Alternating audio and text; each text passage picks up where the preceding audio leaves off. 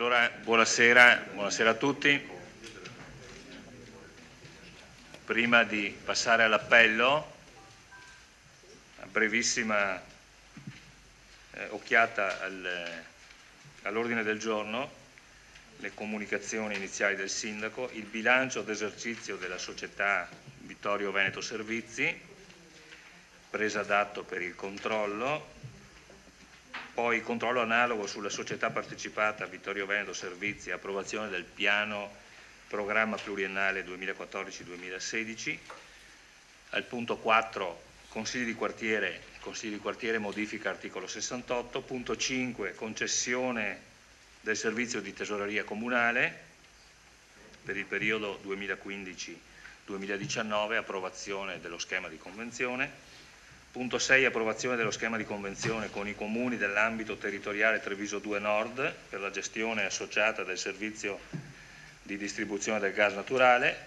Punto 7 convenzione per la costituzione e il funzionamento del Consiglio di bacino afferente al servizio di gestione integrata dei rifiuti urbani nel bacino territoriale Sinistra Piave. Punto 8 interrogazione del consigliere Bruno Fasano. Bene, l'appello. La parola al segretario. Buonasera. Botteon Adriano. Cannelos Graziano. Costa Giuseppe. D'Arreggian Antonio. Darcier Caterina. De Bastiani Alessandro. De Vallier Fabio. Dus Marco. Faraon Alessandro. Fasan Bruno. Fiorin Fiorenza. Maset Giuseppe. Posocco Gianluca. Sant'Antonio Paolo, Sonego Elisa, Tocchet Silvano, presente. Tonon Roberto. Presente. Tutti presenti. Nominiamo i 3 scrutatori, 3 mani alzate, vi pregherei di rendervi disponibili. Marco Dus, Caterina Darcier e Posocco. Benissimo.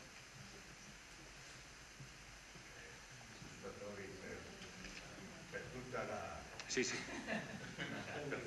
Per tutto il mandato.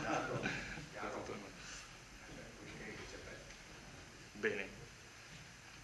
Punto 2 all'ordine del giorno, bilancio d'esercizio della società Vittorio Veneto Servizi. Prima il punto numero 1, la parola al sindaco Roberto Tonon.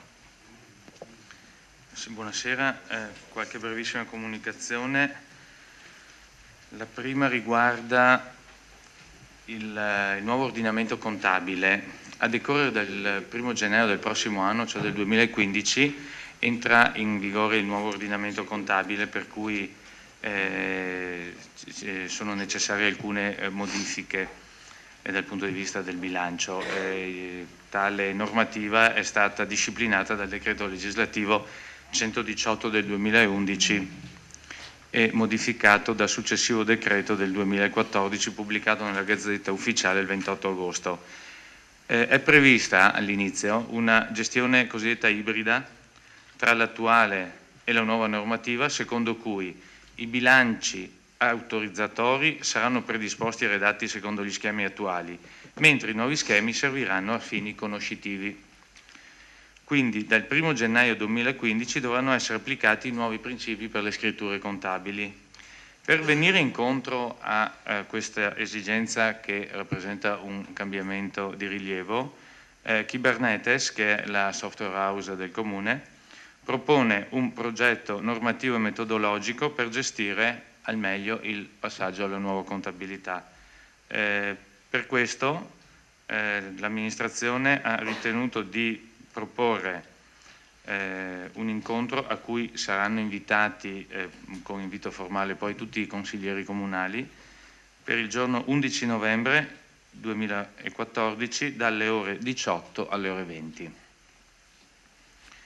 La seconda comunicazione riguarda alcuni eventi culturali recenti che hanno avuto ottimi risultati, per cui il concorso di violino che si è tenuto anche quest'anno, il concorso biennale nazionale di violino, le serate teatrali, l'apertura straordinaria di musei, anche domenica è stato presentato un libro al Museo del Cenedese e prossimamente sarà aperto al pubblico anche il Museo della Battaglia.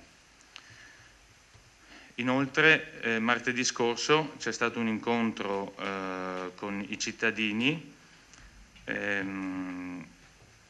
quanto riguarda il tema del traforo, presente anche una rappresentanza regionale dell'ANAS, e la Giunta ha stabilito di dare un incarico per lo studio dei flussi di traffico e per valutare eventuali alternative per lo sbocco del primo stralcio e anche per il secondo stralcio. Per quanto riguarda poi la situazione dello IAT, lascio la parola al vice sindaco Turchetto, che ha seguito in prima persona la cosa. Grazie.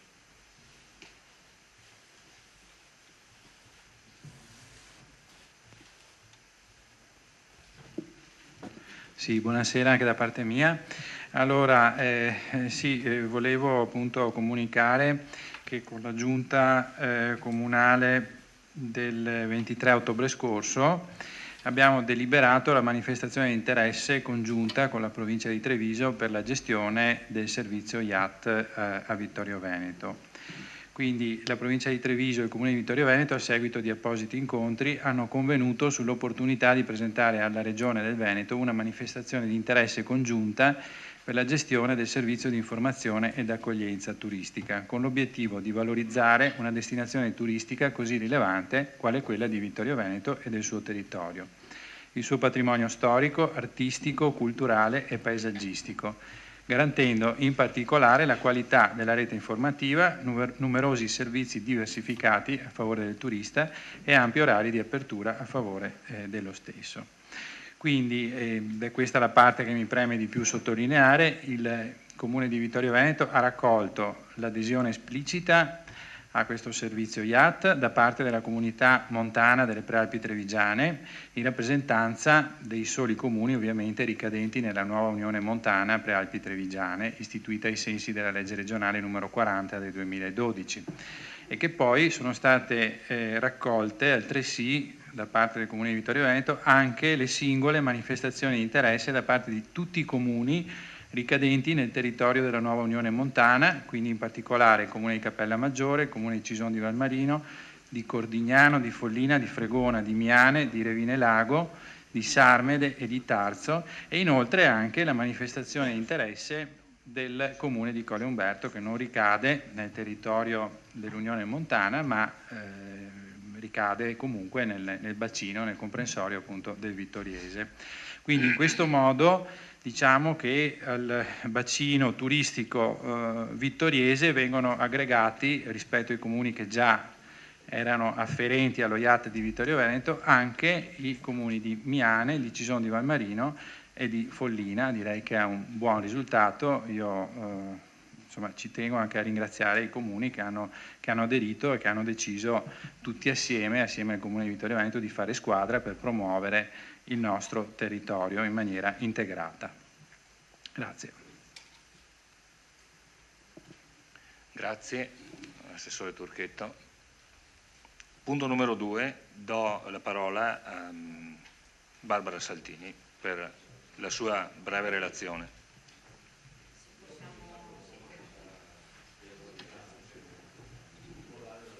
Se la accetta, se non la accetta o no? Nella conferenza di capigruppo ho spiegato le motivazioni della non accettazione, in quanto non può essere considerata domanda di attualità, perché si riferisce a fatti del 6 ottobre, per i quali la stampa ha riportato notizie attendibili. Quindi non può essere una domanda di attualità. No, ma scusi Presidente, lei non può entrare nel merito della domanda di attualità. No, lei casomai porta la domanda di attualità al... Se mi lascia finire, grazie. Se vuole, l'articolo 24 al comma 5, lei può trasformare la domanda di attualità in interpellanza e per il prossimo Consiglio Comunale. L'articolo 21, comma 4 stabilisce anche che la risposta può essere scritta o orale. Io non la voglio trasformare in domanda conoscenza, poi sarà lei che deve portare a conoscenza o dell'assessore, del vice sindaco, del sindaco oppure del segretario comunale. Non è lei che può entrare nel merito della domanda di totalità. Grazie, comunque non importa per la risposta. Grazie, consigliere Darè, però nella conferenza dei capigruppo siamo entrati un po' nel merito della questione. Io sicuramente la farò presente all'assessore e che le darà eventualmente tutte le informazioni. Sì, però non essendo una domanda di attualità non la possiamo mettere all'ordine del giorno, mi dispiace, ma devo attenermi al regolamento. Punto numero 2, prego Saltini. Buonasera a tutti i presenti, ai consiglieri, assessori, al sindaco, al nuovo segretario e a tutto il pubblico presente in aula. Questa sera appunto si porta il bilancio 2013 della Vittorio Veneto Servizi SPA che io per il momento rappresento e spero con onore, e voglio ringraziare l'ex sindaco Tony Darè per avermi dato fiducia. Spero che questa fiducia sia onorata e anche nei confronti dei cittadini di Vittorio Veneto. Ho preparato ieri sera, alla luce degli ultimi dati emersi dal bilancio in forma estesa al 30 di settembre di quest'anno, un cappello introduttivo che unirà il 2013 al 2014, l'anno in corso, che ormai sta per concludersi, e in questo brevissimo cappello introduttivo, che poi si presterà a eventuali aperture di discussione, ho inserito anche uno schema di previsione pluriennale per competenza, visto che abbiamo con i qui presenti dottor Dennis Cancian, che è in rappresentanza del collegio sindacale, e il dottor Michele De Tos, che è il consulente esterno che ci segue la consulenza fiscale, tributaria e la contabilità, abbiamo appunto condiviso. Una copia di questo è stata data a tutti i consiglieri, così l'avete sotto mano, sott'occhio anche voi. La leggo a voce alta. La società di proprietà del Comune di Vittorio Veneto ha chiuso il bilancio della gestione 2013 con un risultato positivo ante imposte pari ad euro 45.687. Il bilancio in forma estesa al 30 settembre 2014 fa prevedere una chiusura di esercizio con un utile ante imposte di 90.000 euro, oltre 90.000 euro, in crescita rispetto all'anno precedente, nonostante non si preveda un aumento di ricavi. L'aumento di utile è stato reso possibile grazie ad una più oculata gestione delle spese generali e del costo del personale. Ciò ha consentito alla società di investire su strumenti utili al miglioramento del controllo di gestione e al rendimento del lavoro.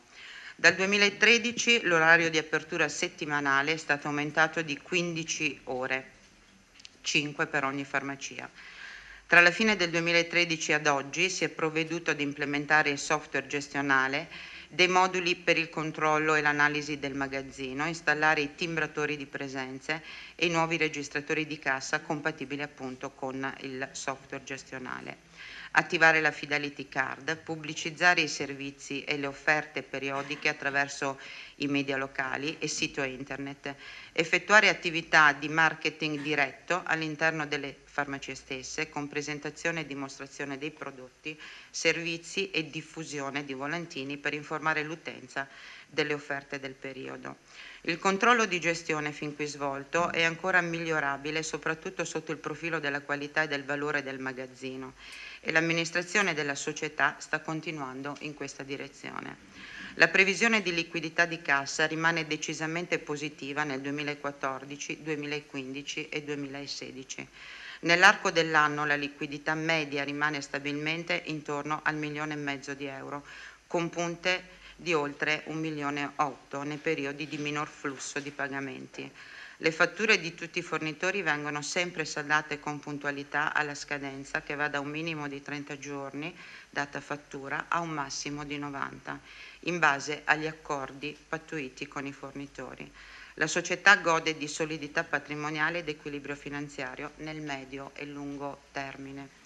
E sotto leggerete appunto lo schema di previsione pluriennale per competenza, su cui si prevede un utile ante imposte nel 2014 di 92.000 euro e 97.000 nel 2015 e nel 2016 di 122.000 euro. Questo è il cappello introduttivo. Ovviamente voi tutti consiglieri avete avuto i documenti del bilancio 2013 che, come ho detto, appunto si è chiuso con un utile ante imposte di oltre 45.000 euro e un utile netto di 22.800 euro. 22.861, aspetta perché qua i documenti sono tantissimi e vado 854 euro. Nella nota integrativa al bilancio avete avuto modo di leggere le attività svolte nel 2013 e i fatti di rilievo verificatisi nel corso dell'esercizio, e i criteri di formazione del bilancio e tutto quello che poi concorre alla esplicitazione delle varie voci di spesa e di entrata del bilancio. Quindi io direi, senza tediarvi, a meno che non vogliate che vi legga o vi riassuma quello che voi avete già avuto modo di leggere, direi, se siete d'accordo, di poter passare a delle domande puntuali a cui avrò il piacere di rispondere, e quelle meramente tecniche che entrano dentro il numero specifico, naturalmente ho qui a fianco il dottor Cancian e il dottor De Tos, che saranno a vostra disposizione.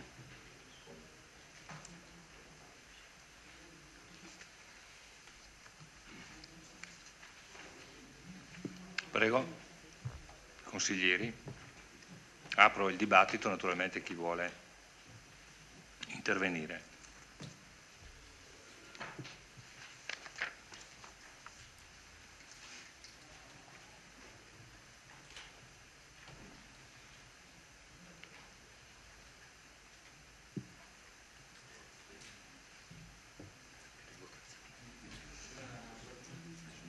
Nessuno? Ah, chiedo scusa, eccolo qua. Sì? Allora, nella conferenza dei capigruppo avevamo deciso di unificare la discussione, sempre con 2 votazioni separate naturalmente. Sì, sì, l'avevo detto anche al consigliere Sacchini. Punto 3, scusa. Allora, punto 3, controllo analogo sulla società partecipata. Ah, il piano programma, perfetto. Sì. Certo, sì, sì, era Allora, stato concordato. avevamo concordato, esatto, di unificare i 2 punti a livello di discussione per evitare che poi si ripetessero gli interventi. Eccolo.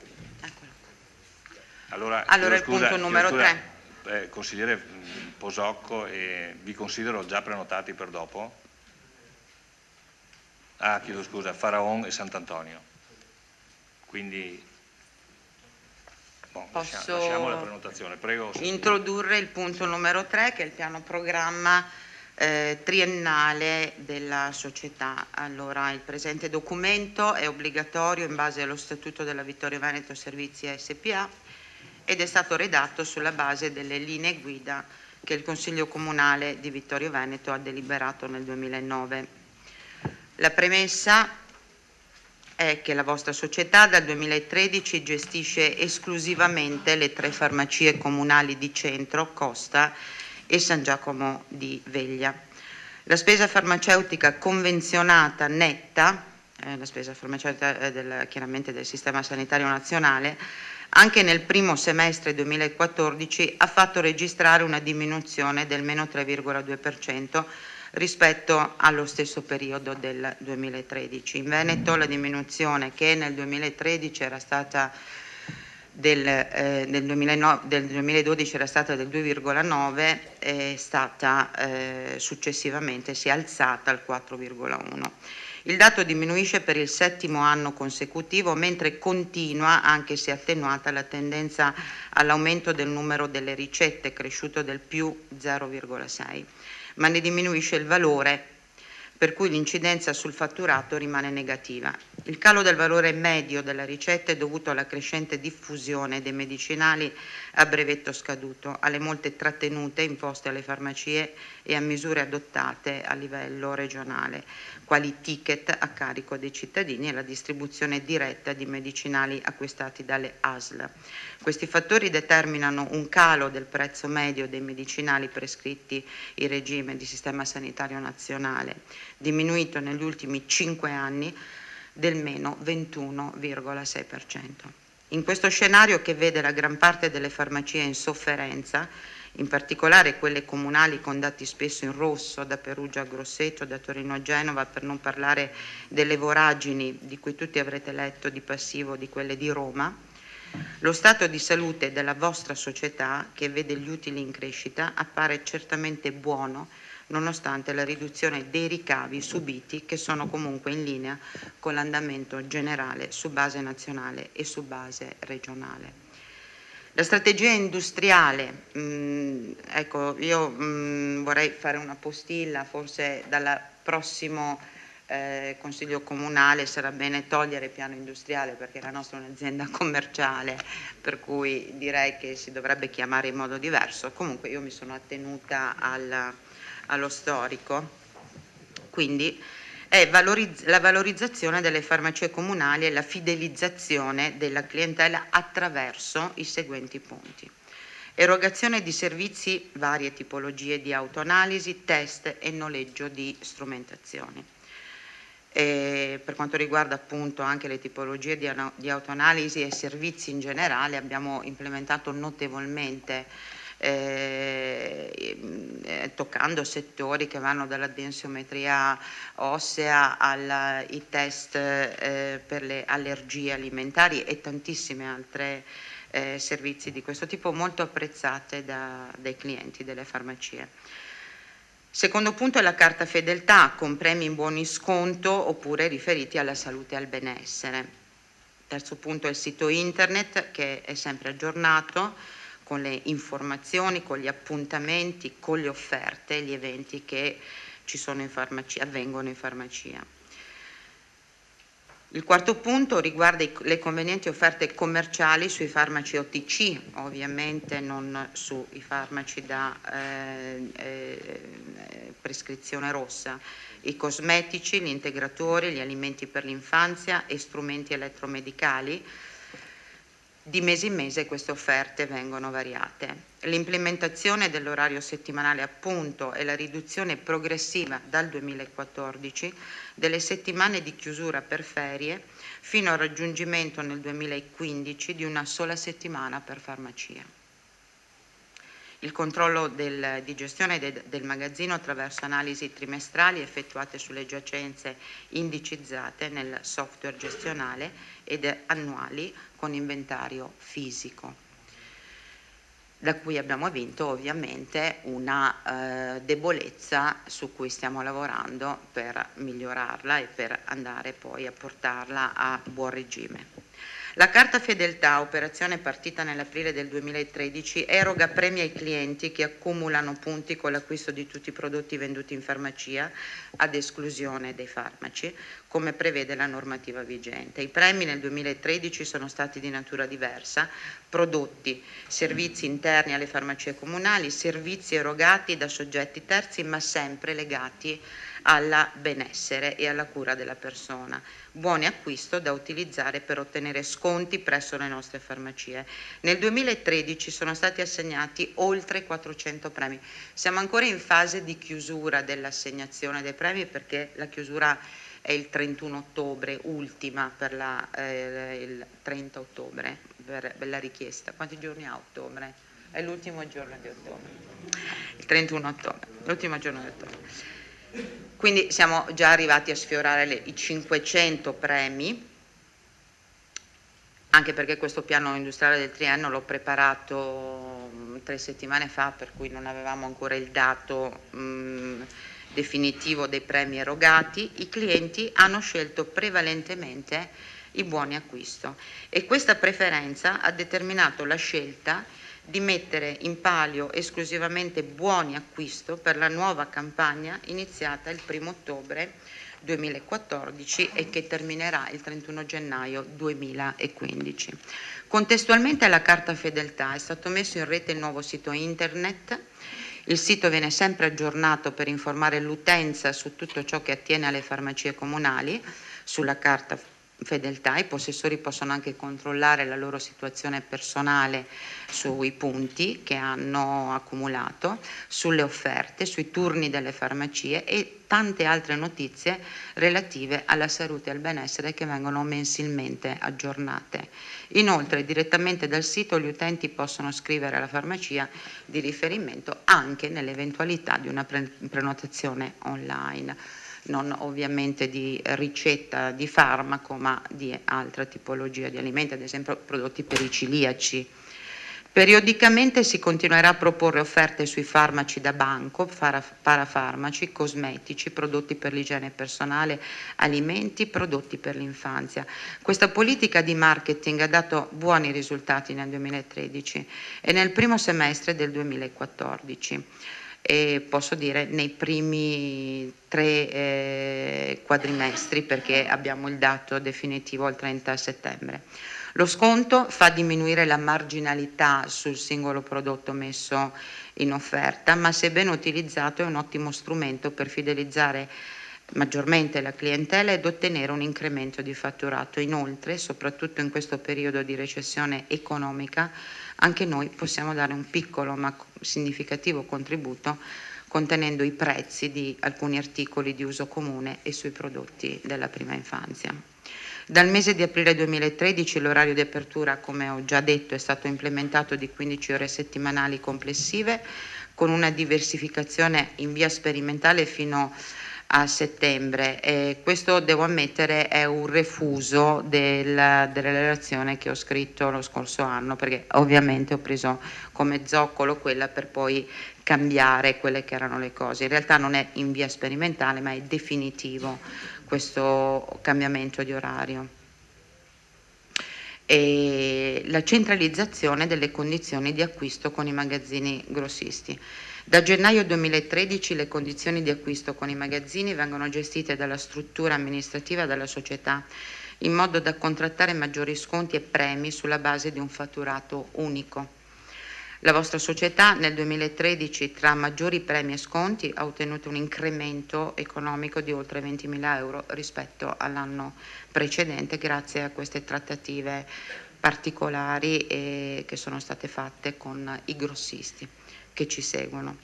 Inoltre, con questo tipo di gestione ogni farmacia, pur mantenendo la propria autonomia gestionale, acquista e vende la quasi totalità dei prodotti allo stesso prezzo, ad eccezione di quei pochi prodotti, soprattutto per quanto riguarda la cosmesi e l'igiene personale, che magari quei brand che sono così in esclusiva a una farmacia piuttosto che un'altra, questo per avere un minimo di diversificazione che nel commercio è importante. L'istituzione di una centrale unica d'acquisto garantirebbe acquisti ancor più razionali e convenienti, una migliore gestione del magazzino, nonché un significativo risparmio di tempo da parte delle direttrici delle farmacie che potrebbe essere utilizzato per specifici servizi all'utenza. Ovviamente io ho preparato questo piano pluriennale non sapendo cosa questa amministrazione ha deciso di fare in futuro riguardo a un possibile investimento per una nuova farmacia. Ho specificato che questa centrale d'acquisti unica potrebbe essere un risultato da raggiungere nell'eventualità che indomani possa esserci una farmacia grande con una serie di servizi e con un ufficio dedicato esclusivamente a questa mansione, perché non dimentichiamo che una centrale unica d'acquisti prevede senz'altro una persona dedicata totalmente a questo, quindi un addetto, un impiegato addetto. Nel 2014 ha avuto inizio il controllo dei magazzini delle 3 farmacie con l'implementazione di un modulo del software gestionale che permette analisi puntuali sulle giacenze e sulle rotazioni dei prodotti. Tale controllo ha permesso di far emergere lacune esistenti e di apportare le necessarie modifiche per una corretta gestione che consenta di ridurre drasticamente il valore delle merci che rimangono invendute per oltre 6 mesi e di conseguenza abbattere sensibilmente il valore di svalutazione del magazzino. L'azienda per il triennio 2014-2016 continuerà su specifiche richieste del personale al pagamento dei corsi ECM obbligatori per legge e ad organizzare gli incontri formativi previsti appunto dalla legge 626 per la sicurezza sul corretto uso del gestionale farmacie, perché facciamo corsi periodici anche per l'uso del gestionale ed eventuali corsi di marketing. Dal 1999 viene erogato a tutti i dipendenti il premio di produttività che fino al 2012 veniva riconosciuto indipendentemente dall'incremento dei ricavi. Nel 2013, in accordo con le parti sindacali, l'amministrazione ha proposto un nuovo metodo di calcolo affinché una delle condizioni inderogabili fosse l'assegnazione del premio. Per l'assegnazione del premio fosse un minimo di incremento sui ricavi rispetto all'anno precedente, in modo tale che esso diventi un riconoscimento meritocratico rispetto all'impegno, alla costanza, alla presenza, al partecipato entusiasmo alla vita aziendale. Nel 2013, non essendoci stato un aumento di ricavi, non sono stati assegnati premi di produzione. Nel 2014 sarà previsto un premio incentivante, un piccolo premio incentivante, erogato sulla crescita dei ricavi sui prodotti da banco, quindi non sulla vendita dei farmaci, che dal 30 settembre vede il dato in crescita rispetto al 2013. Stiamo parlando di crescite minime, ma comunque che denotano che c'è stato un certo impegno da parte delle dipendenti. Forse è sbagliato parlare al femminile, ma perché effettivamente abbiamo un amministrativo maschio e un magazziniere di genere maschile, ma mi viene spontaneo, scusate, perché chiaramente il genere più rappresentato nella nostra azienda è il genere femminile. Per quanto riguarda i programmi di investimento, Farmacia del Centro, l'immobile sede della farmacia di proprietà della società, non sono previsti interventi ad esclusione di quelli di ordinaria amministrazione. Farmacia di San Giacomo, l'immobile sede della farmacia di proprietà della società, non sono previsti interventi ad esclusione di quelli di ordinaria amministrazione. Qua devo fare una correzione perché poi riflettevo ieri quando ho preparato questo cappello introduttivo. Effettivamente è stato fatto un piccolo investimento nella farmacia di San Giacomo, stiamo parlando di un investimento di neanche 4.000 euro, a dire il vero.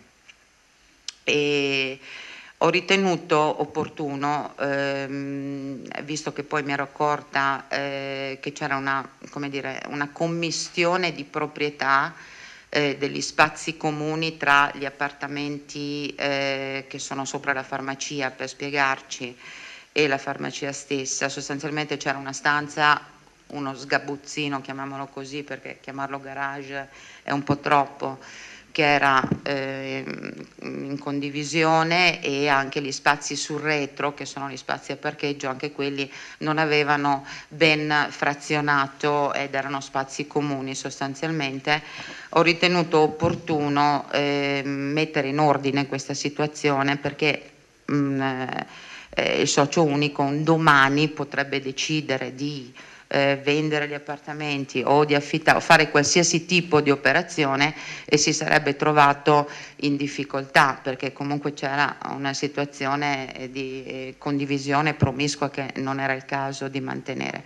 Per cui abbiamo fatto questo frazionamento, abbiamo sostanzialmente tirato su una parete divisoria in questa stanza, abbiamo fatto dei piccoli aggiustamenti per, ripeto, meno di 3.600 euro in totale, comprese le spese, per poter poi registrare il tutto al catasto. Ecco. Spero di aver fatto la cosa giusta, ma insomma mi sembrava opportuno mettere in ordine una situazione non ordinatissima in questo senso. Farmacia di Costa, settembre 2012, il precedente CDA, in accordo con il socio unico, aveva approvato il progetto di massima della nuova farmacia che sorgerà davanti all'ospedale civile, e il sindaco, Roberto Tonò, nell'assemblea dei soci tenutasi il 30 settembre ultimo scorso, ha comunicato che l'investimento previsto per l'edificazione della nuova farmacia di Costa è stato per il momento sospeso, per cui non sono previsti interventi. In ottemperanza alle linee guida si espone di seguito l'ammontare dei maggiori investimenti stimati per il triennio 2014-2016, e questi interventi riguardano appunto i timbratori di rilevatori di presenze che sono stati installati alcuni mesi fa, quindi riguardano l'anno di competenza 2014, le attività varie legate alla Fidelity Card che continuano ovviamente, attività di marketing e di comunicazione e manutenzione del sito internet, e la nuova fotocopiatrice laser a colori e i nuovi computer che di fatto sono 2 più gli adeguamenti dei computer esistenti a causa appunto del problema che tutti quelli che hanno un'azienda sanno, perché il sistema XP, Botteon ne sa qualcosa, non provvederà più agli aggiornamenti, e di conseguenza abbiamo dovuto adeguarci a questo. Grazie. Bene, allora nell'ordine consigliere Faraon, vedo sì, che si era prenotato. Grazie. Buonasera a tutti. Io non entro nel merito del bilancio, se si poteva fare di più, se si poteva fare meglio, mi limito a vedere i numeri e avendoli visti ci sono un paio di cose che vorrei chiedere a proposito della serata, della situazione. Quello che si vede dai numeri è che il bilancio, quindi il risultato utile del 2013 delle 3 farmacie comunali è di 22.854 euro. Quindi è 22, non imposte 21. pagate. 21.854. Sì, scusi. 21.854. No, siccome stiamo parlando della preistoria, perché io ho i numeri in testa, ma quelli di questi mesi, ha ragione. Corretto, 21.854. Ok. Su un fatturato di oltre 4 milioni, questo è il dato. Poco, tanto, non sta a me, non lo so, e quindi questo prendo atto. Vedo comunque che rispetto al 2012 l'utile era di 10.000, quindi nel 2013 è stato raddoppiato, diciamo. Detto questo, ci sono alcuni aspetti, alcune voci, tipo quella dei servizi che conta 200.000 euro, in cui non sono riuscito a trovare il dettaglio, avrei piacere di sapere di che cosa si tratta nei servizi, questa voce di 200.000 euro. E un dato alquanto particolare per quanto riguarda le sopravvenienze passive del 2013, che riportano oltre 45.000 euro, che considerate correzioni di errori contabili di lieve entità, che sono il doppio del fatturato dell'utile, del ricavo utile. Vedo che nel 2012 erano a zero, quindi probabilmente qualcosa è stato fatto. Cosa? Omaggi per 1.870 euro, che nel valore assoluto non sarebbe niente, ma nel ricavo totale contano per l'8,5%, questo è un dato di fatto. I costi del personale sono scesi, come sono scesi il numero delle persone da 16 a 13, Il dato, l'informativa che diceva della centrale unica d'acquisto, non lo so se è necessario avere una centrale unica d'acquisto per poter unificare e avere un'unica, potrebbe essere una persona di riferimento delle attuali che fa certo, potrebbe anche essere una, come no, altro che, no. certo. Va da sé che i costi dei magazzini e i costi delle medicine e delle materie prime pesano tantissimo, quindi sicuramente è lì l'area dove sicuramente si deve fare qualcosa. Assolutamente, sono d'accordo e l'ho detto anche nell'introduzione. Questo, condivido. perfetto. Grazie. Volete magari facciamo tutti gli interventi così poi diamo delle risposte senza frammentare? Se i consiglieri sono d'accordo, facciamo prima gli interventi. Allora, consigliere Sant'Antonio, prego. Pronto? Sì, ok. Allora, io entro invece nel merito dei numeri, data anche l'esperienza che ho avuto, che ho passato un anno in consiglio di amministrazione proprio di Vittorio Veneto Servizi, quindi qualcosa di storico ce l'ho in mente. Allora, da un punto di vista bilancistico è tutto ok. Quello che stride un pochettino sono appunto gli utili di questa società. Sono andato a vedervi dal 2010 al 2014, nel 2010 ci sono circa 30.000 euro di utili netto, 2011 forse si chiude in pareggio, più o meno 3.000, 2012 10.000 euro di utili, nel 2013 appunto 22.000 euro e nel 2014 ci sono 90.000 euro di anteimposta, quindi tagliato con l'accetta 45.000 euro di utili. Allora gli utili rimangono sempre bassi per una società di questo genere e quindi sono finiti gli anni d'oro delle farmacie, a quanto sembra. È vero che per tutte le farmacie sono finiti i tempi d'oro. Qualcuno dice anche che un'azienda che non crea valore bisogna chiuderla. Io non sono proprio così radicale, nel senso che dico che l'importante è che l'azienda non perda e può avere anche un ruolo sociale all'interno, soprattutto del comune, soprattutto in questi anni di crisi. Sicuramente però bisogna porsi degli interrogativi, no? Se ha senso andare avanti con un'azienda che non produce utili o fare qualcosa di diverso, perché diciamo che lo stare in piedi sul filo del rasoio e andare dall'altra parte, cioè basta spostare una persona in più o in meno, si va in perdita.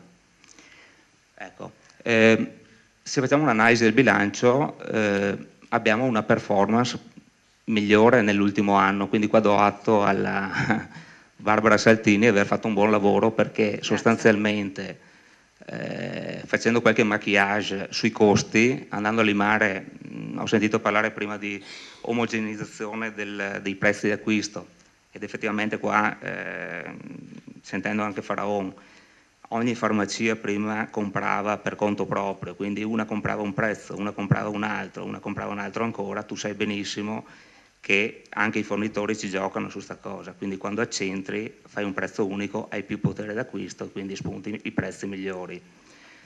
C'è stata una migliore gestione del controllo del magazzino, anche qua evidentemente medicinali scaduti, queste cose qua, è tutta roba che va buttata sostanzialmente. Anche ad esempio i markup sui prodotti, cioè il margine che tu metti, no? Devi metterlo in modo dinamico e qua sicuramente i sistemi informativi possono dare un aiuto, quindi questa è l'idea della centralizzazione. Ecco dimostrazione pratica come gestendo le cose col cesello si riesce a diminuire i costi e quindi a aumentare gli utili, cosa che è stata fatta dalla Saltini, quindi qua bisogna dar atto. Ecco, il calo dei ricavi non è la colpa delle farmacie di Vittorio Veneto, ma sono tutte le farmacie. Il calo dei ricavi è dato dal calo delle ricette rosse, dal valore delle ricette dei ricavi delle ricette rosse, perché sono entrati i medicinali generici che costano meno, quindi i farmacisti danno i medicinali generici. Poi la legge Monti ha spostato dei farmaci in altre fasce, quindi farmaci che si pagavano li ha spostati cioè farmaci che non si pagavano li ha spostati nei farmaci che si pagavano, e quindi la gente non compra neanche più i farmaci. Comunque non mi dilungo. Poi secondo me c'è stato un aumento del costo del personale negli ultimi 8 anni che ha portato dal 12% al 17% il costo del personale, e quindi anche qua costi maggiori. Possiamo concludere che il business delle farmacie non ci fa stare molto tranquilli nei prossimi anni, e quindi non ci saranno degli utili significativi. Inoltre nel piano industriale o piano commerciale, come si voglia chiamare, non c'è una chiara strategia industriale. Questo non è colpa dell'amministratore, è colpa di chi deve fare le strategie. Quindi qua esorto chi prenderà in mano la situazione in futuro a scrivere una vera strategia industriale. Per fare una strategia industriale bisogna fare degli investimenti significativi. Non sono i 20.000 euro in 3 anni che possono cambiare il corso di un'azienda. Allora, qua prima, almeno l'anno scorso, c'era l'idea di fare una farmacia nuova. Allora, non è il fatto che fare una farmacia nuova possa cambiare il corso di un'azienda, cioè la farmacia può essere nuova, può essere ristrutturata, può essere rifatta, però la farmacia assieme ad un piano di servizi innovativo, cioè aggiuntivo, può forse cambiare il senso di un'azienda. I servizi che possono essere aggiunti, no, alle farmacie sono, rifacendo magari la farmacia, prendendo spunto dal rifare le mura della farmacia in qualsiasi modo, si possono aggiungere dei servizi che sono i servizi di poliambulatori, ad esempio, dove si va incontro alle aggregazioni dei medici, come sta facendo l'ULSS, giusto per creare del movimento all'interno della farmacia. Sto dando solo degli esempi. Fare dei nuovi accordi con l'ULSS, ad esempio, per la distribuzione dei farmaci, quelli più costosi, che adesso sono di pertinenza delle ULSS, che sono stati tolti dalle farmacie. Fare delle consegne di farmaci a domicilio, noleggiare strumenti tecnologici per il monitoraggio, in questi termini mi pare che state facendo qualcosa.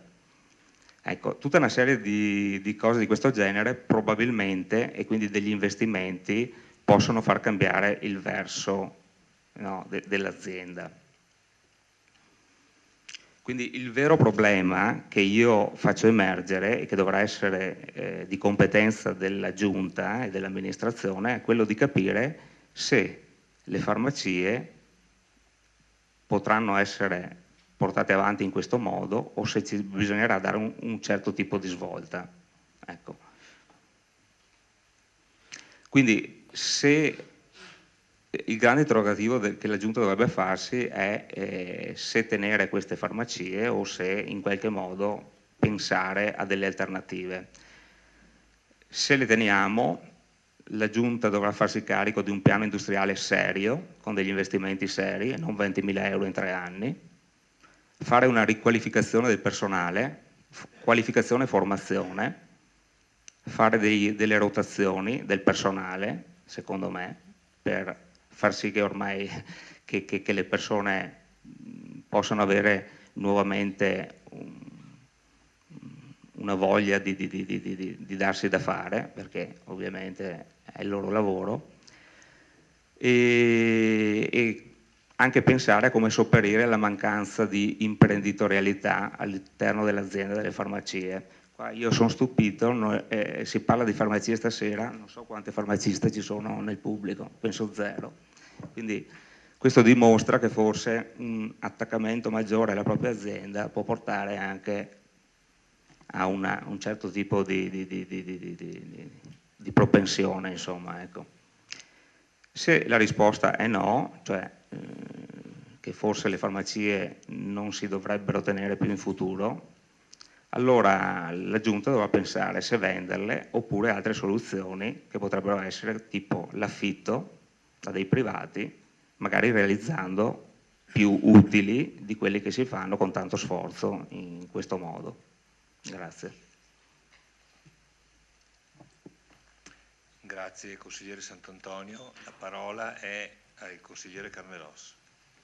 Sì, dunque, io non ho una specifiche domande da fare all'amministratore, alla Barbara Saltini. Certo, il punto è stimolante perché ci offre il destro per fare una riflessione su qual è la funzione del comune imprenditore, lo Stato imprenditore.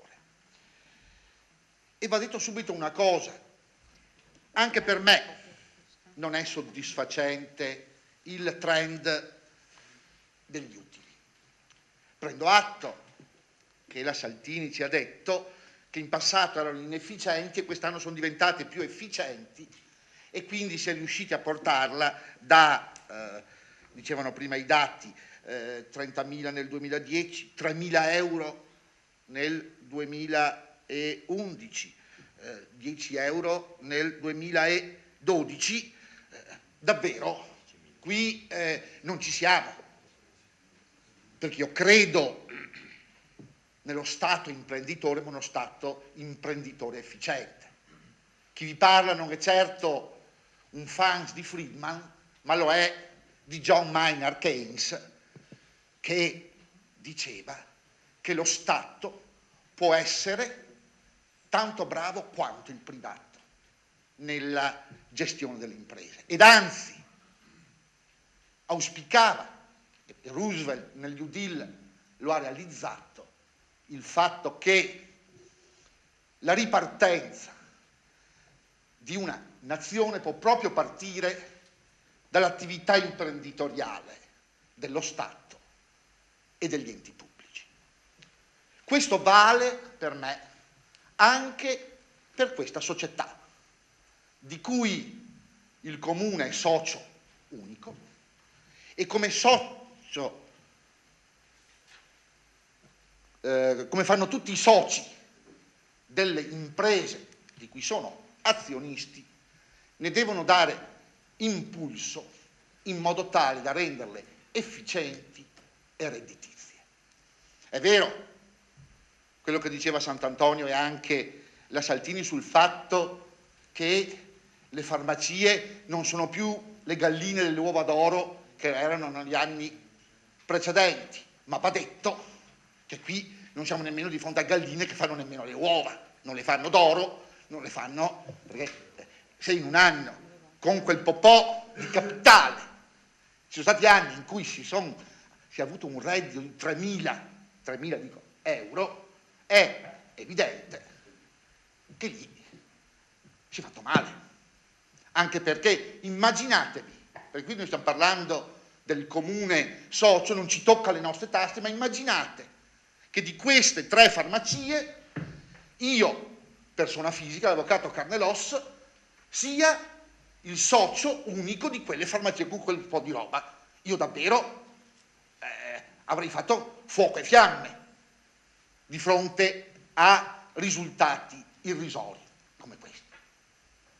Ed è vero, torno a dire, che c'è stato un trend calante, però ho amici farmacisti che hanno farmacie e vi assicuro che ancora, come essendo una delle poche attività ancora a numero chiuso, dove non c'è una libera concorrenza, come gli studi notarili, anche gli studi notarili hanno avuto un calo, per forza c'è la crisi economica, quindi anche loro, ma vi assicuro lo stesso, che non sono sicuramente redditi da 30.000 euro, perché se io fossi quel socio unico con 30.000 euro, vabbè, non ho famiglia, forse per me, ceto medio, 30.000, no, sono 20, 20 no, 20 non mi bastano, ne spendo di più solo per me, nemmeno io mi mantengo. Se questa fosse la mia unica attività, tutti i miei soldi li avessi messi in questa società. E allora è indubbio che c'è un cambio della guardia, c'è una nuova amministrazione, una nuova maggioranza, forse anche per questo c'è una nuova maggioranza, forse pur non sapendo di numeri, questo è un dato negativo del passato. E allora la guardia smontante passa la palla alla guardia montante e quindi giustamente Sant'Antonio diceva che dovremmo adottare delle strategie.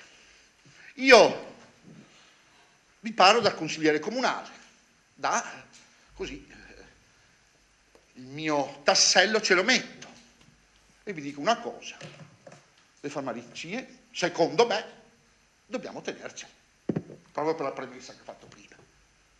Certo, renderle più efficienti. Vedo che si può, perché se da un utile di 10 si è passati a un utile di 21 e nel futuro, da come ci ha detto l'amministratore, si passerà a 40.000, vorrà dire che faremo in modo che si vada avanti con questo trend. E la strategia la chiamerei lo stesso, è vero, l'attività è commerciale, ma la chiamerei lo stesso un industrial planning, un piano industriale, quello che deve, quello su cui dovremmo far mente locale come consiglieri e ovviamente sotto questo profilo fare da pungolo all'amministrazione, perché il comune è socio unico, il socio unico gli amministratori e la giunta, ma come si può dire, coloro che hanno il rapporto sono i consiglieri comunali. Quindi da consigliere comunale dico che è importante che noi le farmacie ce le teniamo, anche perché, come vi dicevo, è importante che un ente pubblico si misuri anche su quelle che sono le attività imprenditoriali, anche perché sotto questo aspetto riusciremo o potremo essere pungolati dal privato, e anche per un'altra ragione, perché vedete, viviamo in un'epoca in cui molto spesso gli imprenditori privati non sono più capaci di fare la manifattura, quindi la crisi del manifatturiero, e qual è stata la pensata? Quello di fregarsi i servizi pubblici, quelli che non si possono portare in Cina, in Romania o in Sudafrica. Allora, acqua, luce, tutto quanto, le autostrade, pensate, tanto per fare un esempio banalissimo, hanno fatto l'altro giorno la fiction sull'autostrada del Sole, fatta con i soldi di tutti, guadagnava, e pian pianino i privati erano più capaci di fare maglioni, o non li facevano così concorrenziali, pensato bene di avere anche le autostrade. Così qui, giusto che ci siano farmacisti privati, giusto che ci siano farmacie pubbliche, anche perché sotto questo profilo, vedete, Vittorio Veneto e il comune di Vittorio Veneto ha avuto una vista lunga, perché se facciamo una panoramica sulla situazione di chi aveva pensato ad avere farmacie, sono pochi i comuni che hanno avuto questa lungimiranza, e guardate, questa lungimiranza non adesso, a 30, 40, non so neanche quanto risalga le farmacie. E vi dico anche che vi sono farmacie pubbliche che guadagnano. Dopo un dimagrimento, per esempio a Bologna,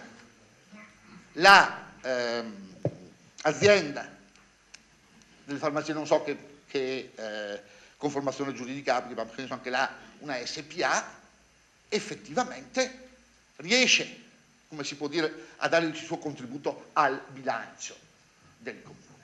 E questo io mi aspetterei in tempi di vacche magre per quanto riguarda i trasferimenti dello Stato, per quanto riguarda la possibilità, più facciamo funzionare e rendere le cose che abbiamo, e meno sarà necessario far ricorso alla pressione tributaria. Provate a immaginare se riuscissimo a far guadagnare queste farmacie quanto rendono le farmacie private. Probabilmente si riuscirebbe a fare uno 0,1 in meno di IRPEF, non lo so, ovviamente non ho dati, ma quanto più si riesce ad avere come risorse da entrate extratributarie, tanto più si riuscirà a essere efficienti, efficaci anche nel cercare una diminuzione di pressione tributaria. Perché vedete, sotto questo aspetto, forse un tempo i comuni non si ponevano questo problema, ma da quando il federalismo è diventato che invece di tasse di Roma ci sono tasse di Roma, tasse di Venezia, tasse di Treviso e tasse di Vittorio, questa rivoluzione epocale non mi sembra poi tanto una rivoluzione. Almeno prima potevamo prendere solo con Roma, adesso basta guardare la nostra, o chi ce l'ha, busta paga e troviamo i balzelli che vanno in queste nostre piccole e grandi capitali. Altra riflessione, poi termino. È importante anche una cosa. Vedete, la Saltini dice il premio di produzione, bene, fa parte della, come si può dire, dell'amministrazione che giustamente ha per quest'anno, ma vedete, anche sotto questo profilo, credo che se guardiamo, forse anche lì c'è una giungla. È contratti di diritto privato e contratti di diritto pubblico. Ci sono delle farmacie che a parità di superficie, tutto sommato, hanno anche meno personale. O, qualcuno potrebbe dire, no, ecco qua che si passa dall'amministratore Fresco a Marchionne, no, non è quello la questione. È che in tempi di magra bisogna che diamo anche noi, come amministratori, l'esempio e la prova provata che non esistono nell'ambito dei lavoratori delle differenziazioni. La sacca del pubblico che ha i premi e la sacca dei privati che invece ha la cassa integrazione o la mobilità. E su questo ovviamente è una riflessione in libertà, me ne assumo tutte le conseguenze, del resto molti di voi mi conoscono e quindi sanno che quello che mi viene in testa la dico a prescindere dal fatto se mi è utile, se non è utile, se danneggia, ma proprio perché un'aula del Consiglio Comunale è l'unica aula in cui i rappresentanti del popolo di un comune hanno la possibilità di andare in onda libera, mi pare che sia opportuno mettere queste riflessioni a disposizione di tutti e anche magari mi rendo conto che talvolta possono essere anche una provocazione, ma se le provocazioni non vengono in un'aula consigliare dove ci sono i tanti colori rappresentati dei nostri cittadini, mi domando se vi sia un altro luogo dove questo dibattito possa essere fatto. Consigliere, anche perché, consigliere, un minuto.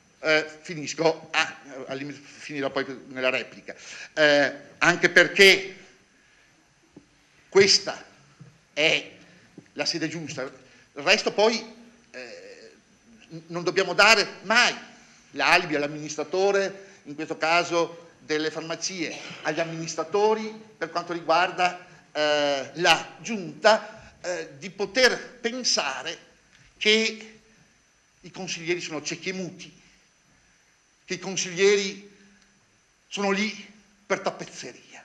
No, non siamo tappezzeria. Abbiamo idee e siamo convinti, almeno dalla mia parte, che abbiamo un'amministrazione attenta e che nelle segrete stanze mai dirà, beh, tanto facciamo così, tanto quelli ce la approvano. Grazie.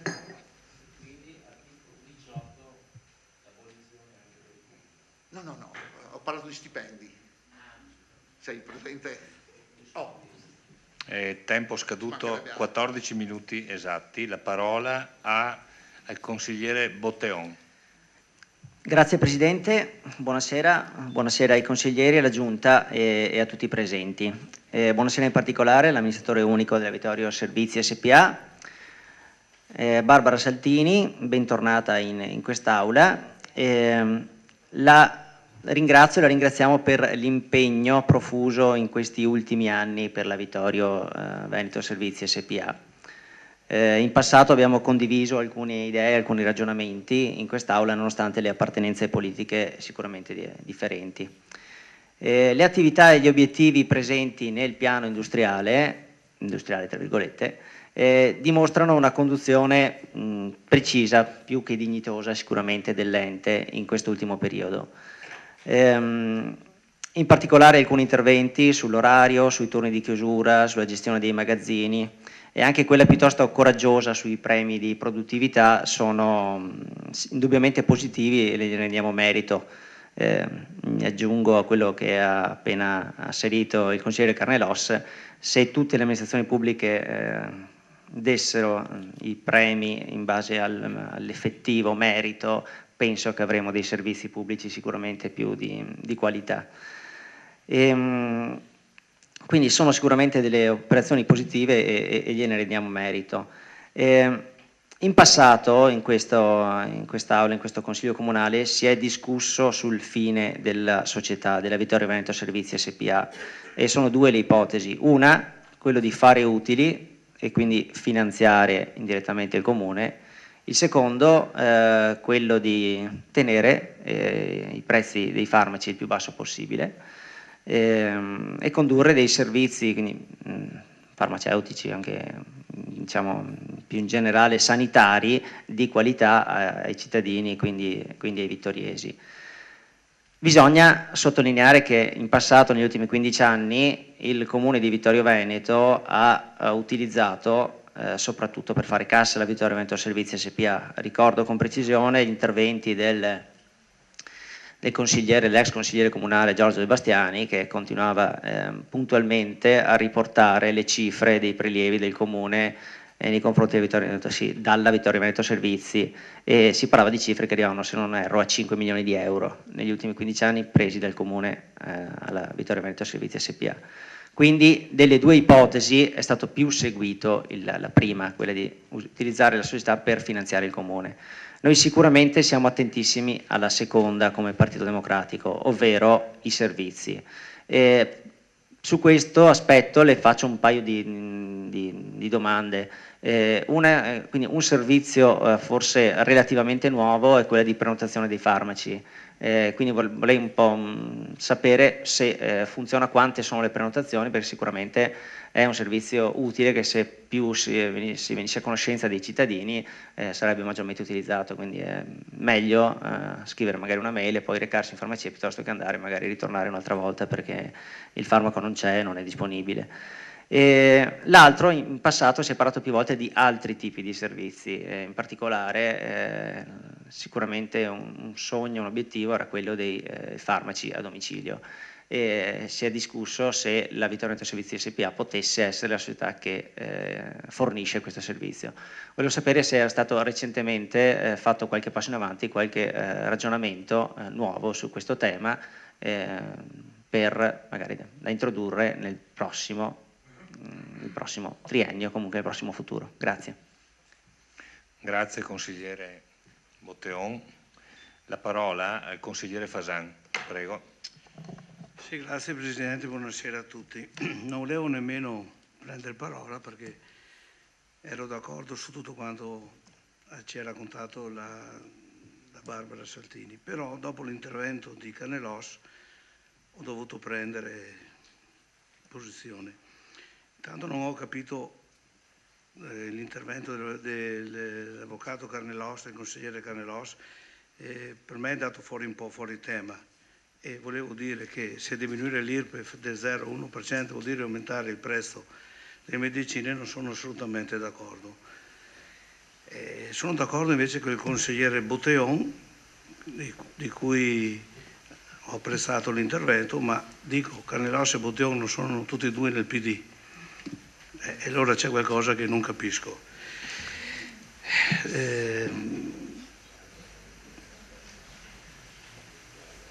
Non sono d'accordo che 20.000 euro sono pochi di avanzo, perché io direi che basterebbe aumentare il 2% su un bilancio per avere 100.000 euro di vantaggi, no? Delle farmacie comunali.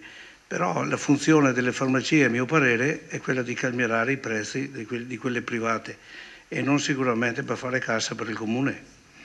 Però direi anche un'altra cosa, che oltre i 20.000 euro che paga di avanzo, di vantaggi che c'ha le farmacie comunali, in questo momento stanno pagando anche altre cose, no? Di soldi dati alle precedenti amministrazioni. Pertanto alle 20.000 bisogna raggiungere anche qualcos'altro. E pertanto io apprezzo il bilancio di questa Vittorio Veneto Servizi, faccio i complimenti alla Presidente. Grazie. Grazie consigliere Fassan.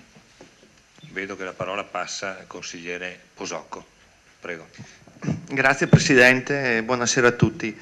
Io ho solo una domanda da fare perché non capisco tanto bene una cosa. La vorrei fare al Sindaco come rappresentante del socio unico nell'Assemblea dei Soci. Allora, abbiamo visto che la società è sana, finanziariamente è solida e la liquidità di cassa mi sembra ben al di sopra delle necessità di solvibilità di ordinaria amministrazione. Però il progetto della nuova farmacia è stato sospeso, giusto?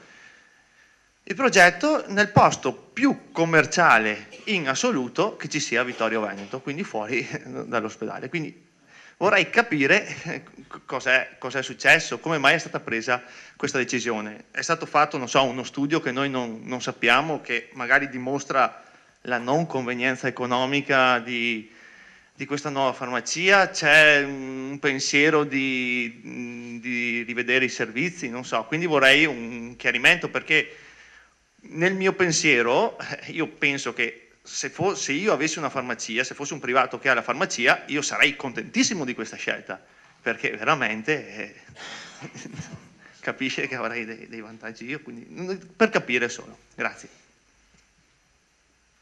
Grazie, consigliere Posocco. Come mai non parte? Consigliere Costa, prego. Sì, grazie, buonasera a tutti. E io volevo solamente fare 2 o 3 riflessioni che mi sono appuntato qua. Innanzitutto dalle carte che abbiamo avuto modo di leggere, anche se velocemente, e dall'illustrazione fatta, diciamo che riscontriamo degli elementi positivi e anche innovativi, cioè di maggior precisione rispetto alle vecchie edizioni. Prima cosa, cioè c'è una maggiore chiarezza anche nella descrizione delle voci. Seconda cosa, per quanto riguarda gli utili, la consistenza degli utili, non sto qua a ripetermi, perché a ripetere quello che già i colleghi hanno detto. Effettivamente viene un po' da sorridere vedendo questi valori. Del resto anche, mi pare, un paio di anni fa avevo chiesto come mai sono così bassi questi utili, come mai le farmacie non producono profitto utile, e mi è stato risposto che generalmente tutte le farmacie pubbliche non lo fanno, addirittura mi è stato risposto che a Treviso o le hanno chiuse o le hanno vendute. Ecco, quindi purtroppo è diciamo un andazzo che lascia molto perplessi. Probabilmente credo che il motivo sia da individuare anche probabilmente nell'eccessivo costo del personale, soprattutto quello riferito ad anni precedenti, per cui per vedere un qualche cosa di positivo effettivamente, di utile effettivamente, bisognerà aspettare qualche quinquennio o forse decennio a bocce ferme, cioè rimanendo ferme le situazioni. Poi anche mi è rimasto in mente una espressione del sindaco di allora che ha detto utili bassi, però prima cerchiamo di far assolvere determinati servizi alla società, perché io meno soldi mando a Roma meglio è. Questo che era anche una sua filosofia che si rispetta. Ecco, questo è quindi diciamo queste sono le cose fondamentali che ho colto, ma leggendo però nella parte finale, lì dove si parla del budget, piano e programma pluriennale, veramente sono scattato di brutto quando ho letto, e lei qua l'ha un po' ribadito ma con altri termini, cioè alla lettura della frase che con l'avvento della nuova farmacia di Costa si potrà procedere all'istituzione della centrale unica d'acquisto come una figura professionale dedicata alla mansione. Cioè non ci ho più visto, subito ho scritto balle, nel senso che cioè, è un'affermazione che è difficilmente condivisibile. Diciamo che è anche riduttiva come giustificazione e quindi mi ha lasciato molto amareggiato, nel senso che non occorre creare una farmacia nuova per attivare la centrale unica di acquisto. Non occorre assolutamente, basta, la puoi fare anche sul Visentin, la puoi fare su in via Toedalto o in via del Borgo Vignola, la puoi fare, come anche può essere fatta quell'appartamento che c'era lì a San Giacomo sopra gli attuali uffici, che se non sbaglio era di proprietà, che c'è ancora e che è libero, mi pare, ecco, che è libero e quindi può essere fatto là, eventualmente. Ma non è che occorra una nuova farmacia, cioè a me sembra pretestuosa veramente e difficilmente sostenibile una cosa del genere.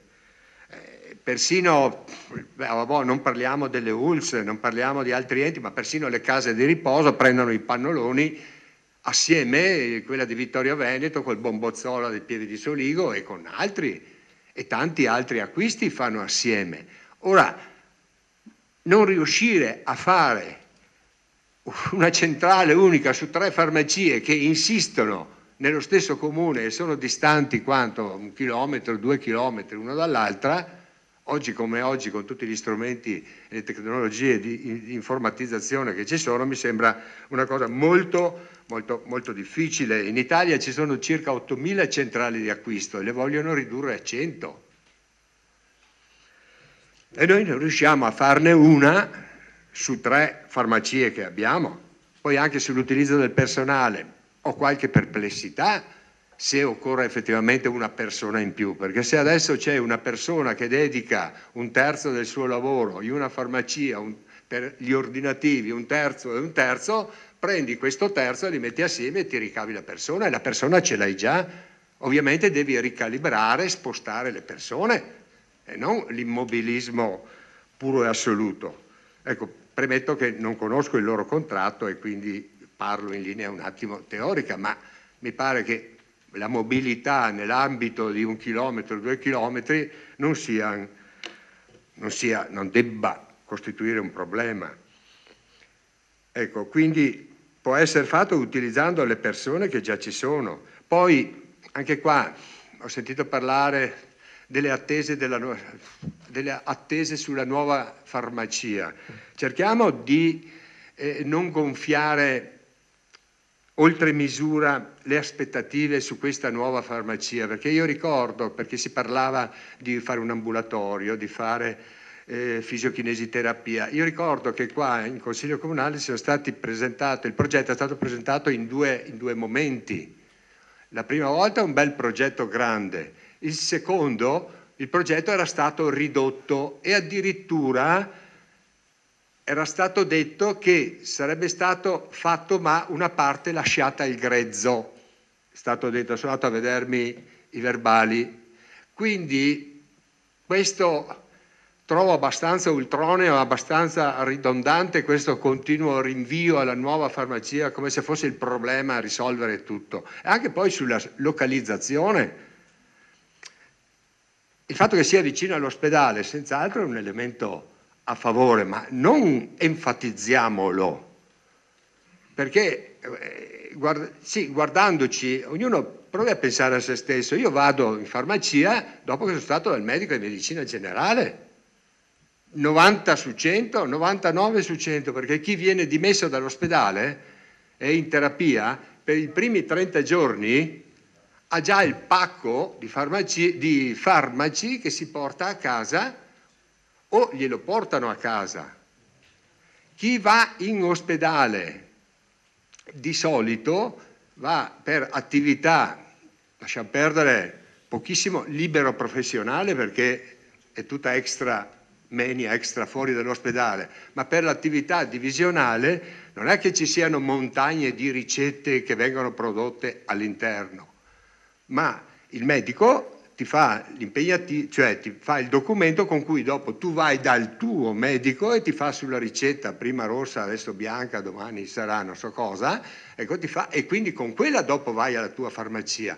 Cioè l'ubicazione non enfatizziamola oltremodo, questa ubicazione, come anche questa grossa megastruttura. Quindi senz'altro è utile che l'azienda abbia il programma di entrare, in un posto di proprietà, e questo sono d'accordo, però non enfatizziamo la dislocazione o questa farmacia che sembra risolvere quasi tutti i problemi.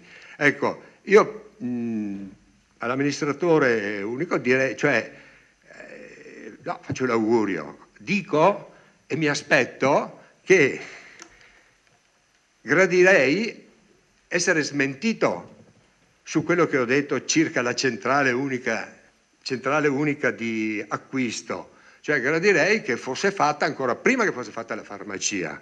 Ecco, gradirei che questo fosse l'obiettivo per il 2014 per l'azienda che lei dirige. Grazie. Grazie consigliere Costa. E nell'ordine vedo il consigliere Darè.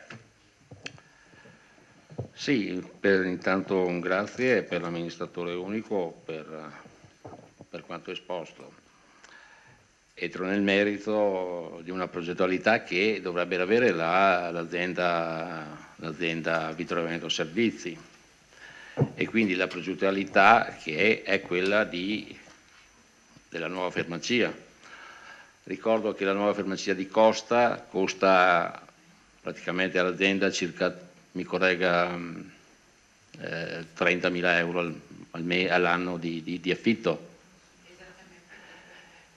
Quindi andiamo già su dei costi chiari e vivi.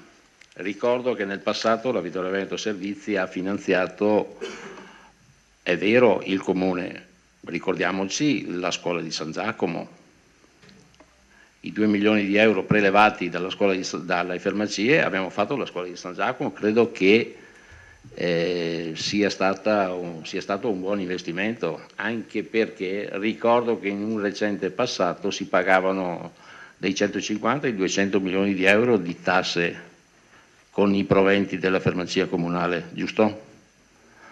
Credo che i soldi dati a Roma siano soldi sprecati, siccome sono soldi dei vittoriesi, sia meglio investirli a Vittorio Veneto, magari facendo una scuola o ampliando la scuola di San Giacomo, che già ha dimostrato di essere carente, non perché ci siano solo i vittoriesi, ma perché nei comuni limitrofi altri utenti, essendo una zona industriale vicina, lasciano i bambini nella scuola e terminato il lavoro se li riprendono e li portano a casa. Quindi credo che la progettualità su come siano stati investiti i soldi delle farmacie comunali possa essere ben chiara e nota a tutti.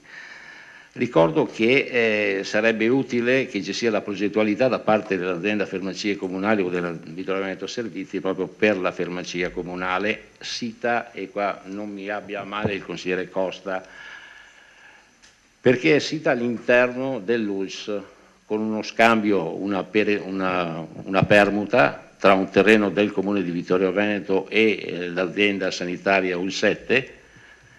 Questa permuta viene fatta attraverso un passaggio anche in commissione, quindi a commissione regionale, quindi non è che è poi così semplice, li prendo di qua, li porto di là, cioè, quindi vuol dire che c'era una progettualità condivisa, anche perché penso che se ci fosse un accordo nel distribuire i farmaci non direttamente dall'US, ma attraverso la Vittorio Veneto Servizi con la farmacia comunale, sita in quel posto, questo potrebbe essere veramente un incentivo, ma bisogna pensare un po' più avanti, non bisogna fermarsi a domani o a ieri.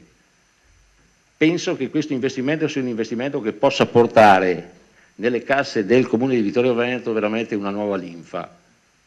Per questo abbiamo pensato alla farmacia comunale di Vittorio Veneto sita nell'ospedale, anche perché c'è una cittadella sanitaria che è fatta dall'ospedale, è fatta dalla casa di riposo, è fatta dall'hospice, e avere una farmacia comunale che dà anche questo servizio proprio nella stessa area sia un qualcosa che nessun comune c'è, anche perché possiamo pensare non solo di dare solo i farmaci ma anche l'attrezzatura sanitaria.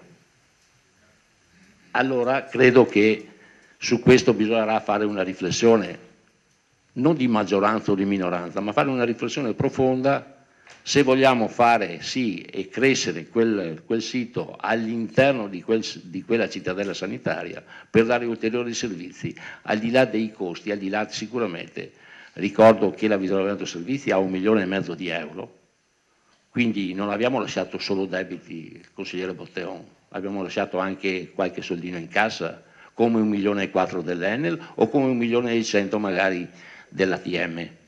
Allora i conti li faccia bene per cortesia. Grazie.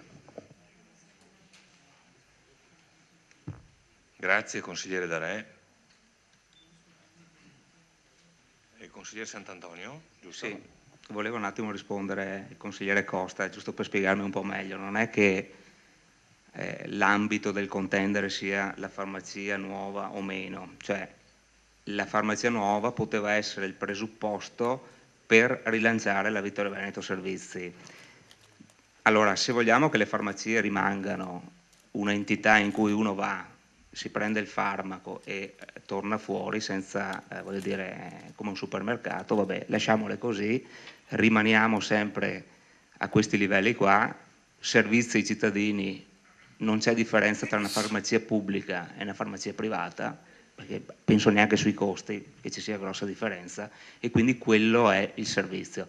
Tra l'altro è un servizio che non si può espandere, che non può crescere, perché le farmacie sono fatte come sono e non sono espandibili, quindi uno non può pensare neanche a un'espansione, ad associare dei nuovi servizi, no? Allora il presupposto era: creiamo un edificio nuovo per cui la farmacia, intesa come servizio attuale, cioè supermercato, possa diventare invece un poliambulatorio che guadagnano.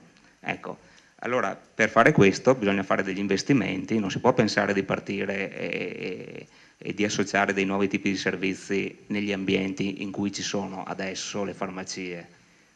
Ecco, bisogna andare verso quella direzione. Se vogliamo far sì che effettivamente il pubblico diventi un generatore di posti di lavoro, come dice il consigliere Carmelos, e che quindi il pubblico possa creare valore e possa creare nuovi posti di lavoro, bisogna andare verso quella direzione. Non penso che in questo modo siamo tappati. Ecco.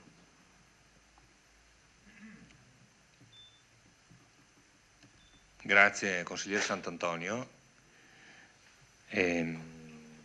La parola all'amministratore Saltini. Grazie a tutti per i vostri interventi. Parto ovviamente in ordine così, di intervento, quindi dal consigliere Faraon, che ha chiesto notizie relative ai 200.000 euro di servizi, che sono, non so se noi abbiamo una copia così, comunque sono la somma di canoni di manutenzione del software, manutenzione impianti di telefonia, assicurazione autocarri, manutenzioni varie, servizi di pubblicità, utenze telefoniche, utenze di riscaldamento, utenze di acquedotto. Faccio solo dell'esempio, comunque vi possiamo fornire il dettaglio di tutte le voci che assommate compongono la voce servizi per questo valore di 200.000 euro. mentre per quanto riguarda le sopraevenienze passive rimanderei la risposta ai miei collaboratori, al revisore del conto o al dottor De Tos, non so come vi siete accordati. E i 1.800 euro sono omaggi, ecco, per esempio noi a Natale usiamo omaggiare, fare dei sacchettini d'omaggio ai nostri clienti nella settimana di Natale, insomma sono piccole cose che vengono elargite in momenti particolari e che quindi assommano a questa 1.800 euro. Se volete rispondere per cortesia alle sopravvenienze passive, perché poi vorrei andare per ordine con tutte le altre risposte. No, allora, una precisazione sì sulle sopravvenienze passive, ma anche su quelle attive, perché vanno prese tutte insieme, perché nel corso del 2013 la società ha cambiato il consulente per quanto riguarda la contabilità. Con l'occasione è stata fatta una revisione impegnativa, complessa, totale, che ha impegnato alcune settimane, sì, e su tutti i conti, perché il passaggio di consegne era l'occasione per fare questo tipo di revisione, mentre noi come organo di revisione lo facciamo periodicamente, ogni 90 giorni, ma con il criterio della campionatura, per cui andiamo a prendere alcuni conti appunto a campione. Qui invece è stata fatta una cosa molto molto precisa, ne sono emerse sia sopravvenienze attive che sopravvenienze passive, che sono il frutto di piccoli errori contabili, ma che si trascinavano evidentemente dagli anni, e che la sommatoria dà 9.000 euro. Per cui dico, no, ecco, per dire che l'attendibilità dei vari bilanci nel corso degli anni è assolutamente accertata, perché il saldo complessivo di queste piccole rettifiche dava 9.000 euro. Ecco questo. E se volete, questo è un po' sputacchiato, ma insomma entro breve potremo darvi anche nota di della sommatoria, del dettaglio che danno questi 9.000. Ecco. Di questa polizia? Sì, è stata fatta una revisione complessiva.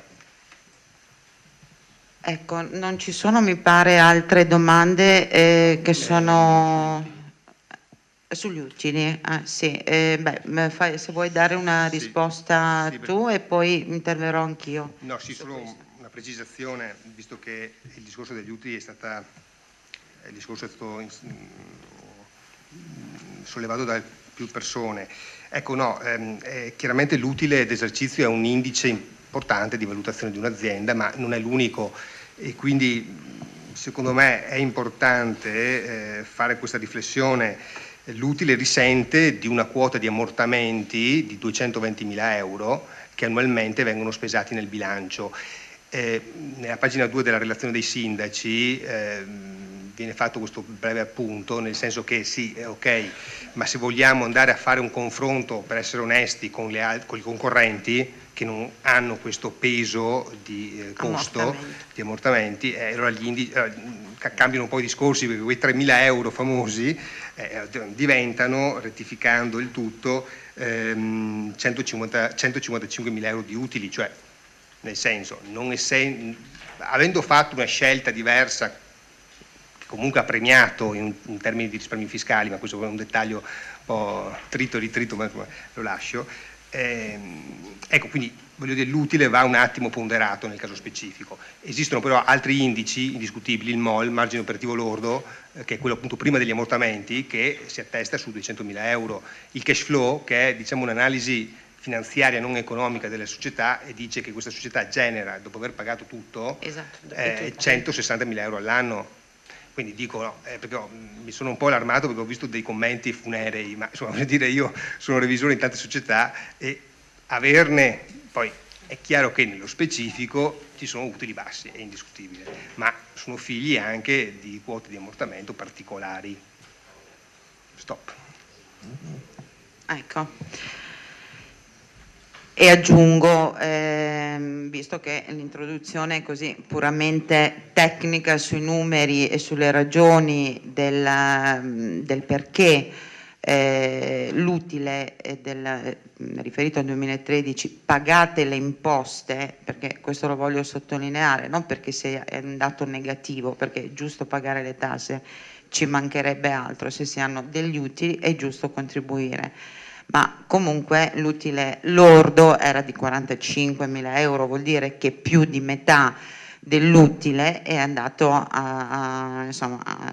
non è andato ai cittadini di Vittorio Veneto, ma questo è un dato così molto marginale rispetto al resto che vorrei dire. Noi dobbiamo tener conto quando si parla di utili, seppur condivido quasi in pieno tutto quello che è stato detto riferito alla necessità di fare impresa in un'azienda, anche in un'azienda pubblica, e il breve lavoro che sono riuscita a fare penso abbia dimostrato questa volontà di arrivare a questo. Noi, parlo di noi tutti, quindi voi, tutta la città, la Vittorio Veneto Servizi paga 16 dipendenti. Quando noi diciamo vorrei vedere una farmacia privata fare questi utili, stiamo ben attenti che una farmacia privata è una farmacia privata, dove generalmente c'è un titolare con la moglie o il marito, un figlio, una figlia, un dipendente e mezzo. Stiamo parlando di realtà totalmente diverse. Noi paghiamo gli stipendi, molti sono stipendi pubblici, come è stato anche sottolineato, quindi con oneri molto importanti per l'azienda e un numero di ore ridotto, perché voi sapete che c'è una differenza di orario settimanale tra contratto pubblico e contratto privato. Ok, ecco, quindi dopo aver pagato tutto con puntualità certosina fino all'ultimo centesimo e tutti, dopo aver calcolato una quota importante di ammortamenti, l'azienda produce utili, ok? Quindi da questo dato voi dovete partire perché la vostra società un domani possa fare il successivo passo, perché stiamo parlando di una società sana, di una società che aiuta il suo unico socio nel sostenere degli investimenti perché ne ha la possibilità, una società che ripartisce degli utili, li ridistribuisce al suo socio, una società che ha oltre 1,5 milioni di liquidità, cioè, quindi stiamo parlando di una società che può essere migliorabile, ma che parte, insomma, da un punto di partenza estremamente interessante, ok? E ripeto, non potrà mai essere paragonabile al 100% a un'azienda privata, è impossibile questo nell'immaginario. Poi tutte le scelte che il socio unico vorrà fare sono sue, legittime, e io non entro nel merito perché io sono meramente l'amministratore. Però questo aspetto da amministratore lo devo sottolineare perché è un aspetto che è lo specchio della realtà. Non ci siamo inventati i numeri sono questi. Sì, ringrazio. No, non finito. No, prego. Centrale unica acquisti, per rispondere al consigliere Costa. Allora, io quando nel piano programma ho fatto questa citazione, non era una citazione provocatoria, assolutamente. Aggiungo, noi stiamo facendo, come dire, le prove propedeutiche ad arrivare a questo, mi auguro nel breve tempo possibile, anche se lei mi insegna che una centrale unica di acquisti in un'azienda come questa deve essere sostenuta da una crescita per poter avere ragione di esistere, tant'è che lei stesso ha detto che di 8.000 centrali uniche di acquisto ne stanno chiudendo una dopo l'altra per arrivare a 100. Si è già dato la risposta del perché. Quindi quando si costruisce questo sistema, perché questo è un sistema che non solo ha un costo che deve essere di contro sostenuto, al di là del fatto che possa farlo qualsiasi dipendente istruito alla mansione, anche di quelli in essere. Stiamo parlando comunque di un sistema che ha bisogno di tutta una serie di condizioni che non voglio star qui a spiegare, ma che credo lei sappia di cosa sta parlando, per cui oggi sarebbe in questo momento, con un sistema abituato in un certo modo per decenni, quantomeno pericoloso, se non qualcosa di più, istituirlo così, no? Con lo schiocco delle dita. Le magie non funzionano quando si parla di mercati e di commercio. Però quest'anno abbiamo fatto una prova e la prova ha dato dei discreti risultati. Pensavo meglio, ma comunque qualche risultato buono l'ha dato. Sostanzialmente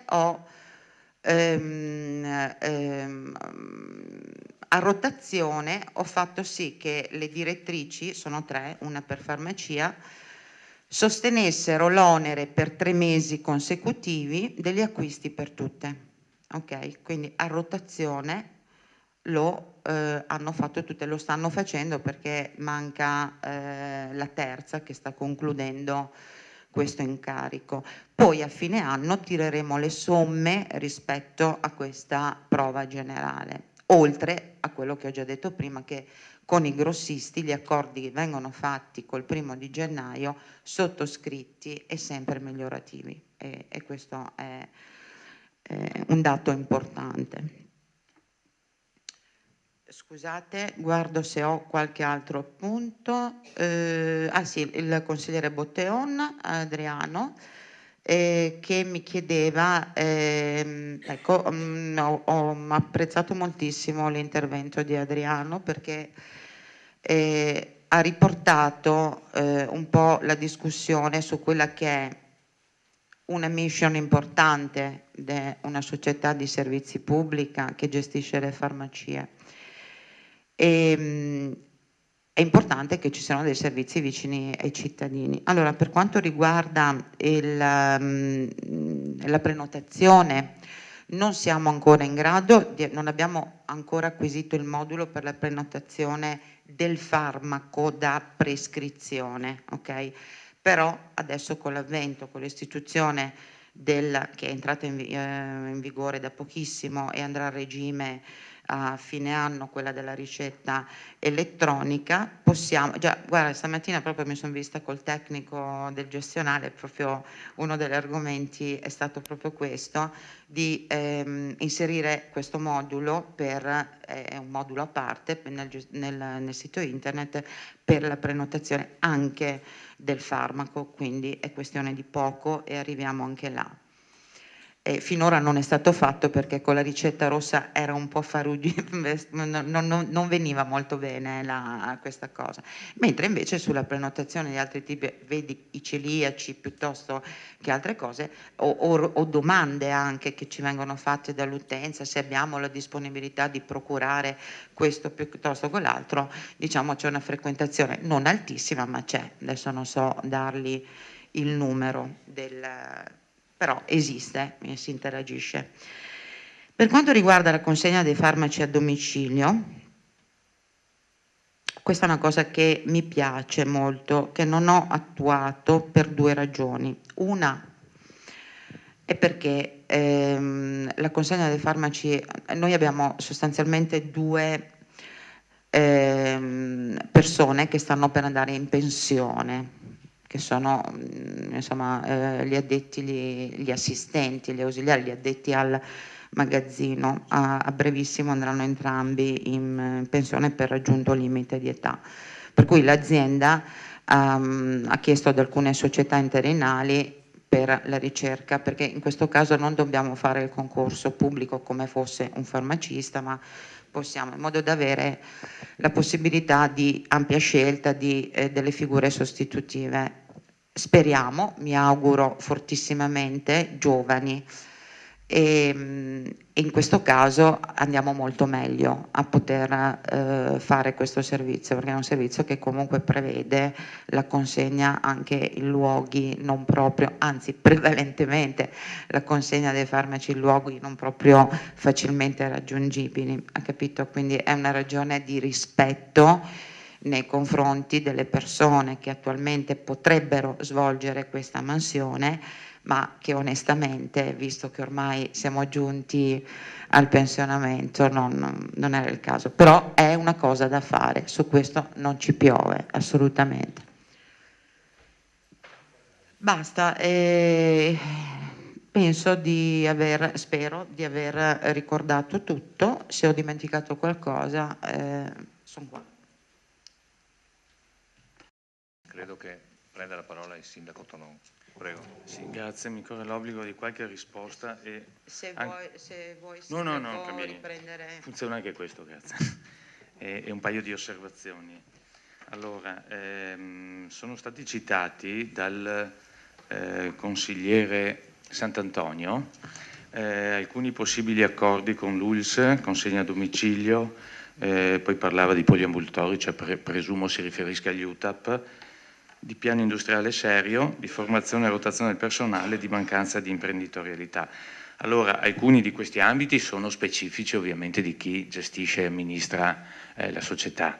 Fra l'altro devo essere franco, ritengo che i risultati che ci sono depurati ovviamente soprattutto di quella parte di, fra virgolette, chiamiamolo avviamento, che è stato anche citato prima dal dottor Denis Cancian, non siano, dico, peccato che non siano più sostanziosi, ma non sono da buttare via, nel senso che sappiamo come è stata creata quella, chiamiamola così, riserva fiscale, se possiamo chiamarla. Altri invece effettivamente riguardano, come ha detto lei, compiti che diventano mandato da parte ovviamente del socio, quindi del Comune di Vittorio Veneto. E così cerco di rispondere anche al consigliere Posocco e faccio un'osservazione rispetto all'intervento del consigliere De Re, perché abbiamo sospeso il progetto di costruzione della nuova farmacia di Costa, perché io ovviamente una volta che ho avuto l'occasione di parlare con l'amministratore unico, era a luglio se non ricordo male, abbiamo dato un occhio alla semestrale, quindi fino a giugno, che era un po' diversa rispetto alle previsioni che erano state fatte col piano finanziario che sarebbe andato a sostenere la costruzione della nuova farmacia, che ricordo prima costava 1 milione, poi come ha ricordato il dottor Costa, 1,5 milioni, pardon, e poi era stato ridotto a 1 milione. Ma i dati della semestrale erano un po' in calo rispetto a quelle che erano le previsioni, per cui già, pur essendo sostenibile, i dati non coincidevano ancora, cioè le previsioni non erano esattamente quelle che erano state previste precedentemente. Per cui ovviamente oltre a questo fatto sono andato anche a informarmi se ci fossero accordi dell'ULSS. Non c'era nessun accordo dell'ULSS sulla vendita dei medicinali, ma neanche nessun approccio da quello che mi era stato detto. Così come per esempio per quanto riguarda l'ambito relativo ai poliambulatori, le intenzioni dell'ULSS, da quanto mi è stato detto, non sono di collocarli in quel sito, cioè lì a Costa, per cui anche quel tipo di progetto naufragherebbe. È chiaro che ovviamente mancando degli elementi anche di prospettiva di un certo interesse viene meno anche l'interesse ad investire 1 milione di euro, fra virgolette, in questo caso per vendere medicine o poco più. È per questo che noi abbiamo sospeso quel tipo di investimento. Poi per quanto riguarda altri ambiti relativi, come ho detto prima, alla formazione personale, eccetera, questo riguarda ovviamente chi amministra. È stata fatta anche una veloce analisi con l'amministratore e i revisori del conto, oltre che col consulente, il dottor Deitos, sia riguardo alla possibilità di cessione delle farmacie, sia per quanto riguarda la possibilità di affitto delle farmacie, ma credo che prima di decidere fare un passo così rilevante sia necessario esperire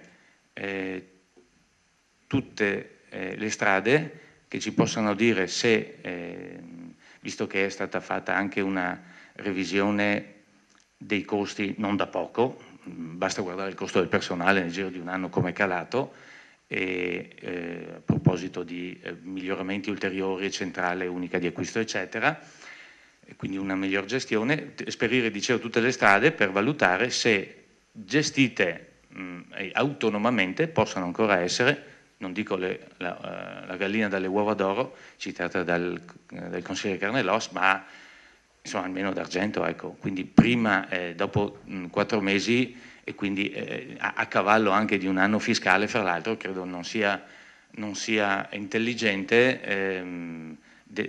prendere decisioni che poi potrebbero essere avventate. Grazie. Grazie Sindaco Tonon. La parola al consigliere Carnellos, prego. Sì, dunque, una replica brevissima. Cerco di essere breve, mi fermerà il Presidente, avanti. No, è meglio che si fermi prima, consigliere. Allora, perché effettivamente l'intervento del mio amico Fasan e poi anche gli ulteriori interventi da parte dell'amministratore e dal revisore dei conti, in realtà hanno fatto in modo che voi diceste quello che in realtà l'impostazione del mio intervento era stato fatto. Se ricordate, si è iniziati, ma non da parte mia, da parte anche dell'amministratore, sul fatto dei pianti greci, sulla non redditività delle farmacie, del fatto che c'è stato un calo in linea generale e a livello nazionale, e in realtà non volevo nemmeno entrare io nel discorso degli ammortamenti, perché avrebbe voluto dire poteva essere interpretata come un giudizio sul passato o il guardare indietro di come erano stati usati i soldi delle farmacie. Siccome è vero, sono un semplice consigliere e comincio da capo, ma a dir la verità vengo da lontano e l'amministratore l'ho fatto anch'io, e la cosa peggiore che un amministratore possa fare è quello di esercitare la sua attività nel guardare cosa hanno fatto dietro gli altri. Allora, su quello, cosa fatta capo A? Da questo consigliere non sentirete le critiche, ci sono, le ho, è indubbio che non sono d'accordo, ma ormai è fatta, non si può tornare indietro, sul latte versato non si deve piangere.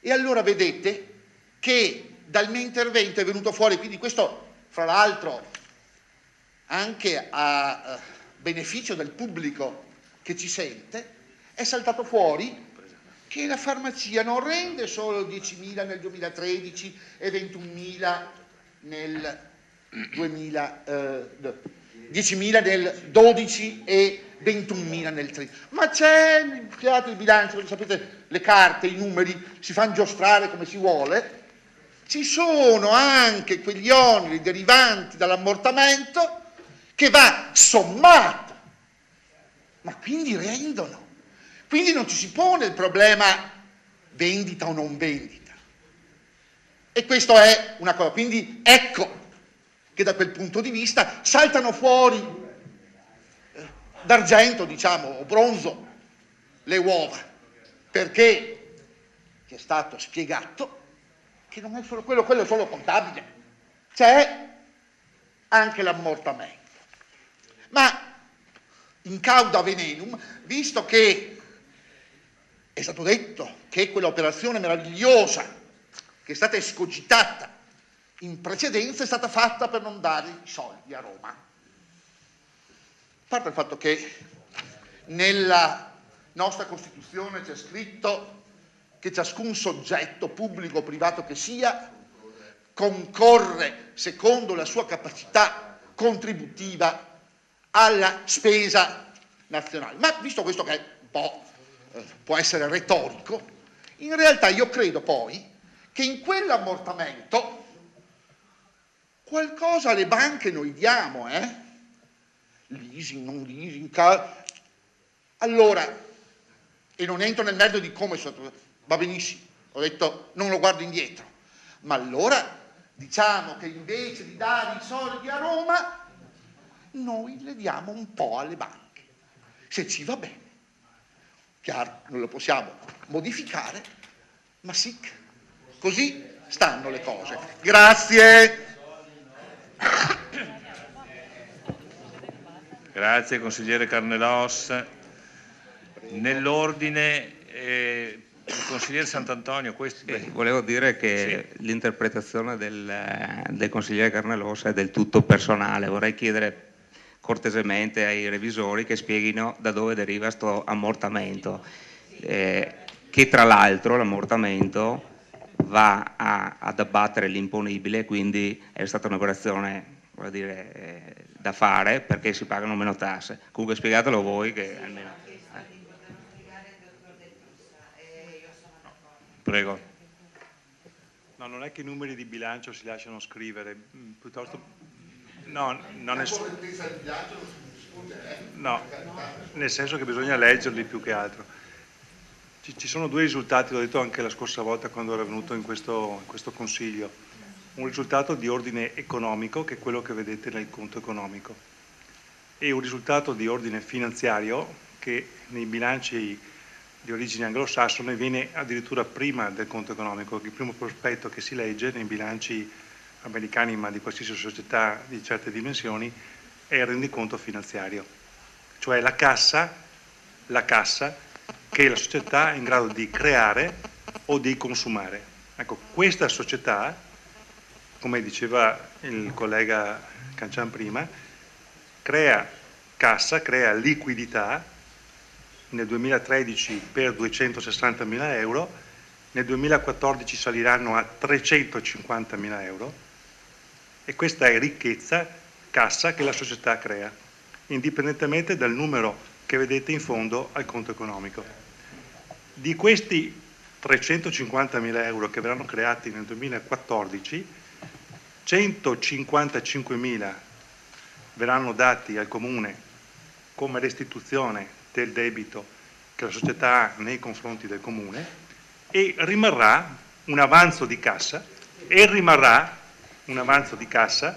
di 200.000 euro. E rimarrà un avanzo di cassa di 200.000 euro che andrà ad incrementare la disponibilità finanziaria, che ad oggi è di 1.560.000 euro, forse di più. Quindi il dato, ecco, quindi il dato, scusa, no, ma questa non è finanza, questa non è finanza, è azienda, cioè è importante, no, ma è fondamentale, perché se la società ha degli utili sulla carta ma non crea cassa, la società purtroppo chiude, mentre qui siamo esattamente nella situazione opposta.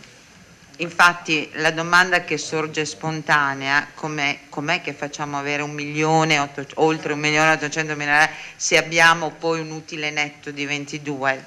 È perché sono? Sì. Ha capito? I numeri. Allora, no, vorrei chiudere, scusi. Prego, dottor Ritos. No, chiudo. La società non ha debiti verso il sistema bancario. Non ha debiti. Noi prendiamo soldi, noi prendiamo 30.000 euro di interessi all'anno, e se lei ha notato questi interessi li ho aumentati nel piano pluriennale, perché continuiamo ad aumentare liquidità. Probabilmente quest'anno saranno di più, alla chiusura di bilancio 2014 sicuramente saranno più di 30.000 euro. Sì, no, ma a me come amministratore spetta un controllo, una vigilanza e anche una esplicitazione trasparente di quelli che sono i numeri, gli averi e le...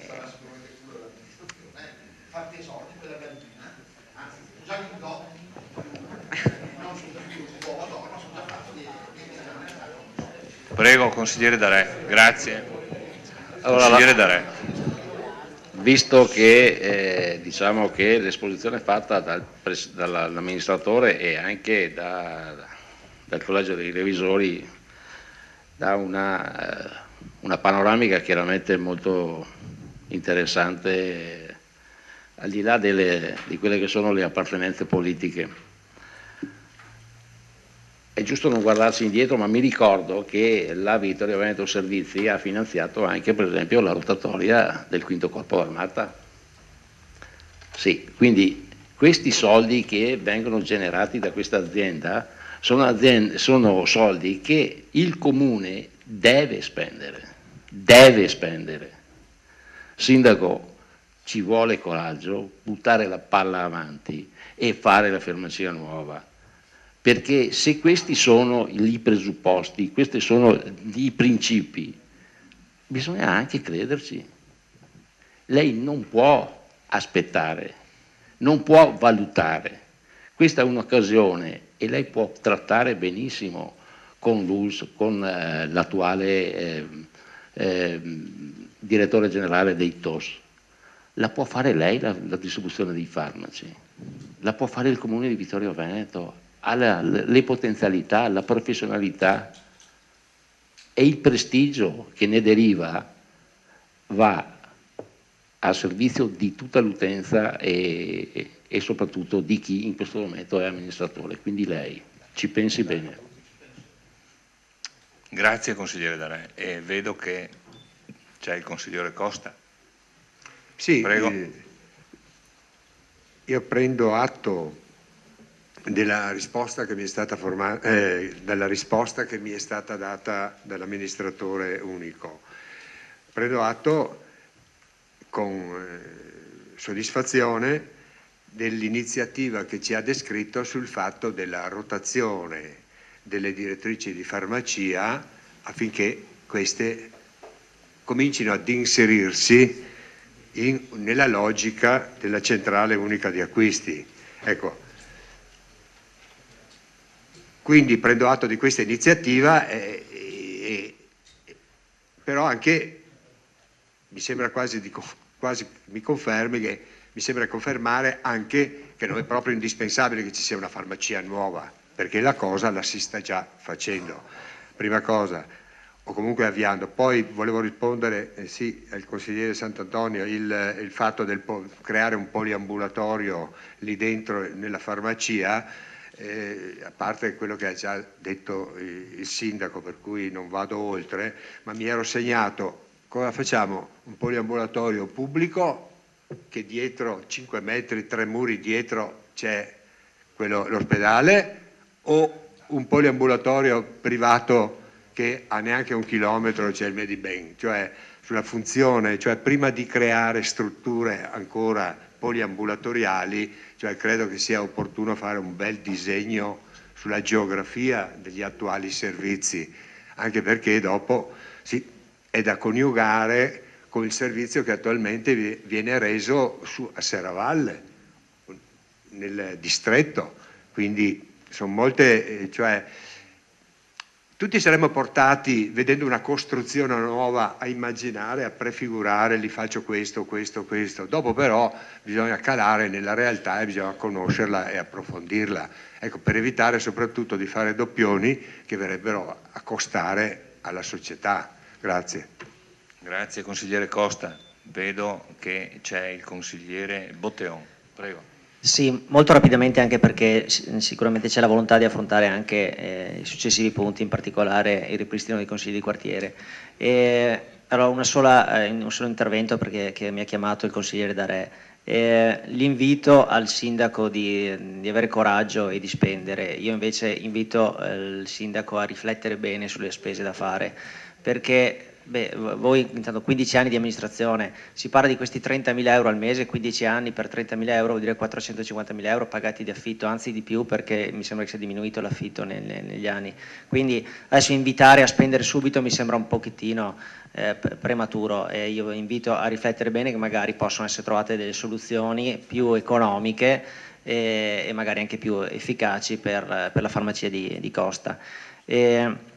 un'ultima battuta, siccome il consigliere Carnellos parlava di latte versato, siccome sono stati prelevati dal Comune di Vittorio Veneto 5 milioni di euro, dalla Vittorio Veneto Servizi ne è rimasto 1, della bottiglia di latte ne è rimasto ben poco alla fine, quindi chiedo scusa se non la ringrazio per averlo lasciato. Grazie consigliere Botteon. Io vi inviterei ad esprimere, se volete, metterei in votazione il punto 2 e il punto 3 separatamente e a esprimere per il punto 2 le vostre intenzioni di voto. Se c'è qualcuno che desidera farlo, altrimenti mandiamo in votazione.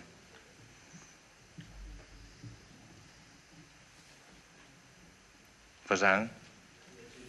No? Aspetta, ti do io la parola. Prego Fasan. Sicuramente il voto della Lega Nord sarà positivo, sicuramente, però come ho espresso già la mia considerazione nella riunione dei capogruppo, non capisco cosa stiamo votando. La prego pertanto, visto che è una presa d'atto che stiamo facendo, cosa stiamo votando? Allora, dovrebbe spiegare ai consiglieri cosa stiamo votando, grazie.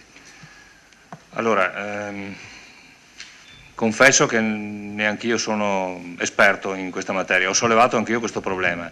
Noi al punto numero 2 facciamo soltanto una presa d'atto sul bilancio di esercizio. Vi ricordo che è il bilancio di esercizio 2013, d'accordo? E quindi prendiamo atto del bilancio di esercizio, dopodiché invece andiamo ad approvare il piano triennale. Ok?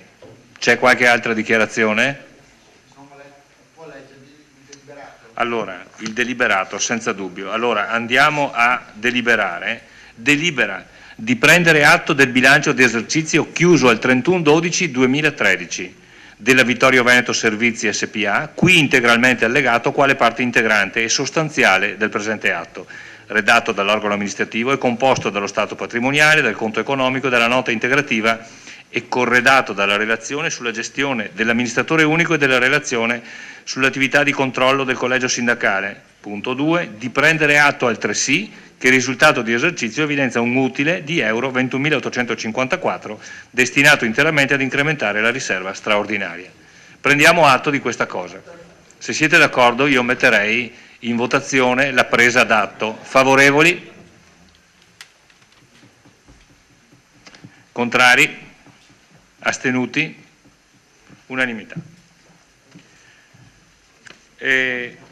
Il punto 3, che abbiamo già discusso assieme, invece, leggiamo la delibera, naturalmente do per lettere premesse, delibera di approvare per l'esercizio del controllo analogo, ai sensi dell'articolo 6 dello Statuto societario e dell'articolo 10 del contratto di servizio, il piano programma pluriennale 2014-2015-2016 e il budget economico per l'anno 2014, allegato A il primo e allegato B il secondo, così come proposti dall'amministratore unico che si allegano al presente atto quale parte integrante e sostanziale.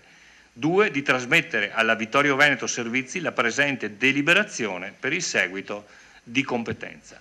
Anche qui metto in votazione la delibera. Favorevoli? Contrari? Astenuti?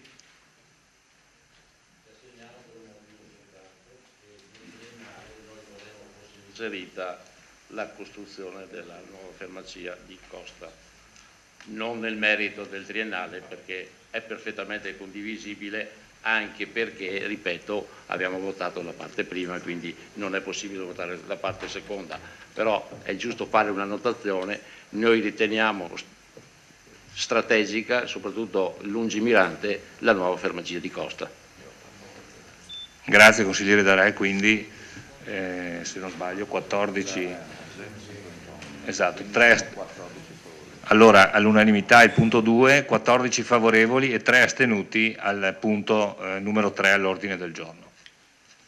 Allora ringrazio l'amministratore unico Barbara Saltini, grazie, il dottor Deitos e il dottor Cancian. Grazie.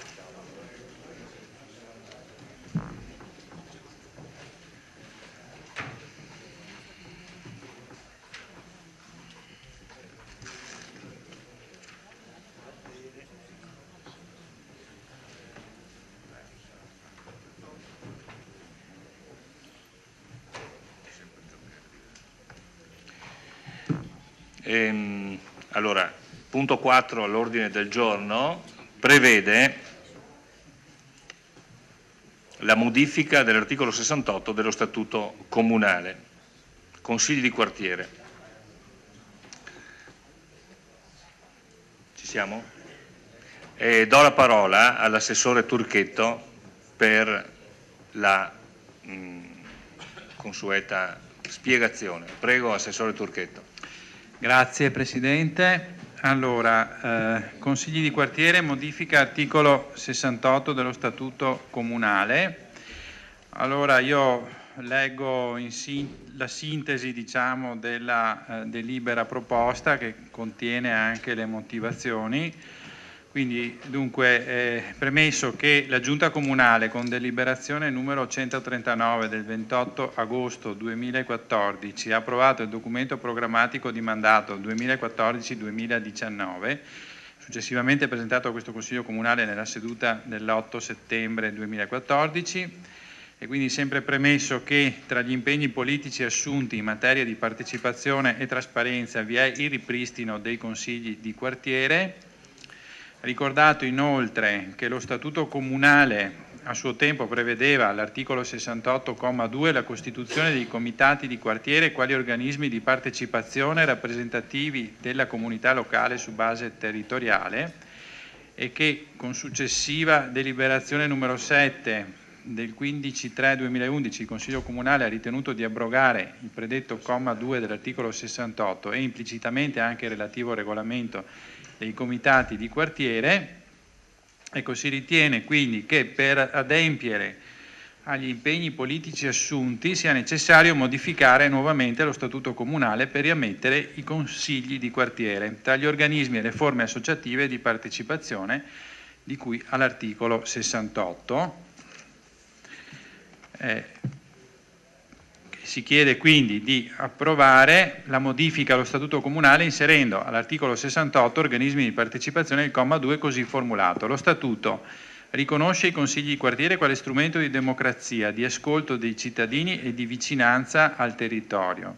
Il Consiglio Comunale con apposito regolamento andrà a definire i limiti territoriali di ciascun consiglio di quartiere ed il numero dei suoi componenti, l'eventuale quorum necessario per la validità delle elezioni popolari, le modalità per l'elezione dei suoi organi interni, le norme di funzionamento e le attribuzioni nei rapporti con gli organi e gli uffici comunali, le modalità di partecipazione di consigli di quartiere alle commissioni consigliari permanenti.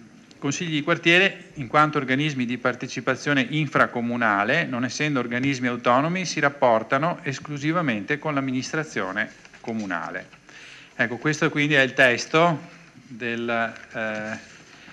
che andrà ad integrare lo Statuto Comunale e che di cui si richiede l'approvazione. Ecco, e voglio ringraziare, per quanto riguarda la stesura del testo, per il lavoro che è stato fatto, che è stato svolto, l'assessore agli affari legali Barbara Denardi, il consigliere Fabio De Valier e il consigliere Marco Dus, presidente della prima commissione consigliare. Grazie. Grazie consigliere assessore Turchetto. Segnalo che forse c'è un errore di stampa al punto E, cioè quando dice le modalità di partecipazione dei consigli di quartiere. Giusto? Ecco, vi inviterei a prendere nota. E lo stesso nel deliberato, è proprio copia e incolla, quindi non di consigli di quartiere ma dei, manca una E. Ok, lo possiamo recepire, no?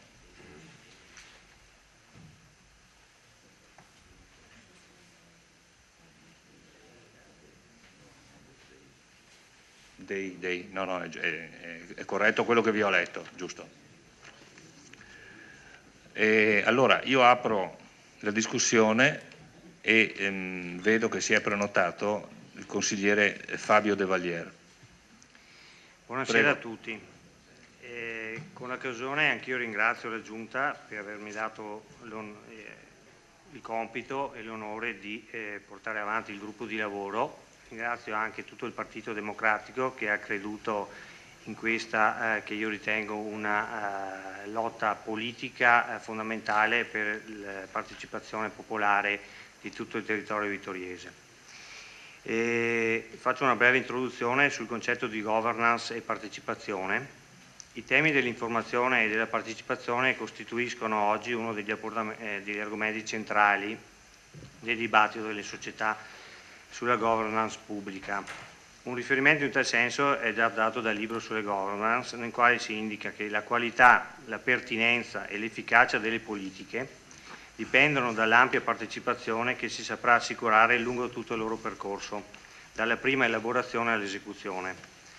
Con una maggiore partecipazione sarà possibile aumentare la fiducia nel risultato finale e nelle istituzioni da cui si emanano tali politiche.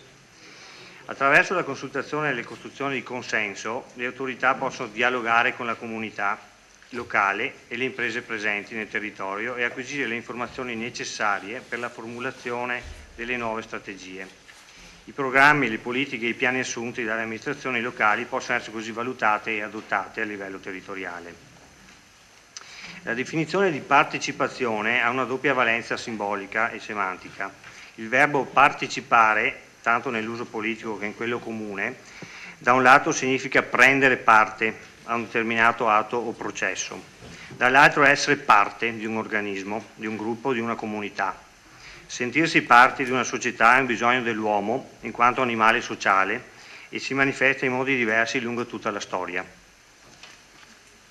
La globalizzazione, di cui stiamo vivendo uno degli aspetti delle fasi culminanti, dal basso è cresciuta insieme a una società civile globale che contesta il potere che ora è nelle mani delle multinazionali, degli stati dominanti, di organismi internazionali come il G8, il Fondo Monetario Internazionale, la Banca Mondiale e l'Organizzazione Mondiale per il Commercio. Viene chiesto un nuovo modello di democrazia sovranazionale e di rispetto per le autonomie degli Stati, di coinvolgimento della società civile nel prendere decisioni che riguardano i cittadini del mondo. Le critiche e le proposte della globalizzazione dal basso, fra le più significative, sono quelle sviluppate nelle assemblee dell'ONU a livello dei popoli a Perugia, il controversi dell'Organizzazione Mondiale per il Commercio di Seattle e tante altre. Nel segno del motto penso globale e agisco locale nascono diverse iniziative, in parte nuove, in parte rivisitazioni di modelli vecchi del passato. La democrazia partecipativa è intesa come partecipazione aperta a tutti i cittadini in quanto tali, inclusi gli stranieri residenti, con un ruolo importante delle associazioni nella gestione della cosa pubblica. Una partecipazione estesa all'intero procedimento, dalla fase di iniziativa a quella decisionale, dal volgersi in sequenze di lunga durata.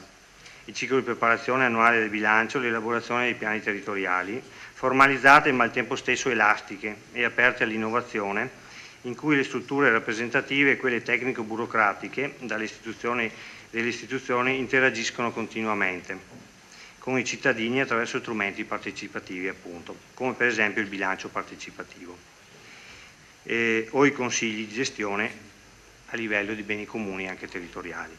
Ho fatto questa premessa perché la nostra azione è intesa a collocare i quartieri, intesi come frazioni o basi territoriali dei comuni, come cita l'articolo 8 del decreto legislativo 267, testo unico sugli enti locali. Tale articolo appunto indica che i quartieri valorizzano le libere forme associative e promuovono gli organismi di partecipazione popolare all'amministrazione locale. I rapporti di tali forme associative sono disciplinati dallo Statuto. Quindi i comuni anche su base di quartiere, questo dice la legge che ci governa qui a livello di ente locale. Questa legge è stata nel tempo più volte modificata e è nata negli anni 60 appunto con l'obiettivo di far partecipare la popolazione all'amministrazione del comune.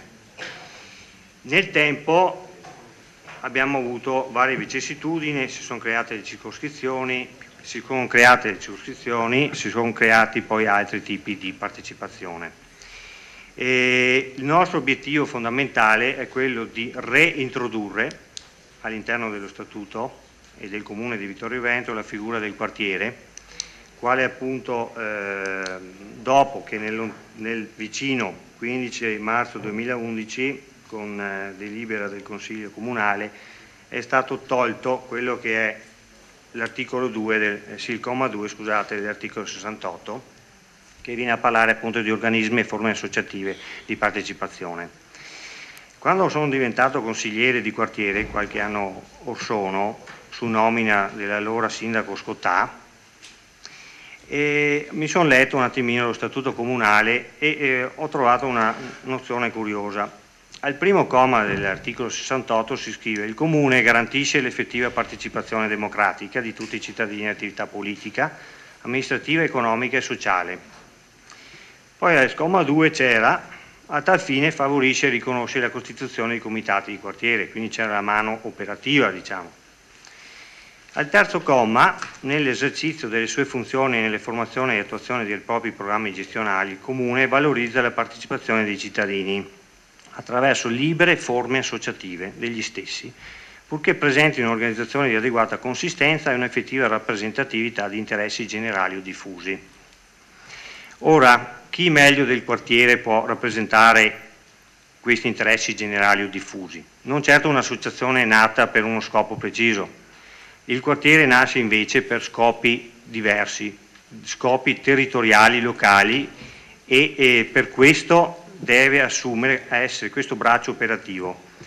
Questo comma lo associo all'articolo 3 della Costituzione. È compito della Repubblica rimuovere gli ostacoli di ordine economico e sociale che, limitando di fatto le libertà e l'uguaglianza dei cittadini, impediscono il pieno sviluppo della persona umana e l'effettiva partecipazione di tutti i lavoratori all'organizzazione politica, economica e sociale del Paese. Ecco perché la Costituzione, quindi fatta da alcuni un po' più saggi, diceva rimuovere gli ostacoli con bracci operativi. Ecco perché io mi sono speso e questa sera propongo appunto di reintrodurre il comma 2 dell'articolo 68. Grazie. Grazie consigliere, 7 minuti giusti. La parola al consigliere Darè, prego. Io vorrei fare una domanda al segretario comunale, se per cortesia ci spiega il decreto del Rio.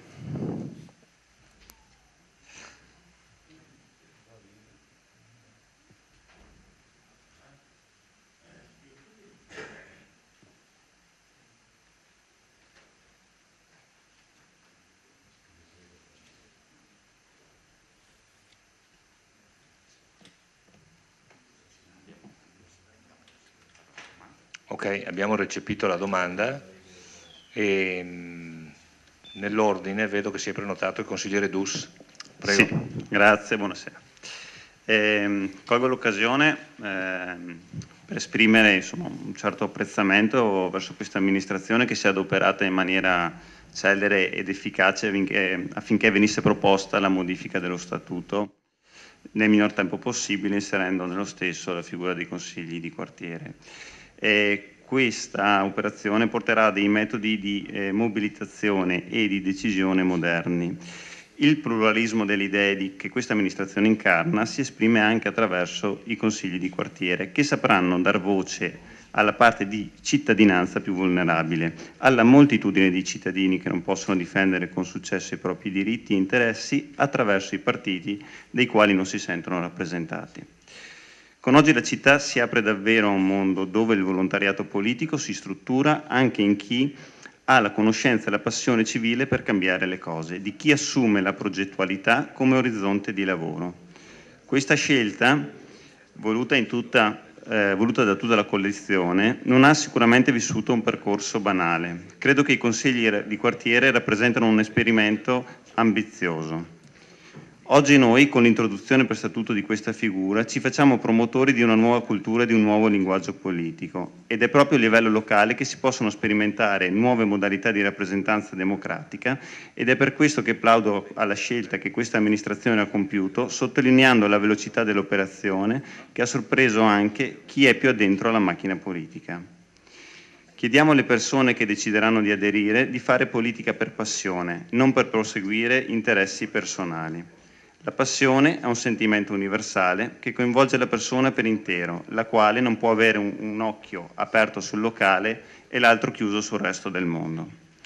Quello che mi preme ricordare in questo contesto è che la forza dei consigli di quartiere non sta nella loro esistenza de facto, ma è anche e soprattutto nella loro cooperazione e nella sinergia che riusciranno a creare. La possibilità di dare maggior forza e attiva a questi piccoli centri localizzati potrà portare vantaggi di gran lunga superiori rispetto ad un'attività centralizzata solo nelle mani degli eletti. La partecipazione cittadina, l'occhio vigile a livello di quartieri sugli accadimenti, l'attenzione nei confronti dei piccoli problemi di ordinaria amministrazione e richiamo all'intervento dell'amministrazione da parte di una figura strettamente connessa con essa, come quella del Presidente del Consiglio di quartiere, sono tratti indispensabili per mantenere attiva la partecipazione dei cittadini. Con questa proposta di modifica statuaria noi responsabilizziamo gli abitanti del comitato di quartiere e contribuiamo a tenere i rapporti tra essi e l'amministrazione, grazie ai rappresentanti del comitato che faranno da tramite. Naturalmente i consigli di quartiere dovranno dare adeguata garanzia di correttezza sia rispetto ai cittadini che in una quale misura rappresentano, sia rispetto all'istituzione, sia rispetto al mantenimento di un regime di trasparenza sull'attività svolta. I consigli di quartiere dovranno essere una dimostrazione che un sistema del genere è funzionale al decentramento e all'attività amministrativa, oltre a essere un ottimo punto di incontro democratico tra i bisogni del cittadino e le attività del volontariato che sono in grado di intraprendere. In conclusione, i consigli di quartiere possono fungere da monitoraggio e controllo della gestione politica e amministrativa dell'esecutivo. La loro istituzionalizzazione si prevede che incrementerà notevolmente la partecipazione democratica e la vicinanza con l'amministrazione, al punto di ricucire i rapporti di consenso tra le parti sociali coinvolte, che nei troppi anni di malgoverno non si è visto. Si darà voce alla gente e al territorio, si agevolerà l'attività pubblica, incentivando le attività di volontariato nel contesto territoriale e richiamando a raccolta anche le diverse associazioni esistenti sul territorio vittoriese. Grazie. Grazie consigliere Dus. La parola al consigliere Posocco. Grazie Presidente. Allora, in merito alla ripresa dei consigli di quartiere, anch'io come alcuni di noi qui dentro, veniamo da un'esperienza di consigli di quartiere. Consigliere Fasan, Botteon, appunto il consigliere Valier.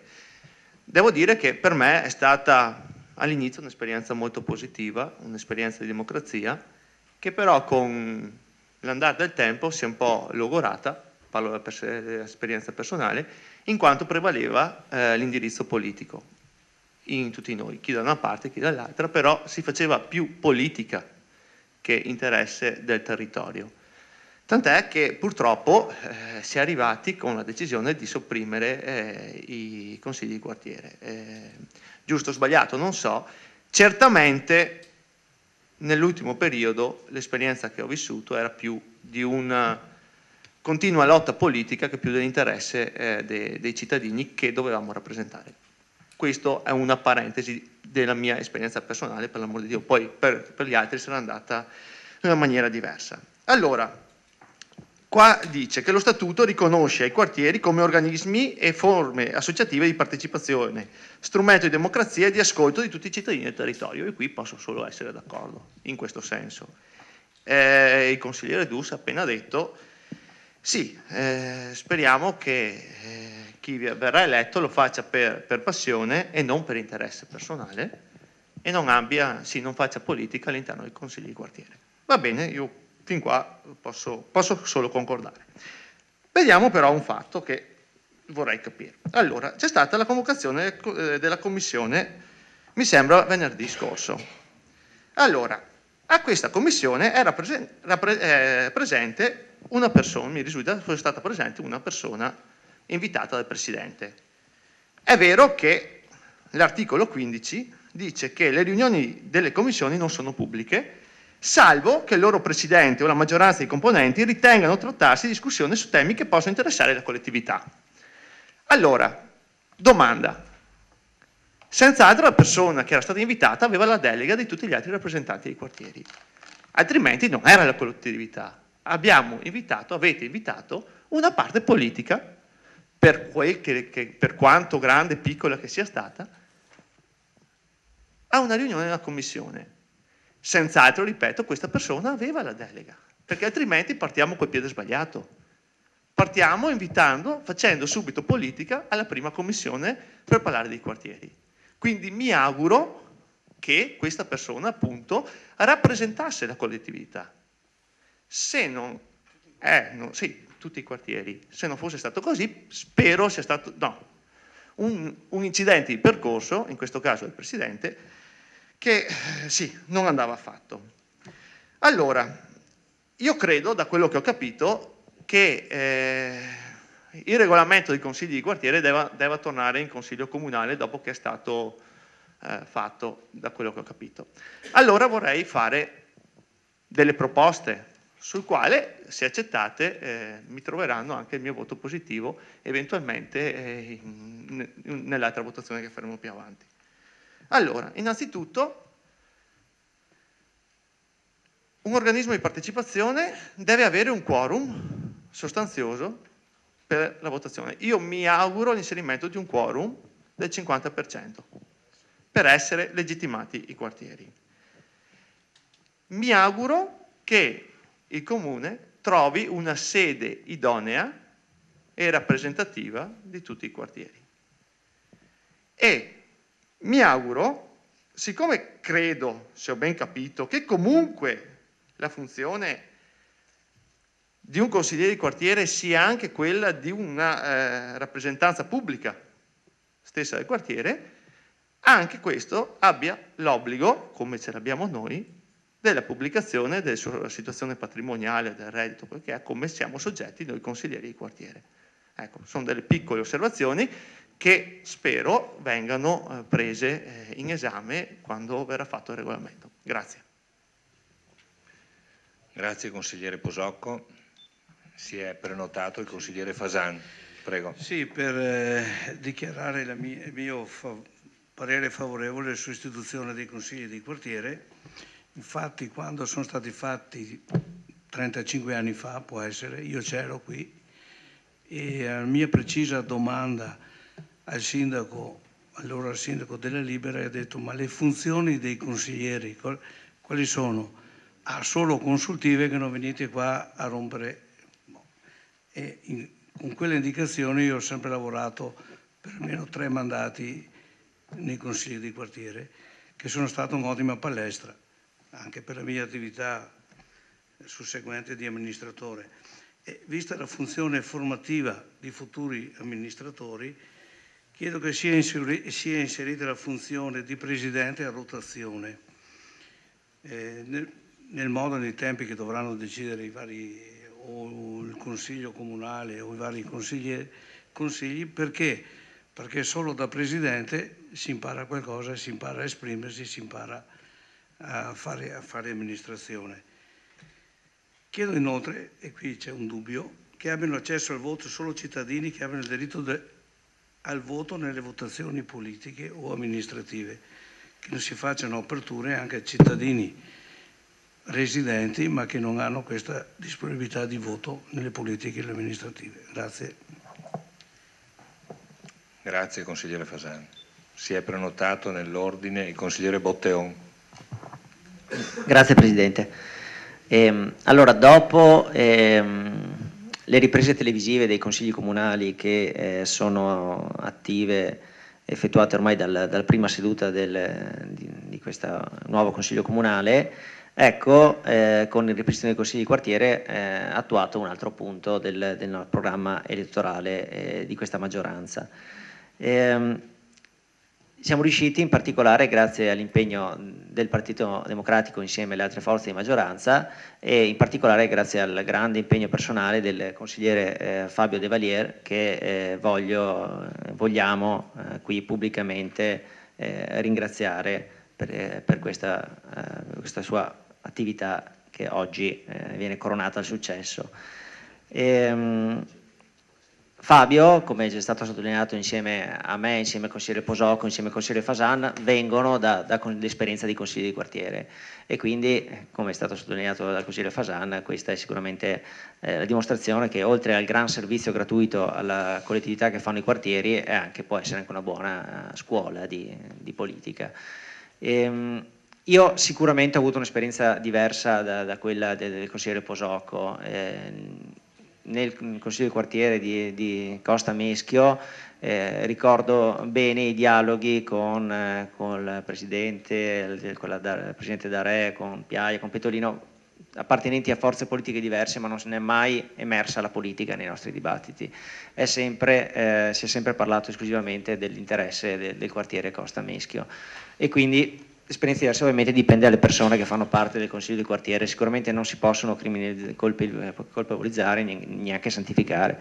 Certo che si tratta di persone che prestano il proprio servizio e dedicano il proprio tempo gratuitamente per la città e sono persone riconosciute da un voto e quindi è sicuramente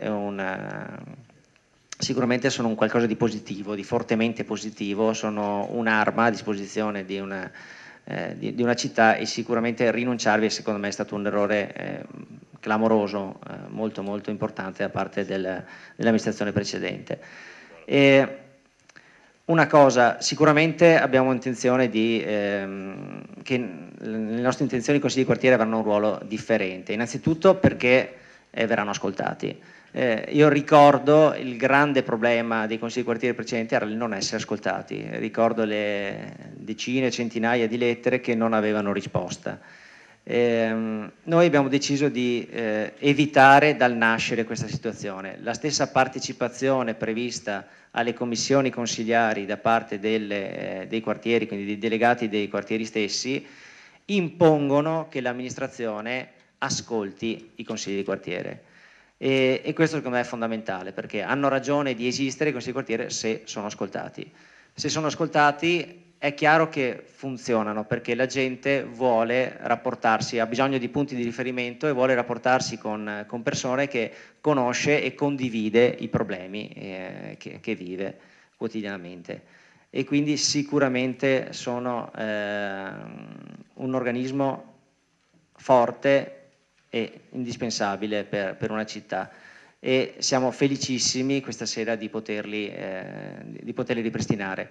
Nella campagna elettorale girando in diversi quartieri, ricordo a Formeniga, ricordo a Carpesica, a Meschio, in Fadalto, tante volte sono emerse questioni che affrontate preventivamente dal Consiglio di quartiere potrebbero, non dico essere risolte, ma sicuramente trovare una prima fase, una scrematura, per poi arrivare in Consiglio Comunale, quindi alla Giunta del Consiglio Comunale, in maniera sicuramente più efficace, in modo da essere risolte. E questa è la nostra volontà, dare ai cittadini un punto di riferimento valido, efficace, per la risoluzione dei propri problemi. Grazie, consigliere Botteon. Nell'ordine vedo che si è prenotato il consigliere Dus. Sì. Rispondo brevemente al consigliere Posocco che mi ha citato. Intendevo, no, cioè, sono prenotato io. Intendevo far finire prima gli interventi, poi. Mi sono prenotato. Certo, il secondo. giro. La replica, la considero come una replica questa. Ma guardi, no, consigliere D'Arè, guardi, le rispondo subito, però io sto seguendo l'ordine che mi appare, l'ordine per cui finiti gli interventi, prego consigliere Dus. Ma sì, dai. Allora, la considero una replica, quindi. Adesso io le ho chiesto nella mia prima domanda che il segretario mi dia la risposta. Le rispondo? Risponde il segretario e dopodiché fa il secondo giro. Posso risponderle?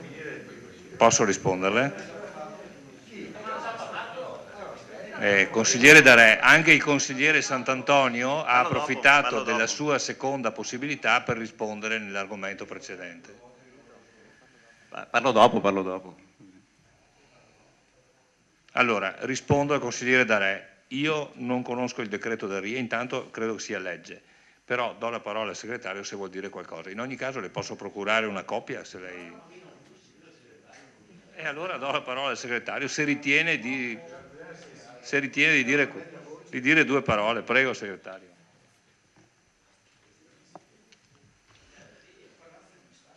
La legge numero 56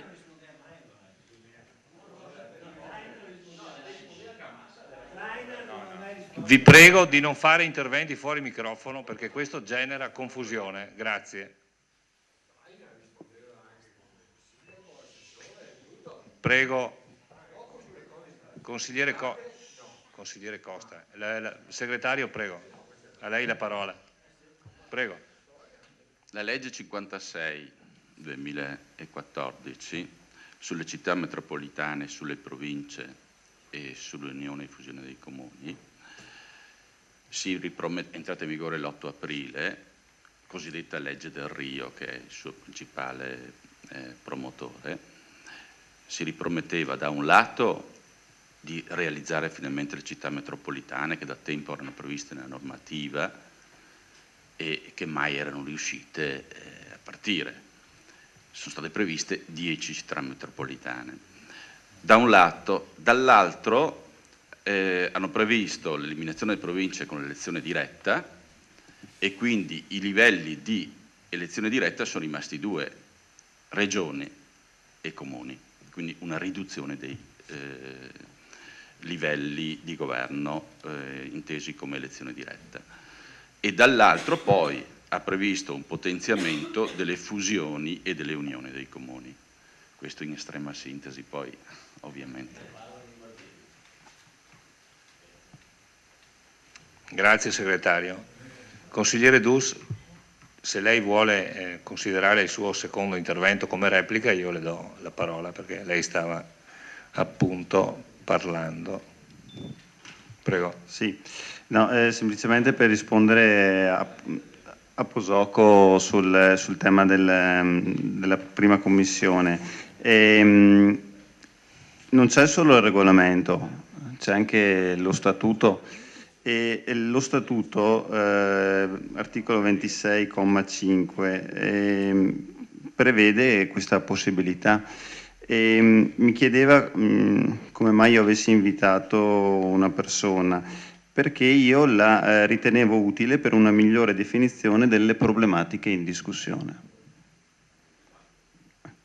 Ripeto, perché la ritenevo utile per una migliore definizione delle problematiche in discussione, come previsto dall'articolo 26,5 dello Statuto. Grazie. Grazie. Nell'ordine il consigliere Sant'Antonio. Allora, Forza Italia è d'accordo con la reintroduzione dei consigli di quartiere. Cito testualmente dal nostro programma elettorale delle ultime amministrative. Rafforzamento e sviluppo della dimensione di comunità con particolare attenzione ai quartieri.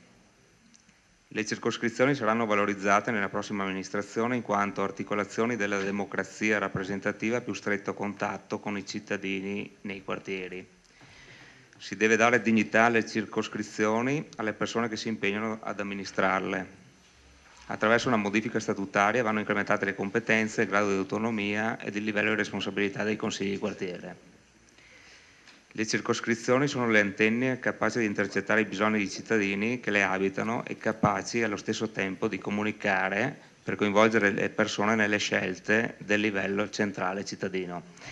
Ecco, ovviamente noi riteniamo che queste istituzioni, perché abbiano un senso e anche una consistenza, debbano essere a costo zero e debbano essere anche rappresentative, quindi concordo con l'opinione del consigliere Posocco che debbano avere un quorum consistente, altrimenti rimangono un organismo autoreferenziale. Grazie. Grazie per la sintesi. E vedo il consigliere Costa, prego, a lei la parola. Sì, grazie. Io non entro in merito sul fatto della presentazione di questa proposta di reintroduzione dei consigli di quartiere che ovviamente approvo e sposo in pieno, anche era nel programma elettorale. Trovo, e intervengo solo per dire, non per ripetere le cose che già sono state dette dal consigliere De Valiere e da altri, però trovo, diciamo, pretestuoso, quasi anche provocatoria la proposta di prevedere un quorum elevato per la validità delle elezioni dei consigli di quartiere. Come? No, ha detto un 50. Ha detto 50 e uno è libero di dire quello che vuole. Ma sono intervenuto solo perché mentre lo diceva mi è venuta in mente questa riflessione. E mi sono chiesto, ma cos'è che fa il Comune? Allora io potrei adesso intrattenervi 7-14 minuti nel leggere. Fermo. Potrei, bravo. Ho detto potrei intervenire, ma altrimenti vi do i riferimenti normativi, ve li leggete a casa stasera prima di riposare. Allora, cominciamo dal testo unico delle leggi, Allora, il comune è l'ente locale che rappresenta la propria comunità, ne cura gli interessi e ne promuove lo sviluppo. Quindi qua dentro c'è tutto, non vado a leggere il resto. Ma questa è legge nazionale, leggiamo il nostro statuto. Il comune rappresenta la comunità locale, ne cura i bisogni e gli interessi, ne promuove lo sviluppo e il progresso civile, sociale, economico, ne tutela l'ambiente e garantisce la partecipazione alle scelte politiche dei cittadini singoli o associati. Il comune deve provvedere, dotato di autonomia finanziaria nell'ambito delle leggi, deve provvedere affermazione dei valori della persona, centralità della famiglia, promozione e così via. Potrei leggere. E alla fine mi sono chiesto, ma che quorum è richiesto per eleggere un sindaco? Qualcuno dice che non esiste? Non esiste. E noi ci troviamo a eleggere un sindaco che dopo sia Tizio, Beppi, Toni, Nane, o Franco, o Antonio, o Gesualdo, no? Che può aver avuto una partecipazione del 20-30% di cittadini. Chiaro? Sì. Non c'è nessuna. E il sindaco è legittimato anche se vanno a partecipare il 20-30%. Noi stiamo assistendo alle votazioni che una volta era 60-70, vediamo la curva che è sempre in discesa. In democrazia, anzi negli Stati Uniti d'America, dove la democrazia non ha bisogno di grossi flussi di partecipazione, va a partecipare 30-35%. Eppure nessuno mette in dubbio la validità della democrazia negli Stati Uniti. Dopo io non voglio citare gli Stati Uniti come esempio su tutto, sia ben chiaro, ma come democrazia, ecco. Allora noi andiamo per svolgere tutti questi compiti, è richiesta percentuale di partecipazione 0, no? Può essere il 10, il 20, il 30%. E chi viene eletto fa tutte queste cose. Poi, per attribuire e riconoscere a un organismo il compito di strumento di democrazia, di ascolto dei cittadini, di vicinanza del territorio, che non dovrà comportare spesa, non costituisce che la costituzione di questo organismo non dovrà comportare aggravio di spesa, no? Deve solamente essere uno strumento di ascolto e di vicinanza al territorio, diventiamo stranamente fiscali e andiamo a chiedere magari il 50%, ma io chiedo che sia il 90%. Se non fate il 90%, io voto contro. Sia ben chiaro? Grazie. Grazie consigliere Costa. Si è prenotato il consigliere Darè. Ma è chiaro che questo è un pegno elettorale che la maggioranza deve pagare alla lista civica. Mi pare sia evidente. Una lista civica che ha racimolato, non so, 292 voti, dico i numeri del lotto, meno delle preferenze di qualche consigliere presente in aula. Allora vuol dire che già i cittadini vittoriesi hanno bocciato quest'idea. Voglio ricordare che Conegliano nel 1986 ha tolto i quartieri, ma mi pare che ci sia anche un qualcosa di ben più evidente in cui il decreto Del Rio non prevede i quartieri, prevede l'abolizione addirittura delle province, viene tolto il Senato e noi rimettiamo i quartieri. Sì, può essere una forma di partecipazione, ma se avete dei debiti di riconoscenza li potete fare subito, anziché fare i comitati, anziché fare i quartieri fate i comitati.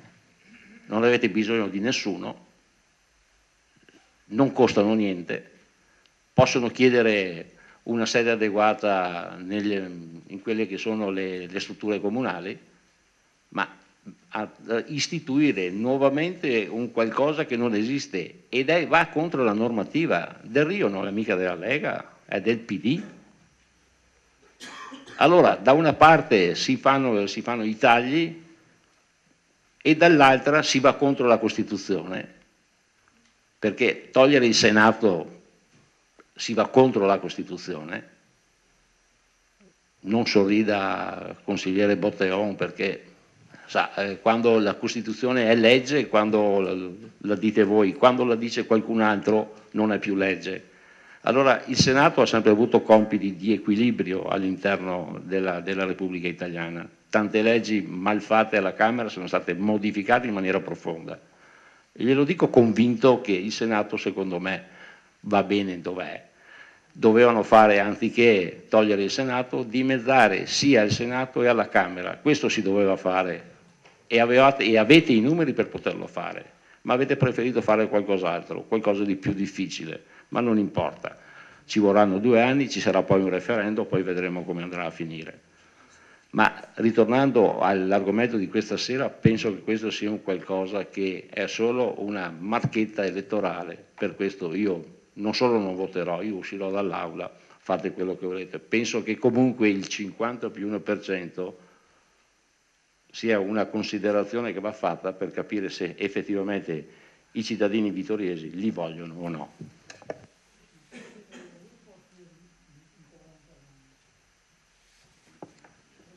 Dunque, ecco, pregherei di stare in silenzio tra il pubblico, grazie.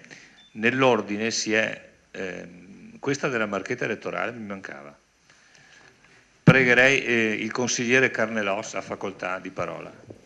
Sì, dunque, partirei da una canzone di Gaber, diceva democrazia è partecipazione. E credo che si attagli bene all'argomento che stiamo trattando e al deliberato che siamo chiamati a votare. Libertà, democrazia e partecipazione è sinonimo di politica. Qui non l'avevo prevista questa cosa, ma Posocco mi ha stimolato sotto questo punto di vista, perché la politica è l'interesse dei cittadini. La politica non è mica una cosa sporca, Noi stiamo facendo politica. L'amministrazione è la figlia della politica, la figlia legittima della politica. Quindi sotto questo punto di vista è normale che in un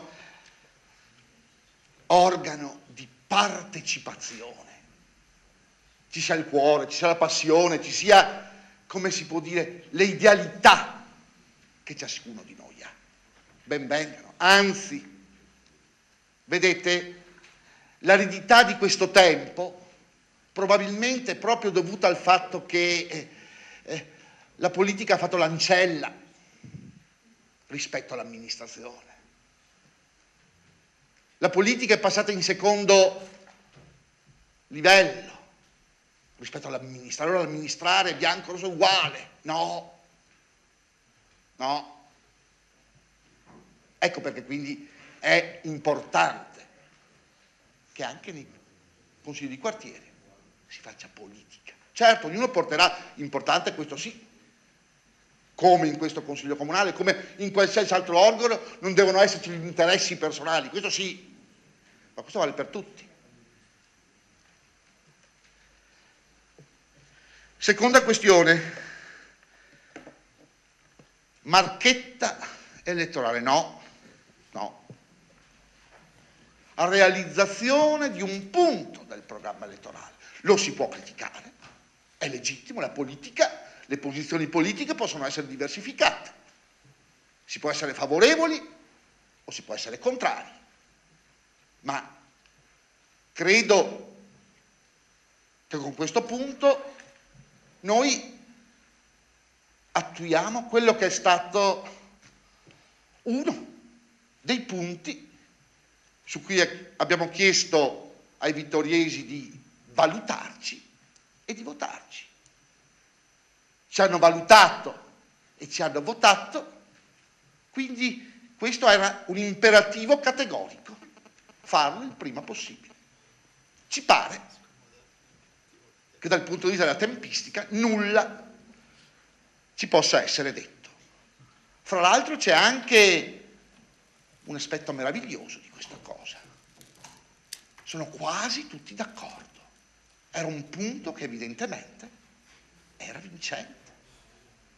Almeno fino ad ora i consiglieri, ad eccezione ovviamente dell'amico D'Arè, hanno espresso una valutazione positiva della reintroduzione di questo istituto. E allora credo che questo fosse doveroso nei confronti dei cittadini. È vero, l'ho detto prima, questa è una scelta politica, una doverosità politica farlo. È vero, potrebbero esserci delle norme. Prima l'amico D'Arè citava Del Rio, il decreto. Può essere che possa rivelarsi un ostacolo. Può essere che a livelli superiori, quei regionalisti dei regionalisti, i federalisti dei federalisti, dicono no, c'è la norma, ma questo non ci deve fermare. Se non altro, dal punto di vista politico, noi questo abbiamo detto e questo facciamo. Anche perché poi, sapete, le norme sono come la chewing gum, dove le tiri vanno. E allora speriamo che la tirino bene. Quella norma, posso avere anch'io qualche dubbio, sapete, gli azzeccagarbugli trovano e potrei scrivere 10 pagine sul fatto che probabilmente non è possibile, così come ne farei anche 10 sul fatto che sono possibili. Vedremo. L'organo tutorio, siccome fra l'altro la modifica dello statuto è soggetta, mi pare di ricordare, un minuto, grazie. Sì, al vaglio della Regione, vedremo. Certo è che in ogni caso dai consiglieri di maggioranza, dal Partito Democratico, è venuta doverosamente la proposta di realizzare quello che avevamo scritto ad aprile. Guarda caso Del Rio, il decreto è di aprile, figuratevi se si guardano le norme anche perché diceva San Paolo che le parole uccidono, lo spirito vivifica. Ecco, nelle norme sulla partecipazione, davvero io credo che le parole, quelle scritte e anche quelle verbali, quello importante è lo spirito, e lì c'è la partecipazione. Grazie. Grazie consigliere Carnellos, 7 minuti esatti. La parola all'assessore Turchetto, prego. Sì, no, volevo fare solo una brevissima replica al consigliere Darè per dire che non è assolutamente un debito di riconoscenza. Faccio mie le parole del consigliere Carnellos, ovviamente, e anche rispetto alla questione di Conegliano che lui ha posto, la nostra città, Vittorio Veneto, è completamente diversa sia da Conegliano e sia da tante altre città venete e italiane, perché ha una struttura urbana e territoriale che è appunto diversa. È una città fatta da quartieri diversi, abbiamo Ceneda, il centro, Serravalle, abbiamo San Giacomo, abbiamo delle realtà molto ben definite da questo punto di vista, un territorio che è in parte montano, in parte di pianura, delle problematiche legate alla zona industriale, delle problematiche legate ai centri storici, e quindi secondo me proprio per la struttura urbana, per l'estensione del territorio, perché è il comune più grande della provincia, credo che la reintroduzione dei quartieri sia un fatto assolutamente necessario per accogliere le istanze che provengono dalle varie zone della città e che sono istanze tra loro diverse. Quindi credo che ci sia anche questa motivazione che si aggiunge a tutto quello che è stato detto dagli altri consiglieri, soprattutto di maggioranza. Grazie. Grazie consigliere. Se posso aggiungere una considerazione personale. Vittorio ha questo territorio con questo senso di appartenenza sicuramente elevato, però io sono sempre stato convinto che non ha ancora metabolizzato la sua unione. Noi lo crediamo, ma forse non è così, e quindi i quartieri sono forse una materia di coesione per questo territorio così vasto e così eterogeneo e omogeneo allo stesso punto. La parola al consigliere Posocco. Sì, collega Costa, io ho fatto una mia proposta, non vista bene, non la prendete in considerazione. Io vedo, le norme vanno bene quando ti fanno comodo, il quorum delle volte introdotto su qualche referendum faceva comodo a qualcuno, qualcun altro no.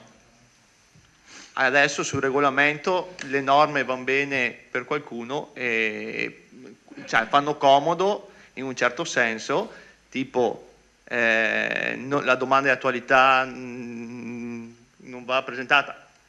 Non per fare una critica, Presidente, lei ha applicato il regolamento, per l'amor di Dio. In questo caso il consigliere Dus mi dice che nello statuto comunale c'è effettivamente all'articolo 26.5 che le commissioni possono invitare i propri lavori rappresentanti organismi associativi e delle forze sociali, politiche ed economiche, nonché chiunque venga ritenuto utile per una migliore definizione delle problematiche di discussione. Va bene, qua dice le commissioni chi? Il Presidente e i consiglieri, poi però c'è un regolamento che parla chiaro, conta lo statuto comunale, conta il regolamento, allora se ci mettiamo qua sulle norme, appunto, no? Quindi qui appunto mi sembra che le norme vanno bene quando ti fanno comodo, questo è il succo del discorso. Mi sembrava che insomma eravamo accusati noi di certi comportamenti, ma mi sembra che qua in questo senso forse le cose non sono tutt'altro che migliorate. Quindi la mia era una proposta, consigliere Costa, con la campagna elettorale che avete sostenuto, intensa, avete puntato tanto sui consigli di quartiere, secondo me se non si raggiunge un quorum del 50% io lo considero un fallimento. Basta, tutto qui. Vedete voi, inseritela o non inseritela. Io ho detto, ben venga, sono convinto che i consigli di quartiere siano, se fatti bene, gestiti in una certa maniera, siano un supporto importante per il lavoro del Consiglio, della Giunta, di tutti. Se fatti male, assolutamente no, deleteri. Ho fatto delle proposte, vedete se accettarle o meno. Io sono, ripeto, pronto a votare a favore se alcune delle mie proposte vengono accolte. Grazie. Grazie consigliere Posocco. Nell'ordine si è prenotato il consigliere Faraon. Prego. Sì, grazie. Allora, come capogruppo del gruppo Partecipare Vittorio, ovviamente come lo dice il gruppo stesso, non posso essere che favorevole e non possiamo essere che favorevoli alla reintroduzione dei consigli di quartiere. Ne va dato atto al lavoro fatto dal consigliere De Valier e quindi grazie a tutto il gruppo per il lavoro che è stato fatto. 1519 votanti cittadini vittoriesi che hanno votato le due liste, Partecipare Vittorio e un'altra Vittorio, hanno votato la reintroduzione dei consigli di quartiere perché faceva parte del nostro programma e poi del programma della coalizione, del programma di mandato, e quindi non possiamo che essere favorevoli di questa reintroduzione dei consigli di quartiere. Grazie.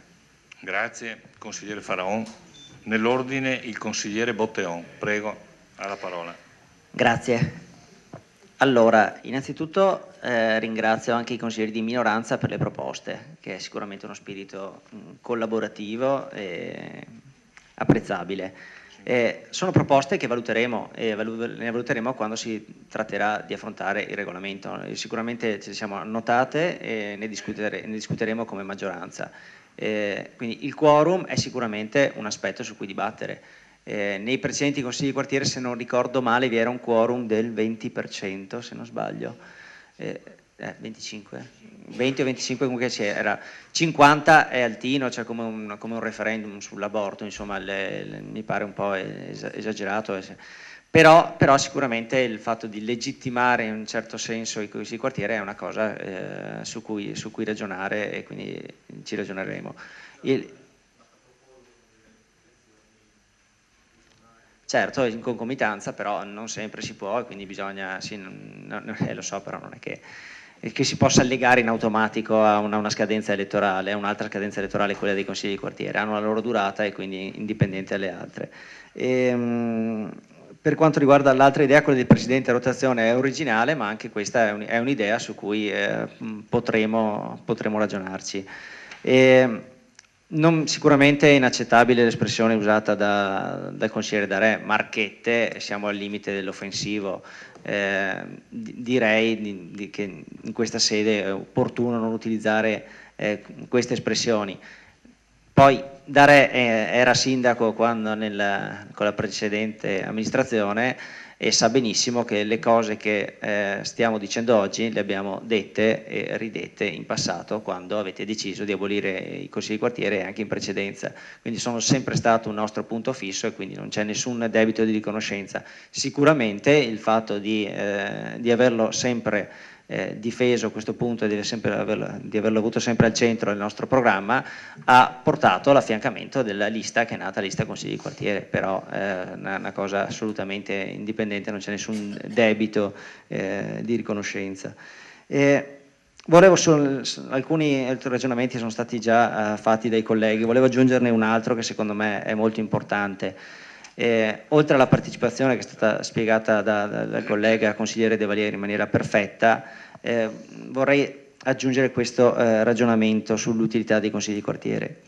In questi primi mesi da maggioranza, io penso gli altri consiglieri di maggioranza e soprattutto la Giunta siamo bersagliati di richieste da parte dei cittadini, generiche o specifiche. Quali attuare tra queste richieste? I criteri sono il buonsenso, ovviamente, la corrispondenza col programma elettorale, però vi sono altri criteri reali, molto reali, che minacciano le scelte, e cioè quelli dell'amicizia e quelli del clientelismo. Io credo che i consigli di quartiere possano essere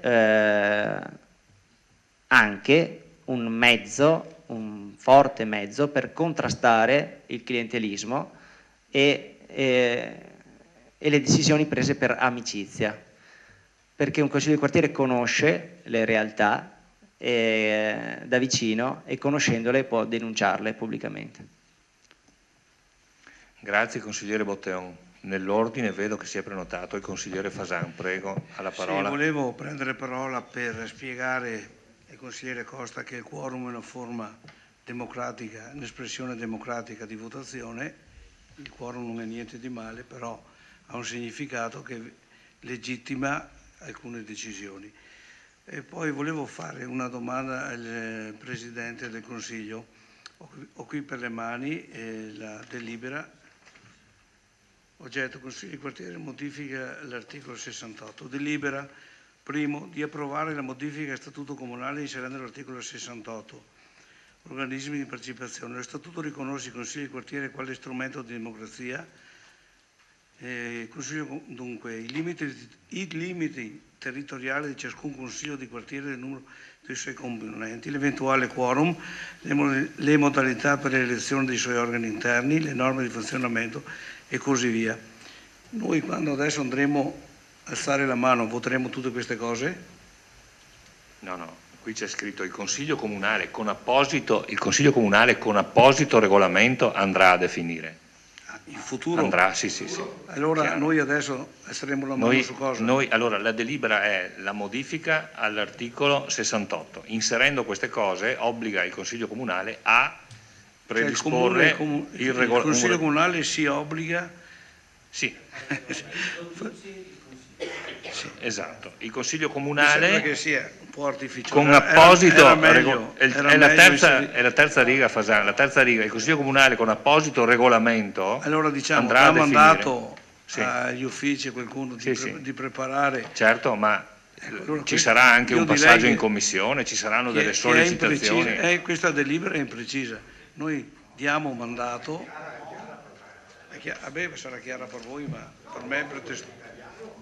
Permettete, la questione è molto semplice, Fasan. Allora, noi la parte in corsivo è la modifica all'articolo del regolamento, no? E dice il Consiglio Comunale andrà a definire queste cose. Allora, al di là di questi... Lo trovo semplice, insomma. Sì, vabbè, io avevo interpretato in maniera diversa, però io mi auguro che siano anche considerate le indicazioni date da questo Consiglio al di là di questo.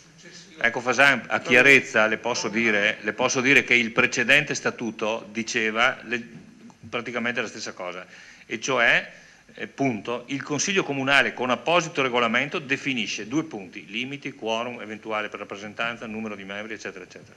Quindi siamo sullo stesso ordine di lunghezza d'onda. Sarà chiaro per qualcuno che sarà chiaro per qualcuno che alzerà la mano, io non alzerò la mano, se non mi è chiaro.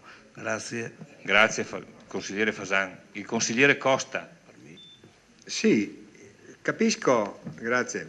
Capisco che il quorum al 50% è una proposta, però io appunto ripeto il concetto, è una provocazione, perché se è un pretesto, perché se abbiamo accertato che per eleggere il sindaco basta, è sufficiente anche, non è scritto niente, anche il 10, il 20, il 30%, dopo, e che ha tutti quei compiti, per il sindaco chiediamo a partecipazione 20-30%, per i consigli di quartiere il 50%.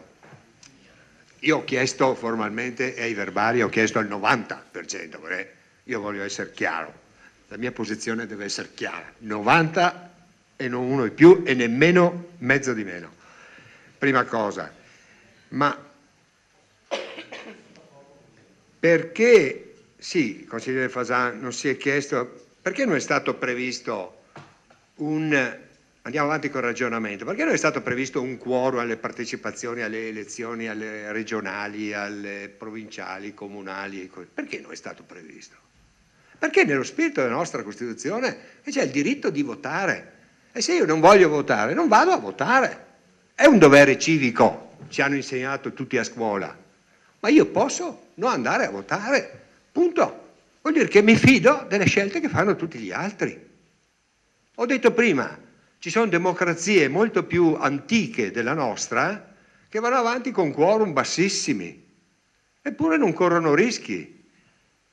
Questo è la replica, però prendo atto della proposta. Prima cosa, sul pagare dazio a qualcuno lasciamo perdere, sono le solite battute di bassa lega, sì, di basso profilo.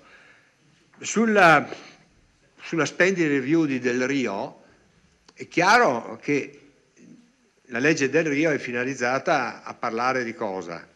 A entrare in quegli argomenti dove c'è una spesa pubblica, dove i livelli di partecipazione sono effettivamente eccessivi ma soprattutto costosi, come è stato appurato presso varie regioni, province d'Italia, quindi a prescindere da colori, non faccio nessuna distinzione. Cioè è mancato un po' il senso dello Stato e quindi è giusto che qualcuno ci metta il naso o anche le mani per togliere, per fare chiarezza. Poi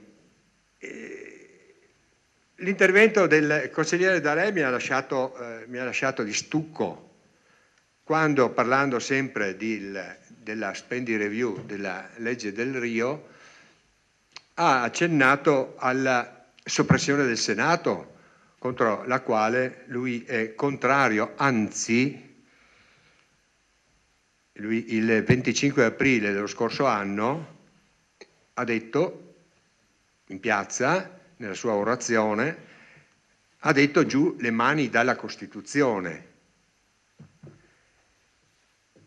Ora, giù le mani dalla Costituzione, parlando appunto, esprimendosi contro l'abrogazione del Senato. Io, che non ho una militanza politica lunga, però ho collegato subito, che cosa? Ho collegato subito quell'atto che è stato portato qua in questo Consiglio, è quello di approvazione di una delibera di sostegno al referendum per l'indipendenza della Regione Veneto, per la secessione. Chiaro. Tutti quelli che erano presenti ricordano come è stata raggiunta la maggioranza, il minimo di maggioranza dei presenti, invocando il rappresentante simpaticissimo Mirko che era seduto qua, che si era pronunciato contrario, era uscito e al momento del voto è stato richiamato: Mirko torna che manca i numeri. L'abbiamo sentito tutti, non eravamo distratti. Allora, da una parte diciamo giù le mani dalla Costituzione, dall'altra parte votiamo un provvedimento contro, grazie, finisco subito, un provvedimento contro che cosa? Contro la Costituzione. Articolo 4, articolo 5, la Repubblica una indivisibile riconosce e promuove le autonomie locali. Ma in questo articolo non è scritto nella seconda parte della Costituzione, che è quella oggetto e suscettibile e riconosciuto da tutti i costituzionalisti o suscettibile di modifiche. Chiaro, nella seconda parte della Costituzione suscettibile di modifiche. E non lo dice il PD o Costa, ma è nei principi fondamentali. Articolo 5. Quindi è ancora più grave la situazione. Quindi, per piacere, signori, un po' di coerenza cerchiamo di averla. Grazie. Grazie, 5 minuti esatti. La parola, ma il consigliere Posocco, devo fare una domanda solo tecnica. ma il suo è il terzo intervento, quindi io... È la dichiarazione di voto. Okay. Perfetto, ma gliela do dopo, consente che gliela dia dopo. Mi lasci, consigliere De Bastiani, le do la parola dopo. A me basta un minuto. Allora, mi sembra di capire che Posocco favorevole fondamentalmente ai consigli di quartiere, al ripristino dei consigli di quartiere, a determinate regole. Fasan anche, mi sembra, ha determinate regole, e Forza Italia anche. Allora chiedo, ma allora perché li avete aboliti l'altra volta, che ci fate perdere tutto questo tempo adesso a rimetterli dentro? Tu non c'eri. Non so, o era una marchetta per Tony D'Alè, che è l'unico che si è dichiarato contrario, ma insomma tanto tempo sprecato per niente. Grazie consigliere De Bastiani. Nell'ordine il consigliere Sant'Antonio. No, volevo rispondere un attimo al consigliere Costa relativamente al discorso del quorum. Cioè, io non sono un costituzionalista e neanche tento di farlo. Però ci sono delle istituzioni come le Camere, le Regioni, il Consiglio Comunale, l'elezione del sindaco, in cui il quorum non serve perché sono definiti e ben stabiliti. Immagino che l'elemento quorum sia stato inserito invece nelle entità per evitare che proliferino senza avere una consistenza. Cioè, dall'oggi al domani si potrebbero inventare altre commissioni, altre cose che, voglio dire, porterebbero solamente a una confusione incredibile se non avessero la consistenza determinata del quorum. Penso che sia questo il motivo. Quindi dopo sul quorum 50%, 20%, 30% si può ragionare, ma è giusto che ci sia il quorum a giustificare tali istituzioni. Insomma, tutto qua. Nell'ordine, consigliere Carnelos, 5 minuti. Almeno. Volevo rassicurare il consigliere Fasan e il consigliere Posocco sul fatto che in questo deliberato noi modifichiamo esclusivamente lo statuto introducendo l'istituzione dei consigli di quartiere. Come verranno eletti, quale sarà il quorum, come verrà eletto il presidente, è una questione di competenza ovviamente consigliare e deve essere oggetto di un regolamento su cui ciascun consigliere potrà dire, ovviamente prima in commissione, ma noi sappiamo che anche le proposte della commissione potranno eventualmente essere emendate in sede di consiglio comunale e votate, ecco, voglio dire, la loro posizione a dire la verità è ultronea in questo momento, ecco, anche, è vero, è già svolta un pochino anche quello che diceva Costa, fra l'altro va detta una precisazione dal punto di vista delle leggi elettorali. Il quorum per la validità delle elezioni è previsto esclusivamente per l'elezione del sindaco nell'ipotesi in cui ci sia una sola lista e a votare non vada più del 50% più uno. In quel caso le elezioni sono nulle una cosa del genere. Mentre invece se vi è più di una lista presente, qualsiasi percentuale di votante rende legittimo l'organo che viene presentato. Questa è la prima cosa. Volevo replicare un attimo anche il consigliere D'Arè sulla affermazione così plateale l'abolizione del Senato è contro la Costituzione. La Costituzione nostra, pur essendo una Costituzione rigida, è una Costituzione che l'articolo 139 ha e prevede le modalità per la modifica degli articoli della Costituzione e nulla vieta che il Parlamento sovrano modifichi gli articoli della Costituzione. Si può essere d'accordo, fra l'altro è, come lei saprà sicuramente, una legge costituzionale, quindi 2 volte alla Camera, 2 volte al Senato. Se non c'è ci vuole la maggioranza assoluta. Se non si raggiunge i 2/3, c'è la facoltà del referendum che può essere chiesto da un terzo dei parlamentari, mi pare 5 regioni o 3 regioni, quindi effettivamente nessuno va contro la Costituzione.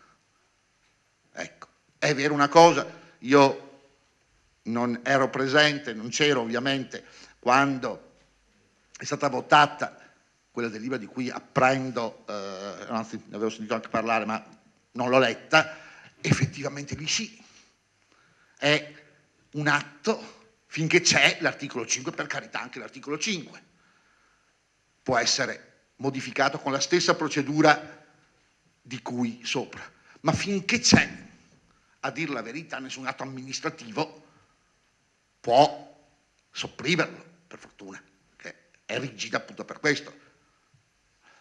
Quindi sotto questo aspetto sul Senato sicuramente attualmente difatti il Senato c'è perché la legge costituzionale non è ancora passata.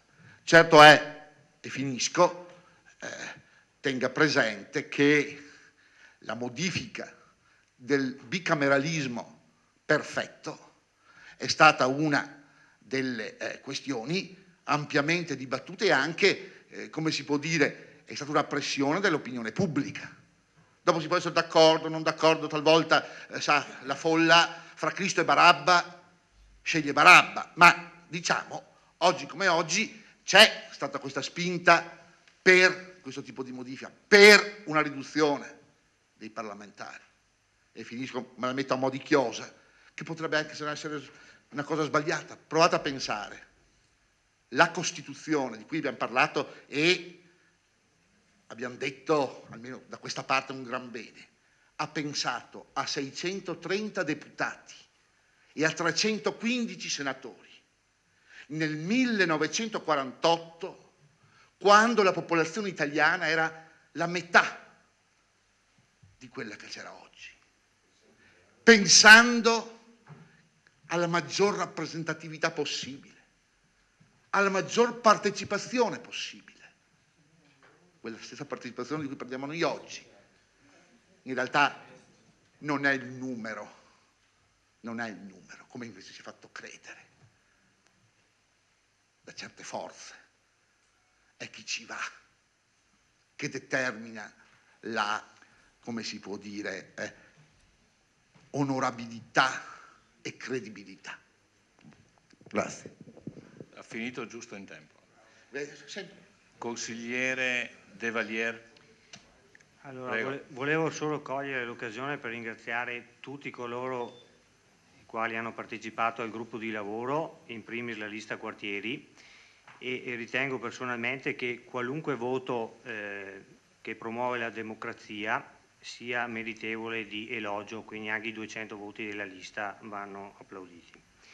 Volevo precisare che l'eventuale quorum è stato inserito proprio per il dibattito in corso, quindi avevamo previsto proprio per questo dibattito, per dare maggiore rappresentatività ai quartieri. Personalmente nell'ultima gestione dei quartieri è stato introdotto al 25 e tutti i quartieri lo hanno superato brillantemente con anche punti di 40%. Ritengo che un 40% sia un valore molto alto e rappresentativo di un quartiere e ritengo che il 50 sia proprio un qualcosa di platealmente eccessivo. L'obiettivo di Del Rio è sicuramente lodevole e io lo approvo in pieno, è quello del contenimento della spesa all'interno dei servizi, però obietto che il Partito Democratico, visto il suo nome, si spenderà sempre invece per lo sviluppo della democrazia e della partecipazione. Contenimento della spesa sì, il che non vuol dire contenimento anche della democrazia. Grazie. Grazie consigliere De Valier. Nell'ordine vedo il consigliere Darè. Prego, Ma alla per parola. rispondere un po' al consigliere Costa e al consigliere Carnelos, voglio ricordare che nei bei tempi andati qualcuno aveva proposto la devolution che andava a intaccare quella che era l'ordinamento del Senato.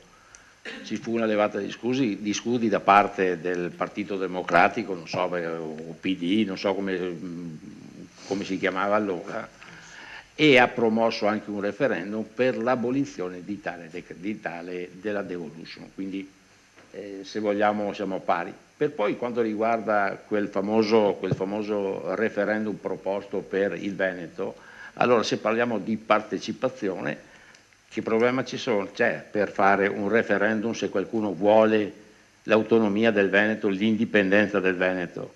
Lo ha fatto anche la Scozia, ne è uscita vincente la Malconcia, ma comunque ha vinto il sì e non ha vinto il no, e quindi a quel punto è un segno di democrazia. Quindi parlate di democrazia, però se la fate voi è democrazia, se la facciamo noi non è democrazia. Grazie.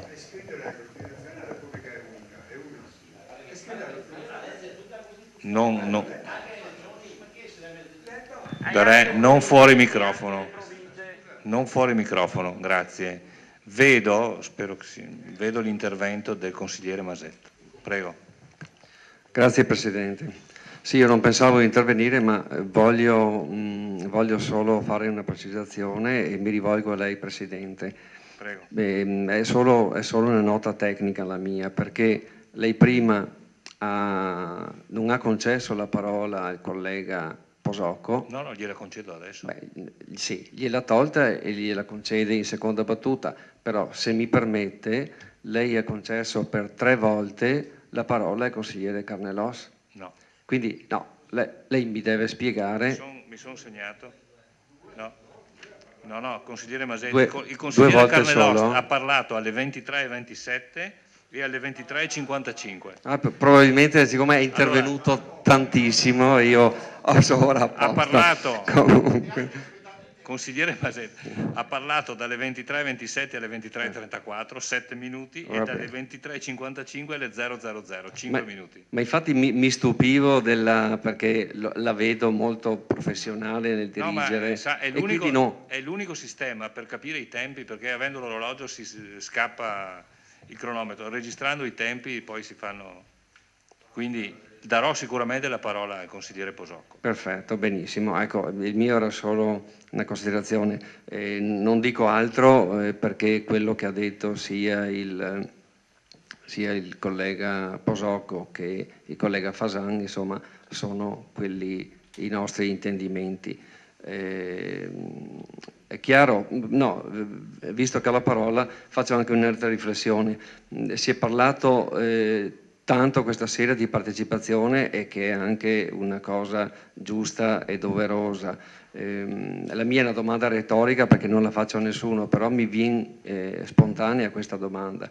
Noi andiamo, anche giustamente se vogliamo, a ripristinare un organismo quali sono i consigli di quartiere e quindi andiamo ad aumentare la partecipazione. Allora qualcuno mi deve spiegare perché qualcun altro ha ridotto la partecipazione in termini di numeri dei consigli comunali. E questo noi di Vittorio Veneto, ma come tutti gli altri comuni che sono andati al voto quest'anno, l'hanno vissuta, perché siamo passati da 20 a 16 consiglieri. Quindi ecco questa discrepanza che voglio dire a me e anche credo a tanti semplici cittadini di Vittorio, come di Conegliano, come di Ascoli, voglio dire, non so, suona strana questa cosa, perché vogliamo da una parte incentivare la partecipazione, quindi cosa significa incentivare la partecipazione? Aumentare il numero di persone che concorrono all'attività della gestione della cosa pubblica. Dall'altra andiamo a ridurre. Ecco. Qualcuno mi dovrebbe spiegare questa cosa. Grazie. Io a questo punto vedo che non ci sono interventi, invito alle dichiarazioni di voto e do la parola al consigliere Posocco. Sì, brevemente. Riguardo a partecipazione e ascolto dei cittadini, qualcuno ha detto bella piazza ma noi andremo avanti comunque. E poi, una cosa tecnica, nello statuto comunale c'è l'articolo 68, è già presente, o non è mai stato tirato via, non so se sia 68. Nello statuto comunale presente in rete l'articolo 68 c'è già. Non so, magari sbaglio io, ma mi sembra che ci sia presente, quindi se c'è la modifica o l'introduzione?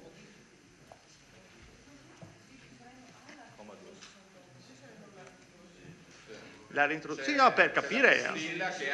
No, perché volevo capire, per l'amor di Dio. Ok. Infatti non coglievo e ho chiesto. Okay. Il mio voto sarà di astensione, grazie. Grazie consigliere Posocco, si è prenotato Fasan per la dichiarazione di voto, Per la prego. dichiarazione di voto, siccome ho dichiarato di essere favorevole, non potrò essere contrario, però altrimenti non sono nemmeno favorevole fino a quando non vedrò quando ritornerà. Pertanto io mi asterrò con fiducia. Diciamo che Carnellost è stato molto più esplicito, molto più della delibera di Consiglio, pertanto do fiducia a Carnellost che ritorni con le modifiche da noi prospettate. Se così sarà, voterò a favore. Grazie consigliere Fasan per i chiarimenti. Consigliere Botteon, dichiarazione di voto, prego. Grazie consigliere Fasan, l'astensione è meglio di niente. Da parte del Partito Democratico voto fortemente, convintamente favorevole con un pizzico di orgoglio.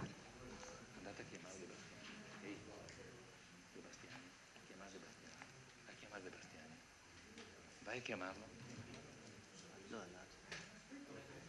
Scusate, vedo che dunque, consigliere Botteon, consigliere Costa, prego. Sì,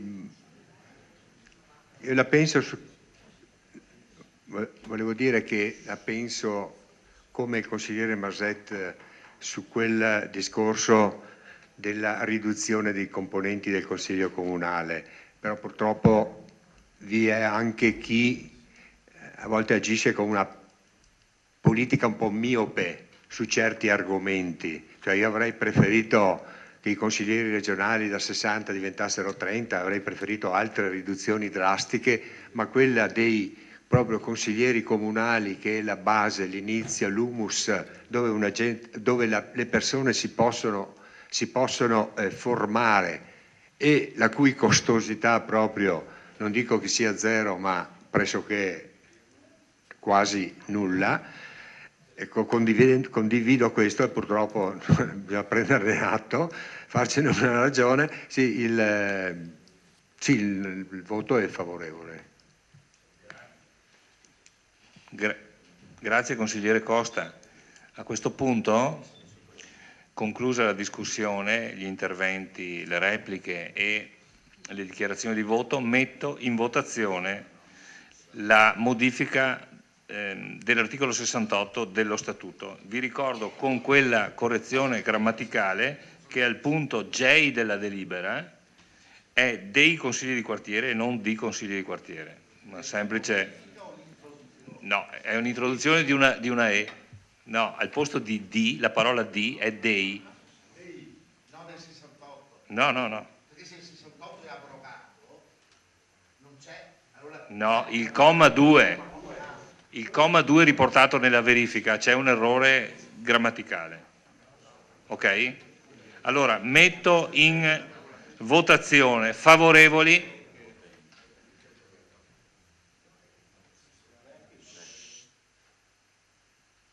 contrari,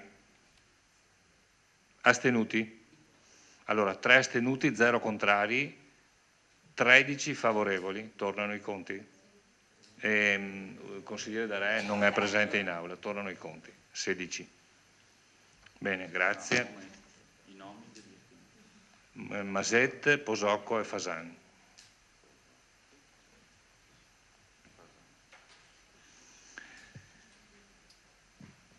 Vi ringrazio, vi prego di essere estremamente sintetici in questi ultimi 2 punti, anche perché capirete che non abbiamo motivo di fare modifica agli schemi di convenzione, almeno così io spero, anche se poi non sarà vero.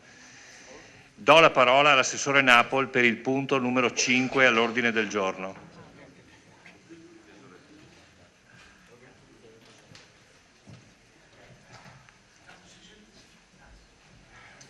Prego, assessore Napol ha la parola. Vedo che hai nominato il mio nome e suscitato il panico tra il pubblico. Tutti che... No, allora, questo punto all'ordine del giorno riguarda il rinnovo della concessione del servizio di tesoreria comunale che è in scadenza il 31/12 di quest'anno. Gli uffici così hanno fatto delle verifiche, hanno avuto Prego un po' di silenzio, grazie. Hanno fatto delle verifiche, hanno avuto dei contatti con l'attuale gestore, l'attuale concessionario che è la Banca della Marca, per capire un po' le condizioni che si aspettano le banche per poter concorrere a questo servizio. Ecco, ricordo che la concessione attuale è stata fatta 10 anni fa in un contesto economico tutto diverso, quindi anche, diciamo così, l'appetibilità della gestione di questo servizio era molto differente rispetto adesso. Per cui le banche tendono, come dire, a stringere i cordoni e così a chiedere che il servizio sia forse un po' più remunerativo di quello che era nel passato. Allora, le proposte che la banca ci fa sostanzialmente in via informale ci fanno capire, quindi sono sostanzialmente due le questioni più importanti. Uno, attualmente noi abbiamo un contributo annuale che viene versato al Comune pari a 10.900 euro e poi attualmente abbiamo 3 POS gratuiti per i pagamenti, diciamo, in contanti che vengono utilizzati negli uffici comunali. Ecco, la banca chiederebbe anche la possibilità di introdurre una commissione sui bonifici a carico dei beneficiari, cioè i pagamenti che il Comune fa, chiede che ci sia la possibilità di introdurre una commissione. Ecco, ultima cosa che noi chiediamo invece alle banche, così sempre in via, diciamo così, preliminare, è stata quella di estendere la possibilità di avere altri POS gratuiti, un numero, diciamo, illimitato, anche se così non sarà, insomma, ma però può darsi che ci servano altri POS e quindi questi li chiediamo e siano gratuiti. Come la possibilità di avere il pagamento via internet attraverso il sito del Comune, sempre senza commissioni, attraverso carte di credito o così altri strumenti di questa natura. Ecco, nella commissione consiliare che abbiamo fatto venerdì scorso, quindi siamo stati così un po' stretti coi tempi purtroppo perché avevamo l'esigenza di portare in consiglio questo punto nei tempi più stretti possibili proprio per attivare poi tutte le procedure.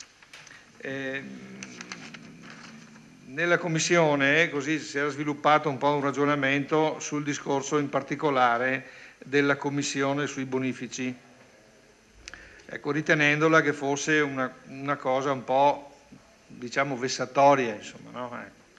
E quindi abbiamo così ritenuto che condiviso il fatto di fissare una soglia minima di esenzione, insomma, no? Che era stata convenuta in 200 euro. Ecco, per cui nello schema di delibera che poi è stato aggiornato successivamente, nel senso che poi come amministrazione abbiamo condiviso questa indicazione, l'abbiamo introdotta questa cosa. Quindi lo schema che voi avete non è aggiornato per motivi tecnici, nel senso che è stata fatta la commissione venerdì a mezzogiorno e quindi oggi è martedì e quindi le cose sono state aggiornate. Poi vi do lettura, diciamo così, della modifica che è stata fatta nel dispositivo di delibera, sempre se va bene e se viene condiviso ovviamente. Ecco, ulteriore questione, gli uffici hanno fatto anche una verifica presso alcuni comuni con Termini che hanno già fatto il rinnovo delle convenzioni, anche loro di concessione, per capire se diciamo, le problematiche che ci venivano poste sono problematiche, come dire, esistenti o se sono così, diciamo, schermaglie di tipo contrattuale, insomma, no? Per poter strappare qualche condizione a miglior favore. No, effettivamente diciamo così che queste richieste sono presenti in tutte le altre concessioni già rinnovate, insomma, quindi effettivamente c'è una situazione in cui le banche tendono a ridurre, diciamo così, quelle che erano dei benefit che tendevano nel passato a concedere alle amministrazioni pur di avere così la concessione della gestione finanziaria del loro servizio di tesoreria sostanzialmente, perché magari questo pensavano che gli potesse portare dei benefici, eccetera, eccetera. Oggi questo forse lo è ancora, ma in misura assolutamente così, molto più scarsa rispetto al passato. Ecco, io vi leggerei, e poi mi fermo, le modifiche che sono state introdotte nei dispositivi di delibera che vi sono state consegnati. Allora, nella delibera dove c'è Consiglio Comunale, alla pagina 3, poi non so perché la prima pagina è 2, ma comunque è così. Pagina 3, dove, alla fine della pagina, dove c'è scritto dato atto. Allora, dato atto che il presente provvedimento è stato esaminato dalla terza commissione consiliare nella seduta del 24/10/2014, nel corso della quale è emersa la seguente proposta: inserire nel bando di gara per la determinazione del punteggio delle offerte economiche una progressività a scaglioni per l'applicazione della commissione per i pagamenti mediante bonifico bancario su conti correnti di altri istituti, prevedendo la gratuità per i bonifici di importo fino a euro 200. Ecco. Poi questa cosa, andiamo alla pagina 4, al punto 2, che rimane quasi uguale, comunque vi do lettura integrale. Allora, punto 2, di approvare ai sensi dell'articolo 210 decreto legislativo numero 267/2000 e dell'articolo 21 del regolamento comunale di contabilità lo schema di convenzione per lo svolgimento del servizio di tesoreria per il periodo 2015-2019 contenente la proposta della terza commissione consiliare, che si allega al presente atto sub A quale parte integrante e sostanziale dello stesso. Ecco, poi al punto 6 successivo, di demandare al responsabile del servizio finanziario ai sensi dell'articolo 107,3 del decreto legislativo numero 267/2000 l'approvazione della documentazione di gara che dovrà contenere la seguente indicazione. E qui si ripete quello che ho detto prima: inserire nel bando di gara per la determinazione del punteggio delle offerte economiche una progressività a scaglioni per l'applicazione della commissione per pagamenti mediante bonifico bancario su conti correnti di altri istituti, prevedendo la gratuità per i bonifici di importo fino ad euro 200. Ecco, questo è l'atto di delibera. Poi c'è l'altro documento che è lo schema di convenzione, no?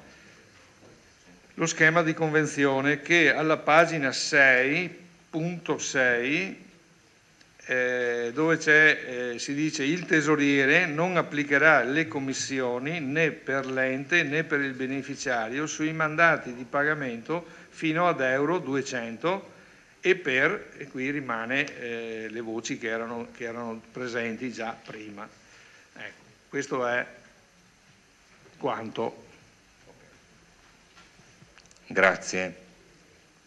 La parola al consigliere Fasan, che si è prenotato. Prego, consigliere Fasan. Visto che faccio parte della commissione, sì, avevamo fatto una bella commissione collaborativa e tutto, però io avevo fatto anche, avevo prospettato una domanda, avevo detto all'assessore Napoli: preparati, quanti bonifici sociali facciamo noi? Perché se ne facciamo 10 sotto i 200 e ne facciamo 10.000 sopra i 200, la cosa cambia. Io avevo anche fatto una proposta di abolire i 10.000 euro e di rendere gratuito il bonifico. Allora, i 10.000 euro sono già aboliti. No, tu hai detto che la banca ha detto che non te li dà.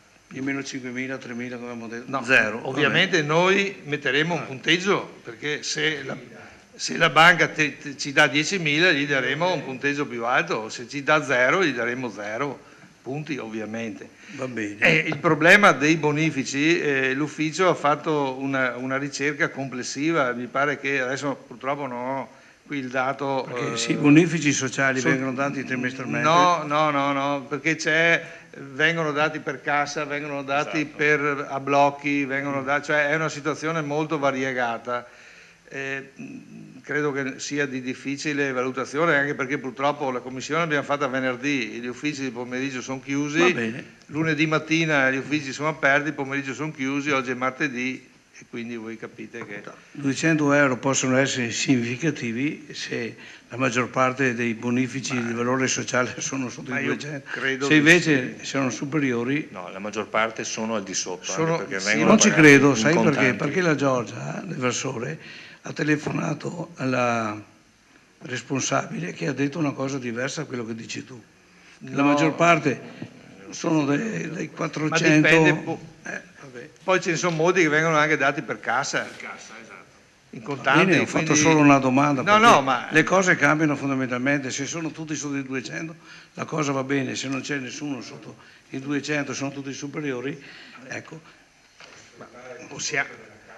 Sì, ma come dire, i 200 era così, possiamo alzare e mettere 300, voglio dire, non è che... Io dico che si deve fare una valutazione di maggiore incidenza di bonifici, no? E fare una soglia che vada a favorire i più deboli. Questo diciamo oggi così. non siamo in grado di farlo per due motivi, per questioni di tempo. In automatico. Non è vero che vi farà tutto in automatico. Vedrai quanti bonifici hai fatto sotto i 200, sopra i 200. Fai una valutazione anche spanometrica, ma è così, io credo che sia molto facile.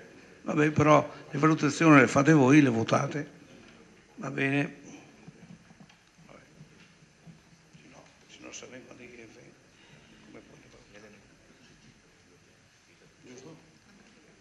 Se ne 10 mia sotto i 200 euro ti paga tutti, se no... Sì, allora la cifra di 200 euro è venuta fuori dalla Commissione, quindi sì, è per questo che... spanometrica così. Però per fare... una domanda precisa dell'Evasore, che sì. Poi ha chiamato, penso, la Chies, ha detto una cosa diversa che mi ha anche stupito. Siccome non si paga mensilmente, ma l'impegno trimestrale, 200 euro...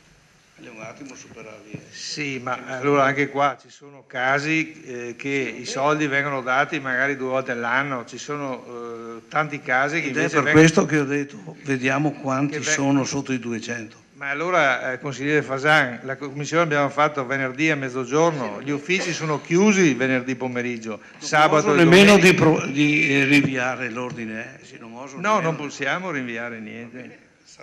Allora alziamolo al 500. Ma andate in gara? Certo che andiamo. Allora, di cosa stiamo parlando? E allora? Fate una gara mirata. Se c'è qualche banca buona, mago. C'è il rischio che vadano deserte.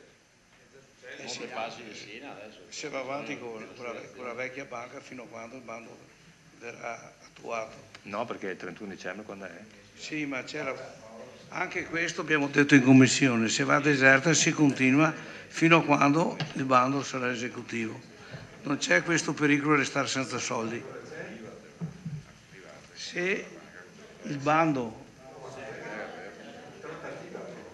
Sì, se vai a trattativa privata non comandi più, tu comanda la banca, giustamente.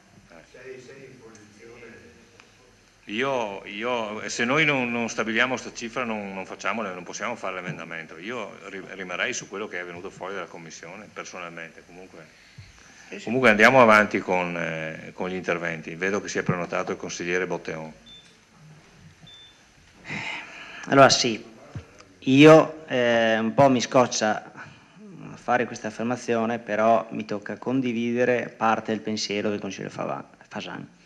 Nel senso che abbiamo fatto la commissione venerdì, non sicuramente per volontà dei membri della commissione, e dalla commissione è uscita una proposta, ma è uscita anche una richiesta.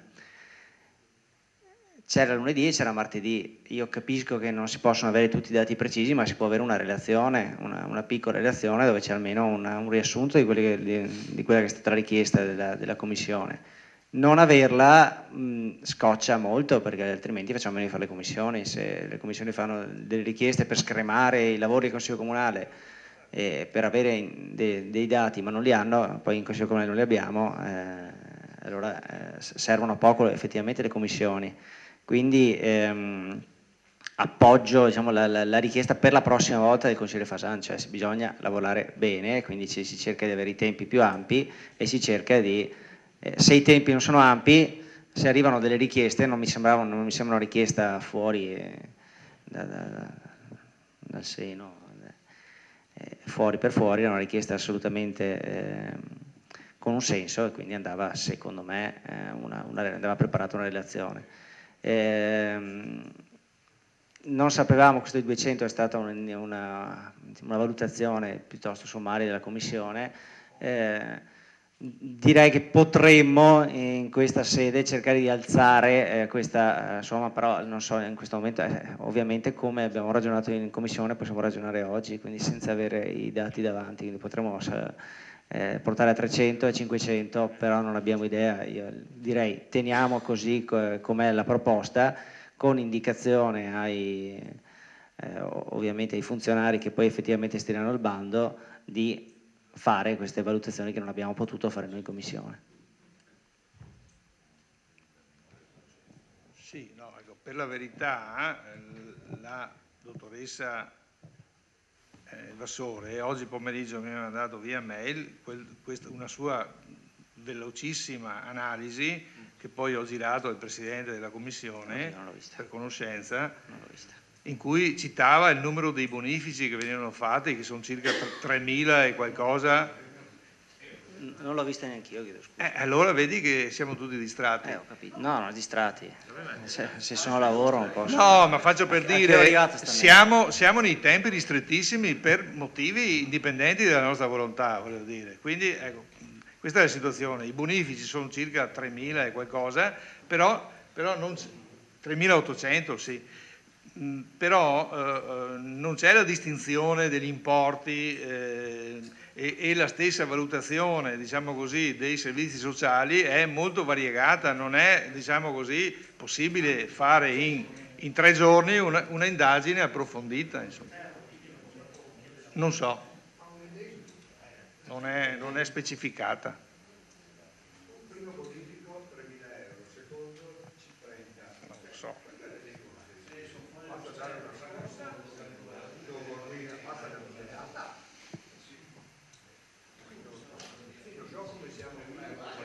Scusate, non parliamo fuori microfono perché non riusciamo a verbalizzare. Grazie. Non vedo altri interventi. Quindi a questo punto, esatto, chiusa la discussione, dichiarazioni di voto. Naturalmente, consigliere Costa. Naturalmente dovremo mettere in votazione l'emendamento e poi la delibera. Quindi c'è qualcuno che vuole esprimersi per quanto riguarda le dichiarazioni di voto? Altrimenti metto in votazione l'emendamento così come... La delibera come emendata? No, bisogna votare l'emendamento come l'ha illustrato l'assessore Napoli. Io lo metto in votazione.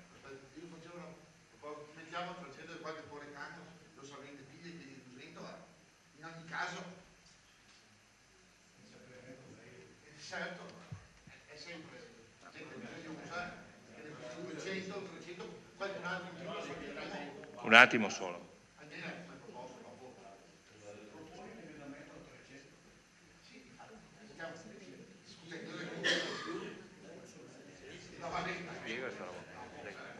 Chiarisci questo fatto. Un attimo di chiarimento. No, allora, all'interno del bando di gara è sempre prevista la gratuità, voglio dire, per tutti, ovviamente con punteggio maggiore, perché se uno mi dice la banca viene, io non ti applico nessuna commissione, il problema non esiste e noi gli diamo tutti i punti possibili e immaginabili, voglio dire, no? Quindi... Anche se uno dovesse essere un po' standardizzato di 220 euro per cui uno paga, porco mondo, mi sembra che sia anche fattibile un frazionamento. Ragazzi, Se ne scrivi 200, se ne 205, no, fai due pagamenti, porca miseria. Fammi dare le carte e i numeri. Vabbè, mettene con 200. Mia, a me resta 200, bisogna che dica in consiglio. Sa come è fatto, no? Napoli si A volte per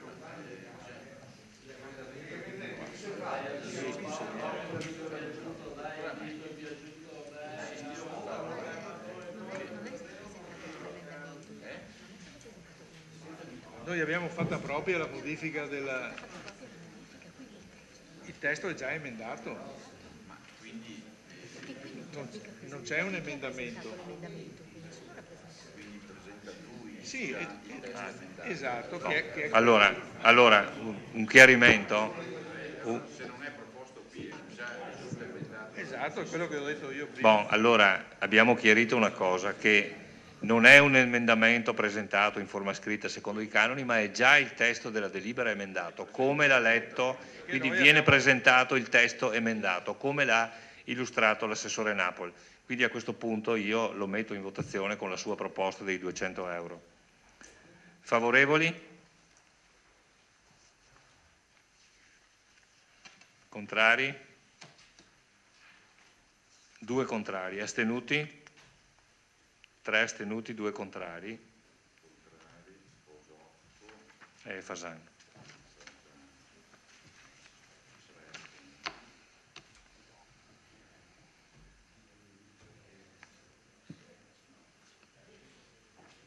E 12 favorevoli. 3, 15 e 2, 17. Sì.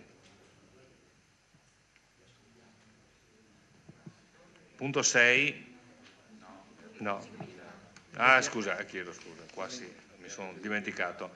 Metto in votazione l'immediata eseguibilità. Favorevoli? Contrari? Astenuti? Quindi stessa votazione. Punto numero 6. Do velocemente la parola all'assessore Turchetto. Sì, grazie Presidente. Allora, il punto numero 6 riguarda l'approvazione dello schema di convenzione con i comuni dell'ambito territoriale Treviso 2 Nord per la gestione associata del servizio di distribuzione del gas naturale. Allora, cerco di riassumere davvero brevemente i passaggi più importanti che hanno portato a questo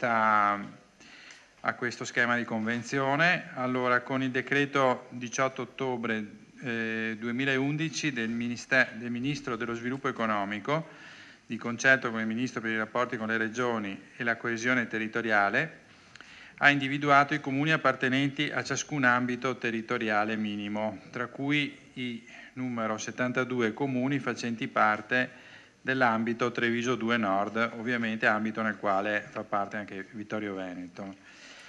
Ecco, con apposite deliberazioni di giunta comunale adottate nei mesi da marzo a maggio 2014, la maggioranza dei comuni dell'ambito Treviso 2 Nord, in numero superiore al quorum previsto dalla legge, ha individuato la provincia di Treviso come stazione appaltante per la gestione della gara per l'affidamento del servizio. E poi successivamente l'Assemblea dei Sindaci dell'ambito, svoltasi il 16 settembre 2014, a seguito di approfondita discussione, all'unanimità ha votato e accolto gli emendamenti allo schema di convenzione e con voto all'unanimità ne ha approvato il testo definitivo. Presenti numero 55 comuni su 72 per complessivi 125.936 punti di riconsegna su 159.894 totali, dato del 2012, pari a una percentuale del 78,8%. Ecco, quindi adesso si chiede appunto l'approvazione di questo schema di convenzione per la gestione associata del servizio di distribuzione del gas naturale dell'ambito Treviso 2 Nord. Grazie. Qui non è che ci resti tanto da discutere. Vedo che non ci sono prenotazioni. Se c'è qualcuno che vuole fare dichiarazioni di voto, altrimenti metto subito ai voti.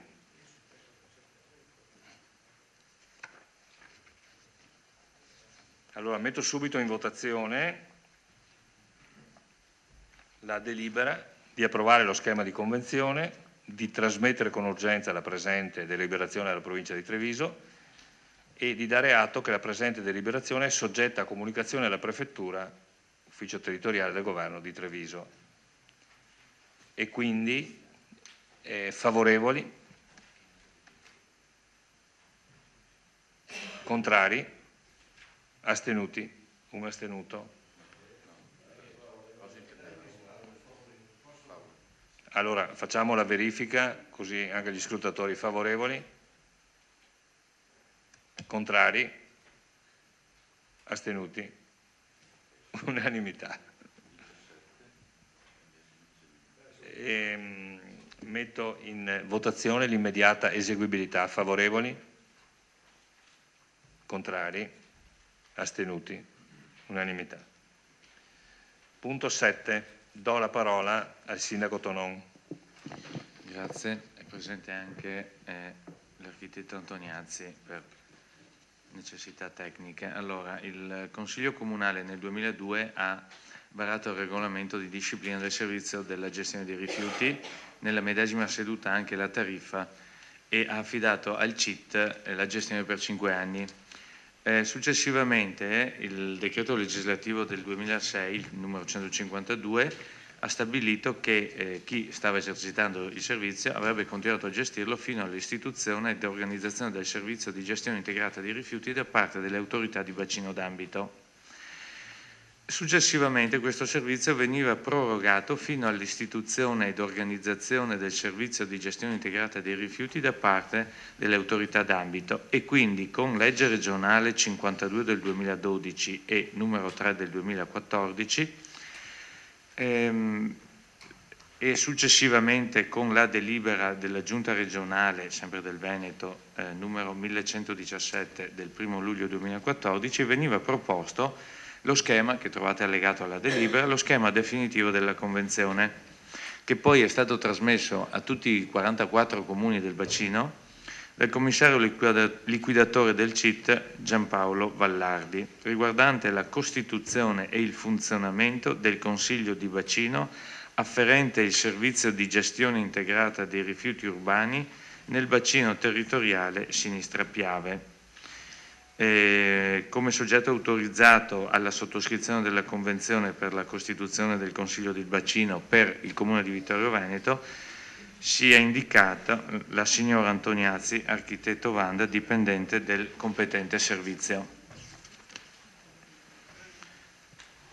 Grazie. Sì, chiedo scusa, anche qui la proposta ovviamente, come ho detto prima, è lo schema regionale e deve essere approvato ovviamente nei medesimi termini da ognuno dei 44 comuni. La parola ai consiglieri. Non credo che neanche qua ci sia la possibilità di interferire con lo schema, quindi non ci sono dichiarazioni di voto eventuali? Nessuna dichiarazione di voto, quindi metto in votazione la delibera. Allora, delibera di approvare lo schema definitivo della convenzione allegato A al presente atto riguardante la costituzione e il funzionamento del Consiglio di bacino afferente il servizio di gestione integrata dei rifiuti urbani nel bacino territoriale Sinistra Piave, di nominare l'architetto Vanda Antoniazzi, dirigente competente per il settore, come soggetto autorizzato alla sottoscrizione della Convenzione per la costituzione del Consiglio di bacino. Favorevoli? Contrari? Astenuti? Unanimità. Punto numero 8. Immediata eseguibilità. L'esperienza, consigliere Fasan. Metto in voto l'immediata eseguibilità. Favorevoli? Contrari? Astenuti? Unanimità.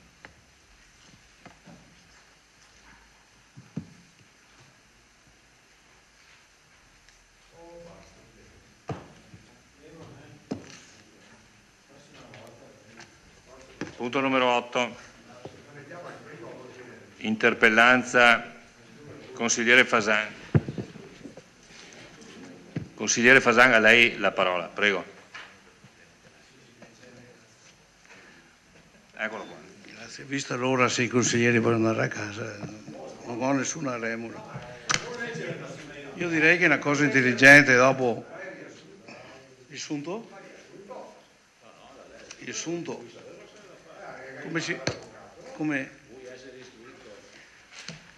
Interrogazione consigliare da inserire nell'ordine del giorno del prossimo Consiglio Comunale. Nel Consiglio Comunale del 29/9/14, confortato da un parere del segretario comunale, il Presidente del Consiglio non ha interpretato in modo corretto, o almeno da me non condiviso, il regolamento che disciplina le sedute consigliari, non accogliendo la mia richiesta di sottoporre alla discussione del voto del Consiglio alcuni miei emendamenti al piano delle alienazioni.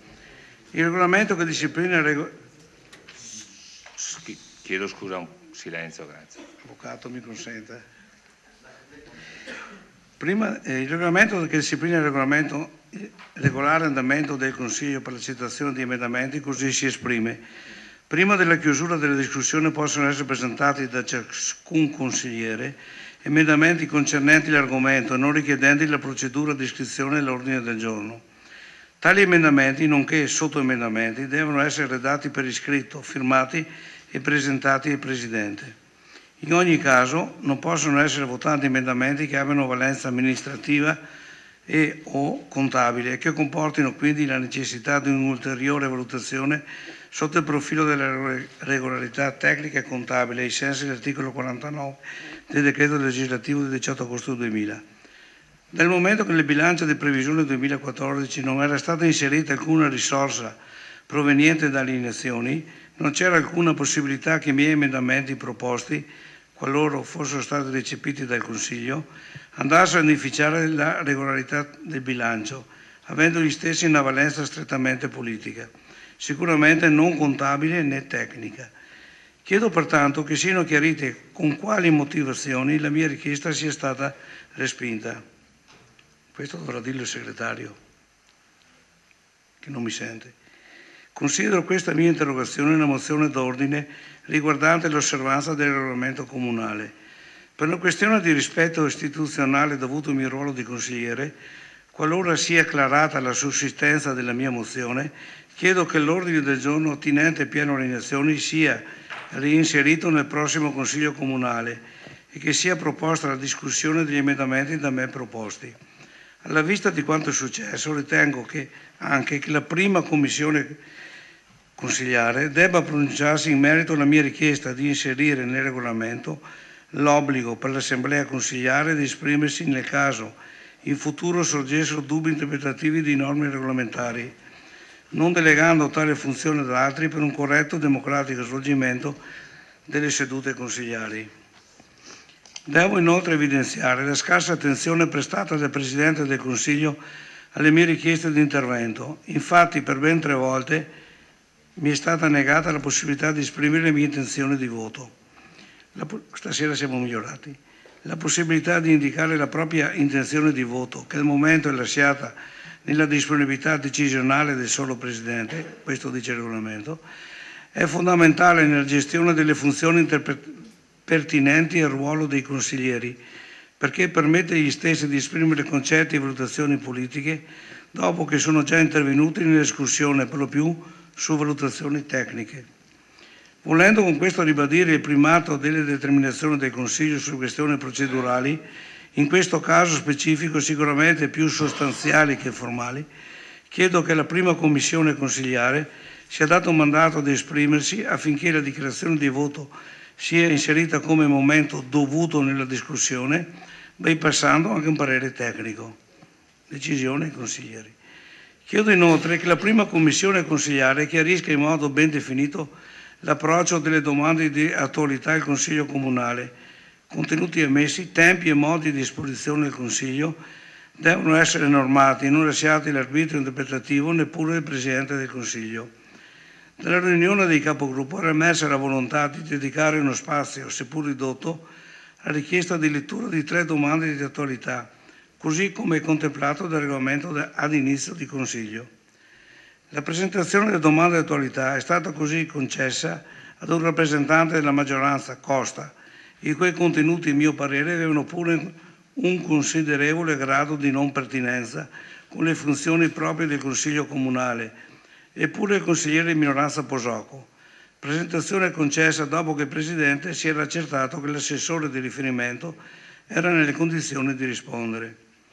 La replica dell'assessore, dilungandosi più del tempo concordato e previsto dal regolamento, ha inopinatamente provocato il taglio della presentazione della mia domanda di attualità. Alle mie rimostranze il Presidente non ha nemmeno concesso la decenza dell'attenzione di una risposta. Non era assolutamente il caso di tagliare la mia domanda di attualità a causa dello sforamento del tempo programmato, perché il Presidente ha il dovere di essere equanime ed è eletto a garanzia di tutti i consiglieri. È per questo che è stato votato anche da una parte della minoranza. Ben altra era la soluzione da applicare.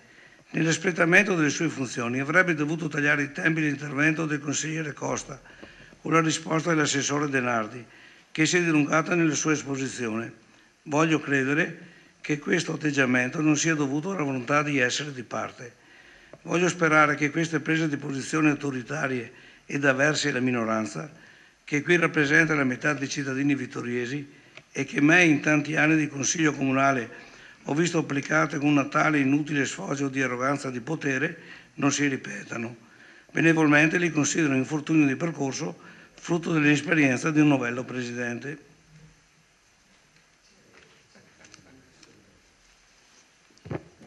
È chiaro che farò l'interrogazione tutte le volte che non sarò considerato. Giusto? Consigliere Fasan, io quando ho letto la sua domanda sono rimasto un po' male. Si figuri io che l'ho scritta. Però lei sa che noi non ci possiamo arrabbiare, io non mi posso arrabbiare con lei. Però io ho visto che lei si è arrabbiato verbalmente con me. Sì. Non ci possiamo arrabbiare perché siamo vecchi compagni di calcio e quindi questo ci lega in qualche modo, ma lasciamo... Giocavo in porta e giocavo all'attacco. Ecco, eravamo le colonne della mitica Associazione Calcio Serravalle. Allora, le rispondo comunque, le dico sinceramente, consigliere Fasan, che alla fine la sua interrogazione io l'ho presa seriamente anche come spunto per chiarire questi punti. Premesso che l'interrogazione da lei presentata è molto articolata e riguarda diversi argomenti, ho cercato di sintetizzarli, le espongo quanto segue. 1. Motivazioni con le quali è stato respinto il suo emendamento, il punto numero 2 dell'ordine del giorno, del scorso Consiglio Comunale. Con riferimento alla questione dell'emendamento, sul piano delle alienazioni e non votato dal Consiglio Comunale, chiarisco quanto segue. Lei chiedeva testualmente di unificare il piano di, unificare il piano di opere pubbliche e il piano alienazioni in questi termini, inserire l'asilo di Carpesica nel piano delle alienazioni e parimenti chiedo l'inserimento della costruzione del nuovo asilo nel piano opere pubbliche, chiuse virgolette. Durante la seduta consigliare avevo già spiegato che l'emendamento non poteva essere messo in votazione, chiedo scusa, perché di fatto era un emendamento allo schema di bilancio che ai sensi dell'articolo 3, comma 6 del vigente regolamento di contabilità può essere presentata dal consigliere comunale fino al quinto giorno consecutivo precedente a quello previsto per la seduta del Consiglio per l'approvazione del bilancio. Infatti, per consentire eventuali proposte di emendamento, gli schemi di bilancio rimangono a disposizione dei consiglieri per 20 giorni prima della seduta consigliare. Pertanto la motivazione di diniego rimane la stessa che le ho letto durante lo scorso Consiglio Comunale. Se nel passato si decideva diversamente, e probabilmente dipendeva anche dalla natura dell'emendamento che non contrastava con le norme regolamentari che le ho citato. Poi devo dire che non concordo con la sua affermazione che l'emendamento aveva una valenza strettamente politica, sicuramente non contabile né tecnica, virgolette. Come si concilia allora la proposta di costruzione del nuovo asilo da inserire nel piano delle opere pubbliche? Conseguentemente, le aggiungo anche che nel caso specifico credo che proprio non ci siano dubbi interpretativi da dirimere, in quanto le norme sono sufficientemente chiare. Poi lei parla della mozione d'ordine riguardante l'osservanza del regolamento comunali e i dubbi interpretativi. Per quanto attiene la questione dei dubbi interpretativi, i riferimenti sono l'articolo 23 e l'articolo 50,3 del vigente regolamento comunale. Se vuole glielo cito, ma insomma dice, virgolettato, le mozioni d'ordine riguardanti l'osservanza del regolamento o dell'ordine del giorno, anche relativamente alla priorità di una discussione o di una votazione, sono trattate con precedenza, punto e virgola, il Consiglio Comunale decide sentito il proponente e un relatore per gruppo, quindi sono costretto a respingere anche la richiesta, anche questa richiesta. Poi sulle domande di attualità, qui proprio non è, mi consenta, non è vero quello che lei dice. Le domande di attualità sono previste e sono sufficientemente regolamentate dall'articolo 24, che parla di fatti sopravvenuti alla convocazione del Consiglio Comunale. Di questo abbiamo anche ampiamente discusso. Se non si concorda con quanto previsto sulle norme regolamentari è possibile proporre delle modifiche, anzi direi che io sarei anche favorevole. Le dico anche che lei lo cita in parecchi punti della sua interpellanza, cita il coinvolgimento della prima commissione e io sono personalmente d'accordo, sono d'accordissimo ed è stato fatto, quindi la prima commissione si sta muovendo in vari punti di questo tipo. Vorrei solo comunque ricordarle che pur non essendo d'accordo sulla definizione delle due domande di attualità, e questo l'avevo espresso nella riunione dei capigruppo, ma a garanzia di trasparenza e imparzialità, ho ritenuto di farle discutere entrambe. Lei si ricorderà che prima Costa in ordine di precedenza di presentazione, poi Posocco, e la terza, la sua, durante la discussione sul bilancio, superando di molto i tempi previsti. Perché durante la discussione sul bilancio? Intanto perché abbiamo sforato i tempi e poi perché gliel'avevo preannunciato, anticipato durante la riunione dei capigruppo. Infatti nella trascrizione della seduta lei proprio legge la sua chiamiamo domanda di attualità, interpellanza. In ogni caso, ho cercato di farlo questa sera, nel futuro ritengo doveroso attenermi più strettamente a quanto stabilisce il regolamento sui modi e tempi per la trattazione delle domande di attualità. Poi, ripeto, sollecitazioni di considerare le domande di attualità un'altra cosa, le interpellanze, eccetera, la prima commissione credo che sia quella da coinvolgere in questo tipo di discussione. Poi, sulle dichiarazioni di voto, qua io sono andato a rileggermi, sinceramente sono caduto dalle nuvole e mi sono riletto il verbale che ho qui. La dichiarazione di voto è regolamentata dall'articolo 51 che dice effettivamente, come lei cita, la parola può essere concessa per la dichiarazione di voto. Per quanto mi riguarda, quel può va interpretato come un deve essere concessa, è dovuta secondo me. E qui devo confessare che forse lei non ha buona memoria. Sono andato a rileggermi la trascrizione della seduta del 29 e ho accertato che ho sempre invitato a esprimere le dichiarazioni di voto. Lo spazio che non è sempre stato utilizzato dai consiglieri, anzi lo ha fatto soltanto il consigliere Sant'Antonio riguardo al punto 4 sul bilancio. Difatti Sant'Antonio dice io voterei a favore però eccetera eccetera. Ecco, è agli atti. Infine, per quanto riguarda la mia conduzione del Consiglio Comunale, è logico che sto acquisendo via via esperienza, grazie anche a alcune sviste e al contributo di tutti, compresa questa sua interpellanza, che ho voluto considerare come un motivo di chiarimento anche personale delle varie problematiche di statuto e regolamento comunali. Le do la parola perché lei possa esprimere la sua soddisfazione o meno. Parzialmente soddisfatto. Chiaramente non capisco perché lei parli a singolare di emendamento quando ne ha presentati 4.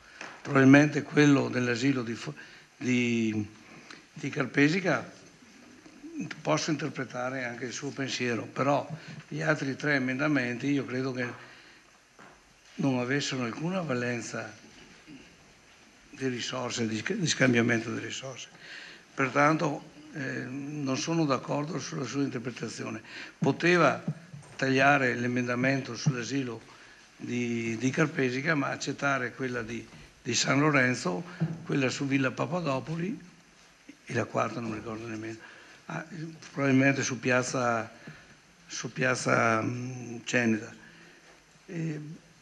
Se riguarda bene, chiedo scusa ma sono senza voce a quest'ora, se va a rivedere gli interventi, io le avevo chiesto una dichiarazione di voto e lei mi ha detto No. Se vuole abbiamo il verbale, anzi va bene, la invito a nella leggerlo, sostanza non proprio cambia sul niente. punto 4. Ho visto che questa volta è migliorato, dai, facciamo così. L'altra volta forse... Non sarebbe a rigore possibile.